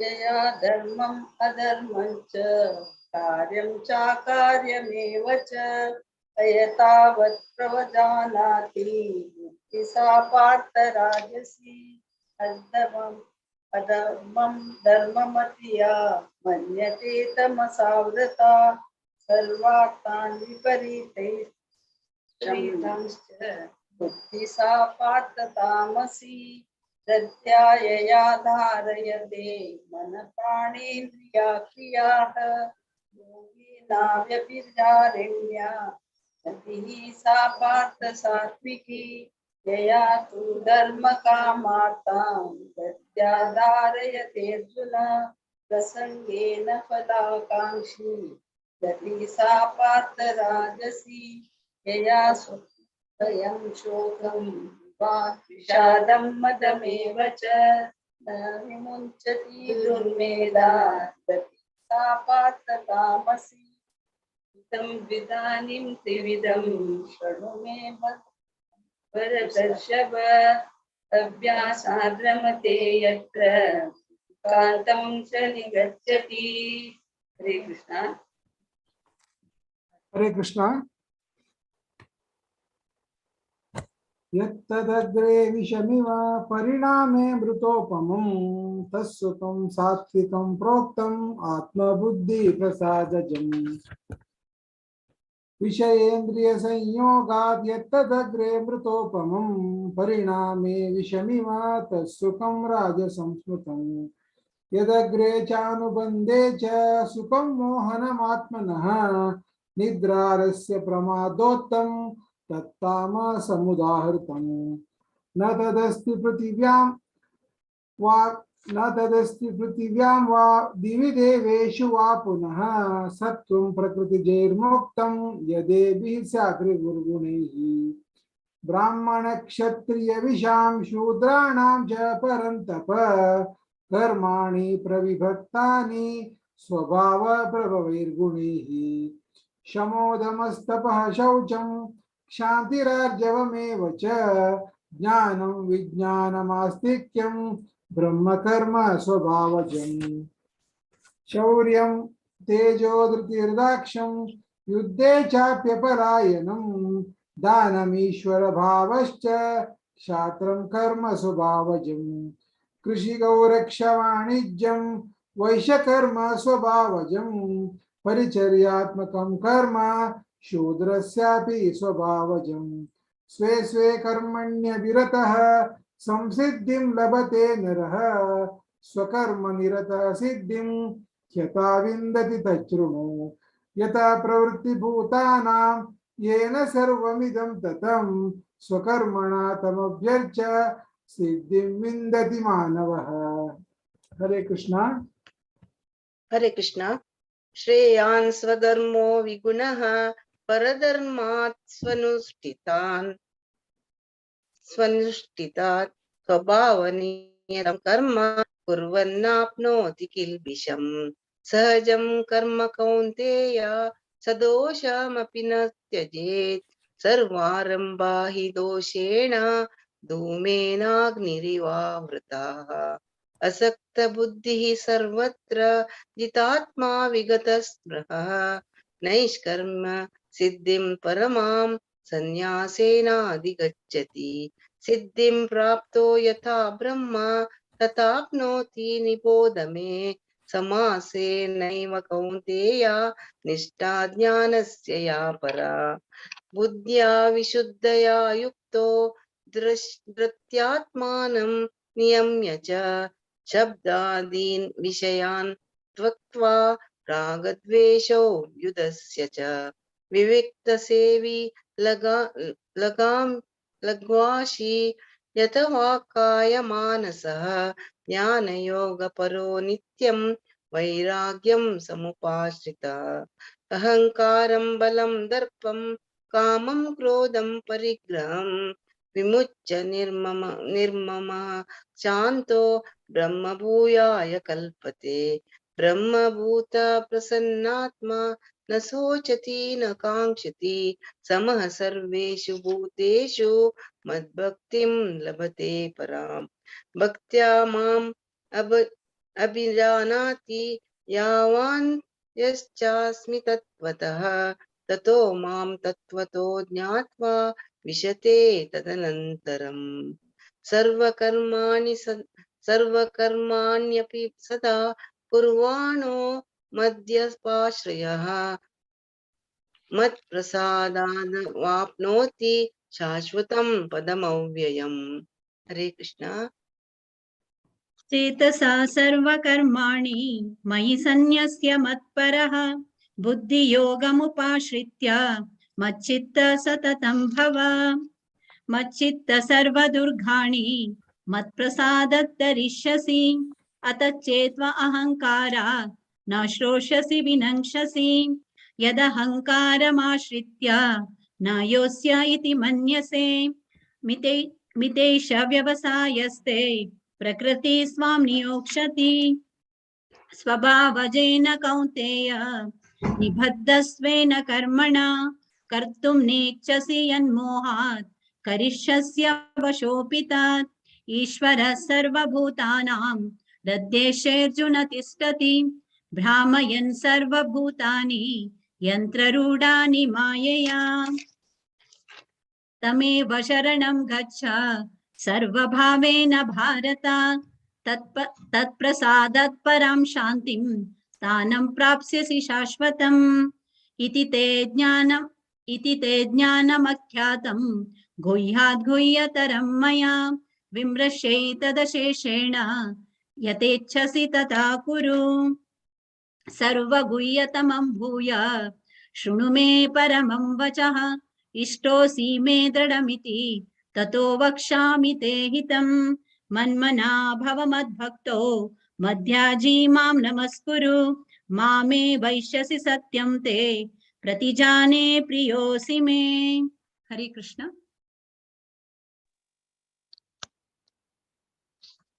हरे कृष्ण। सर्वधर्मान् परित्यज्य मामेकं शरणं व्रज अहं त्वं सर्वपापेभ्यो मोक्षयिष्यामि मा शुचः। इदं ते न तपस्काय न भक्त्या कदाचन न च शुश्रास्वे वाच्यं न च मां यो विशद्यते। य इदं परमं गुह्यं मद्भक्तेष्व अभिद्यशति भक्तिं मयि परं कृत्वा मामेव शक्त्या संशयः। न च तस्मान् मनुष्येषु कश्चिन्मे प्रियकृतमः भविता न च मे तस्मात् अन्य प्रियतरो भुवि। अद्य श्यायते चाय इमां धर्म्यायां समवादमव्ययो ज्ञानान् यज्ञेन तेनाहम् इष्टास्याम् इति मे मतिः। श्रद्धावान् अनसूयश्च शृणुयात् अपि यो नरः सो अपि मुक्ता सुबला लोकान् प्राप्नोत पुण्यकर्मणाम्। कच्चिदेतत् श्रुतं पार्थ यायकाग्रेण चेतसः कश्चिदज्ञानसम्मोहः प्रणस्तास्ते धनञ्जय।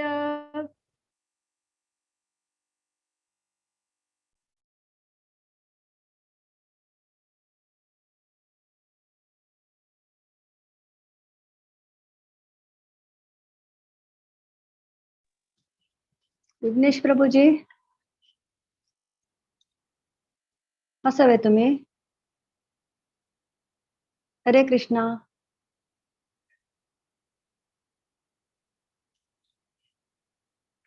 नाव म्हण दिसता कोणे म्हणटले सवे जावा म्हणता। हरे कृष्ण माताजी मोसवे हा म्हणाचे हरे कृष्ण। किती श्लोक 73 तो कोण 78 लास्ट। अर्जुन उवाच नष्टो मोहस्मृतिर्लब्धा तत्प्रसादात्मयाच्युत स्थितोऽस्मि गतसन्देहः करिष्ये वचनं तव। संजय उवाच इत्यहं वासुदेवस्य पार्थस्य च महात्मनः संवादमिमशौषम् अद्भुतं रोमहर्षणम् व्यासप्रसादाच्छ्रुतवान् एतद् गुह्यमहं परम् योगं योगेश्वरात् कृष्णात् साक्षात् कथयत स्वयं राजन् संस्कृत्य संवादमिममद्भुतं केशवार्जुनयोः पुण्यं हृष्यामि च मुहुर्मुहुः तच्च संस्कृत्य रूपमत्यद्भुतं हरेः विस्मयो मे महान् राजन् हृष्यामि च पुनः पुनः यत्र योगेश्वर कृष्णो यत्र पार्थो धनुर्धरः तत्र श्री विजयो भूति ध्रुवानीतिर्मतिर्मम। ओम तत्सत् इति श्रीमद्भगवद्गीतासु उपनिषत्सु ब्रह्म विद्यायां योगशास्त्रे श्री कृष्णार्जुन संवादे मोक्ष संन्यास योगो नाम अष्टादशोऽध्यायः। हरे कृष्णा। हरे कृष्णा. पुरा जण लाईक करून म्हणले 1 to 6 स्नेहा पै सॉरी देवा हांव तुगेलें नांव घेवचें विसरली. I am very sorry. भारी चंड करून म्हणलें तुवें. नेक्स्ट 7 to 12 लीलापै माताजी तुम्ही लायक करून म्हणलें. तुम्ही केन्ना आमगेल्या पार्टिसिपेट करता आसतची. तशीच 13 to 18 सुधीर नायक आणि 19 to 24 अनुराधा नायक. आणि आवसनी पोतू भारी चंद कोण फर्स्ट टाइम तांणी पार्टिसिपेट केला. केन्नाय आमगेल्या येवन पार्टिसिपेट करता म्हणून हांव तुमकां विनंती करता. तशीच केलो उच्चारण चिके रॉंग जावन अशें आय एम सॉरी ना अडेना तुम्ही आता पार्टिसिपेट केले तेच व्हड. नेक्स्ट टाइम लायक करून आम्ही तुमकां लास्ट मिनिटाक सांगितले आई नीड टू प्रॅक्टिस लायक करून म्हणले अडेना ना थँक यू शुअर विल या. तशीच जयंती नायक माताजी हांणी केन्नाय आमगेल्या पार्टिसिपेट करता. भारी लायक करून म्हणटाची. गीता नायक फर्स्ट टाइम म्हणटा आसत म्हणलें एकदा भारी लायक करून म्हणलें. लोकेश शेणे मामा सांगता म्हणून ना केन्नाय आमगेल्यान तो हांणी पार्टिसिपेट करता आसताची. हांणी लास्ट स्लॉट हे म्हणलें. धन्यवाद प्रभुजी. संध्या ईश्वर माताजी हांणी आजी नांव घेवन आजी म्हणलें. धन्यवाद. विद्यापै माताजी केन्नाय म्हणटा आसताची अँकरिंग करता आसताची भारी चंद करून म्हणलें. धन्यवाद सगळ्यांकय. भारी चंद करून आयचे आमगेले भगवद्गीता पारायण जालें या संवत्सराचे प्लवनाम संवत्सराचे. हे आता लास्ट एकादशी आणि नेक्स्ट आमगेले 9 पाडवो येता. ताजे नंतर नवे संवत्सर सुरू जाता. ताजे आणि मुखारची एकादशी आमगेले 9 संवत्सराची. आता जपा टॉक असं माधव चरण प्रभुजी हानी करतलीची. ओवर टू यू माधव प्रभुजी. माधव चरण प्रभुजी.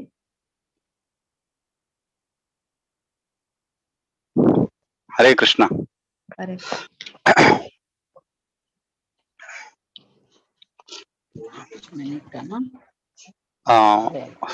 सर्वाला आशीर्वाद असल्यारी हांव थोडे जपा बद्दल उलोवपाक प्रयत्न करता. श्रीमद भागवत मानतू तुम्ही ऐकूच्या पुरा. परीक्षित महाराज विचारताची हे कलियुग दोषान भरील असा आणि तांतू हे दोषान तुलाना जीवाक भायर येवका आणि भगवत धामा वचका जाल्यार कसलो उपाय असा म्हणून परीक्षित महाराज सुखदेव गोस्वामीक विचारताचे. तेन्ना सुखदेव गोस्वामी एक सुंदर श्लोक सांगताचे की म्हळ्यार कलेर दोष निधे राजन अस्ति एको महागुणान कीर्तनादेव कृष्णस्य मुक्त संगम परम रजेत. अंतू तांणी सांगिल्लें आसा भगवंत कृष्णाले कीर्तन केल्ल्यारी आम्ही भगवत धामा वचपाक शकताची म्हणून. हे कलियुगान कितले दोष भरिल्ले उरो, कितले पतीत लोक उरो, कितले मूर्ख लोक उरो भगवंताला नाव घेतल्यारी तांणी हे कलियुगांत सुद्धा तांणी भगवत धामा वचपाक शकताची म्हणून सांगिल्लें. पण हाजेकिंत स्पष्ट आमकां जावका जाल्यार हे हरे कृष्ण मंत्रच कसला म्हणटाचे. मस्त लोक विचारतात आमकां हरे कृष्णान तू केवल हरे कृष्ण मंत्रच कसला म्हणतात तुम्ही दुसरं कसले म्हणायचे. मस्त नाव असा देवाक तुम्ही कसल्याक दुसरं मंत्र म्हणायचे. पण हांकां स्पष्ट सांगिल्लें आसा कली संतरण उपनिषदांत तू इति षोडशकम नाम कली कल्मश नाशनम. नारद मुनी ब्रह्माजीला विचारताचे हेच प्रश्न कशे हांगा परीक्षित महाराज शुकदेव गोस्वामी विचारताची तशीची नारद मुनी ब्रह्माजी सांगताची.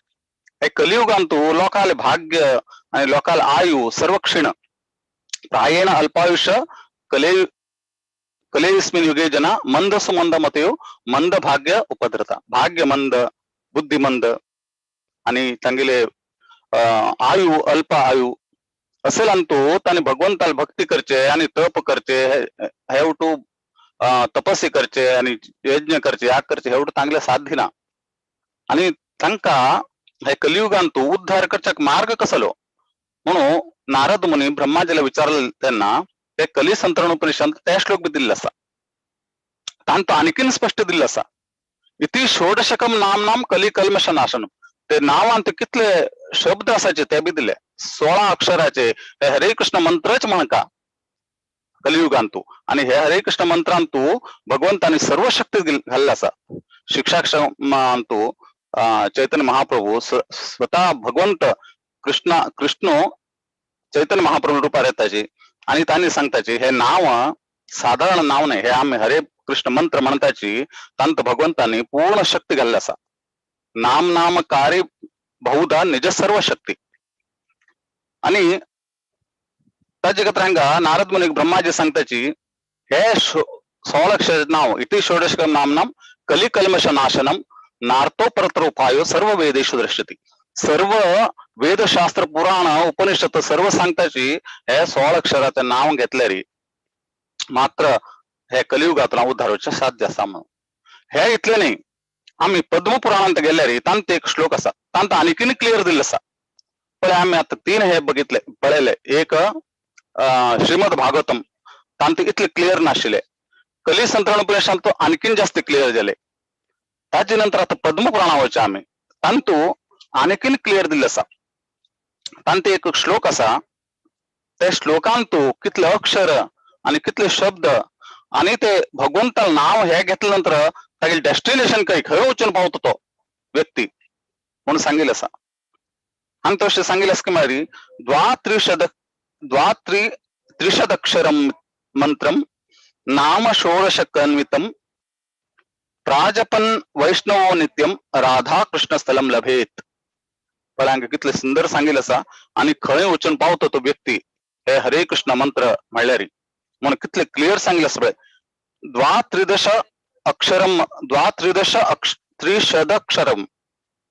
त्रिशदक्षरम मंत्रम म्हणारी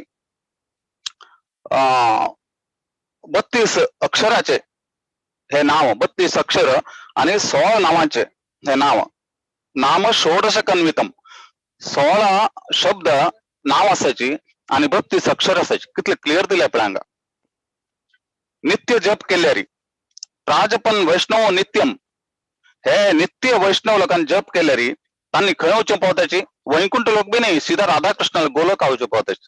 श्री राधाकृष्णाला गोलोका राधाकृष्ण स्थलम लभेत. राधाकृष्ण स्थळ खंचे गोलोक. गोलोक काय असा हे वैकुंठ लोकापासून वैर असा. थंय राधाकृष्णाले नित्य लीले चलता असा. आणि हे केवळ हरे कृष्ण मंत्र म्हणल्यारी आम्ही ते गोलोका पावच्या शकताची म्हणून पद्म पुराणांतू एकदम क्लिअर दिल्ला असा. आणि आज तरी आम्ही कोणाकाची कोणी आमगेला विचारले हरे कृष्ण मंत्र कसला सांगताची आमक हे रेफरन्स असा उठूची. आज तरी सर्व शास्त्रांतू मेन सांगेलस की मारी हरे आणि आमका प्रभुपादाला आणि चैतन्य महाप्रभू कृपेनं आमक हे रेडीमेड मिळलं असा. नाही ज्याला आमक हे सोचा गेले री लागटले श्लोक असायचे शास्त्रांतू हे खंय कसन बरेला म्हणून कळ आशिले. आमक ते प्रभुपदाला आणि चैतन्य महाप्रभू कृपेनं आमगे गुरुल कृपेनं हे आमका मिळलं असा. आणि आम्ही खंचे एकदम आमगेल कसल की मारी श्रद्धेनं नित्यानंद प्रभू कशी म्हणताची श्रद्धा मूल्य आहे जे हे श्रद्धेनं आम्ही हे भगवंताला नाव घेतले री तंत असेल ते भगवंताला शक्तीचे आमका अनुभव जातालो म्हणून सांगेल असा.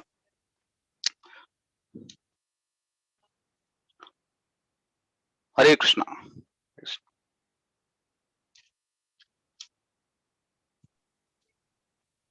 हरे कृष्णा प्रभूजी भारेला ऐकून तुम्ही आमका समजायले जपाचे विषय भारेला ऐकून तुम्ही सांगले जप इत्या कोरका कशी कोरका ते तुम्ही ऐकून आमका सांगले. धन्यवाद प्रभुजी, कोटि कोटि प्रणाम तुमका. हरे कृष्ण. थोडे अनाउन्समेंट असं 30 मार्च पर बुधवारा शिष्टाष्टकमाचे 8 वर्षाचे फर्स्ट 2 लाईन हर ग्रेस जननी माताजी डिसायपल ऑफ हिज होलीनेस भक्ती राघव स्वामी महाराज हांनी करतलीची. हाजी अँकरिंग श्रीमती दीक्षा विपुल पै हांनी करतलीची. तशीची 2 एप्रिल शनिवारा डेमन्स इन वृंदावन ताजे केशी उद्धार ते हिज ग्रेस बलराम किंकर प्रभुजी हांनी करतलीची. तशीची एप्रिलांतू रामनवमी येता त्या वेळारी रामनवमीचे सिरीज स्टार्ट जातले. आता ह्या एप्रिलांतू आमगे भागवत पुराण कोंकणी ग्रुप जावन 2 वर्ष जाता. 2 वर्साचेर आमगेले भागवत पुराण पळयल्यार इतकी प्रगती जाला म्हळ्यार ग्रुप आता आमगेले 3 ग्रुप जाला. अशी ग्रुप वाडतस मेंबर्स जॉईन जातसची एक मेंबर अनेक मेंबर इतली प्रीत एका पशी एक म्हळ्यार तस जावन ते वाडत वता.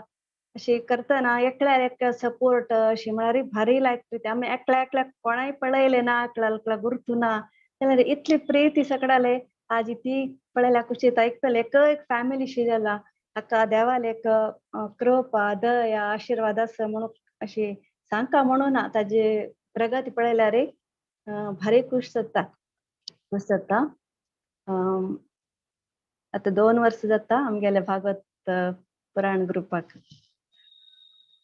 तशीच आता आमी इतले अनाउन्समेंट आशिल्ले. आता माधव चरण प्रभुजी तुम्ही म्हणतावे नरसिंह आरती. हरे कृष्णा प्रभुजी.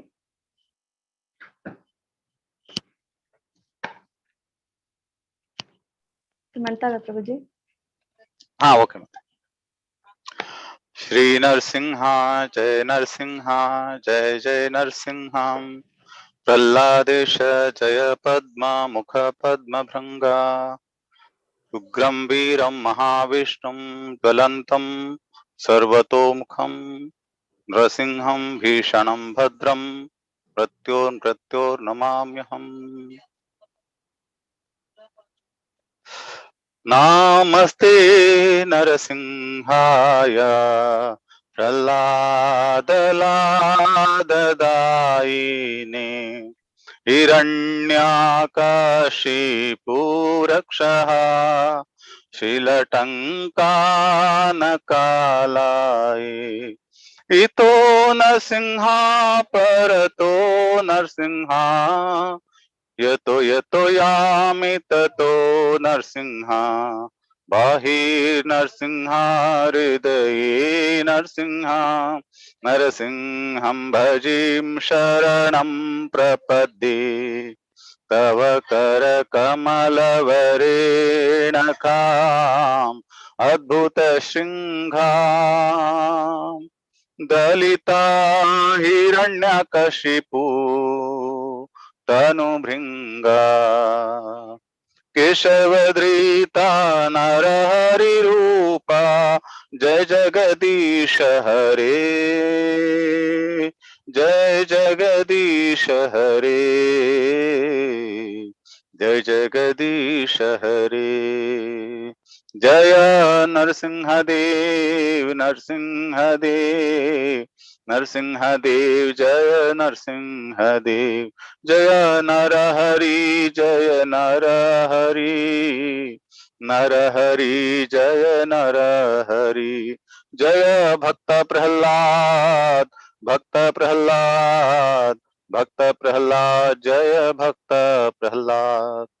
भक्त विघ्न विनाशक लक्ष्मी नरसिंह देव भगवान की जय. भक्त शिरोमणि प्रह्लाद महाराज की जय.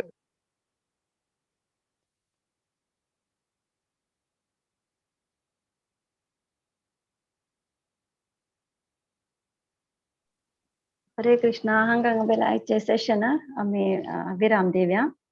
वांछा कल्पतरुभ्यश्च कृपा सिंधुभ्येव च पतितानां पावनेभ्यो वैष्णवेभ्यो नमो नमः. अनंत कोटि वैष्णव ब्रह्म की भक्तों की जय. हरे कृष्णा. कृष्णार्पण.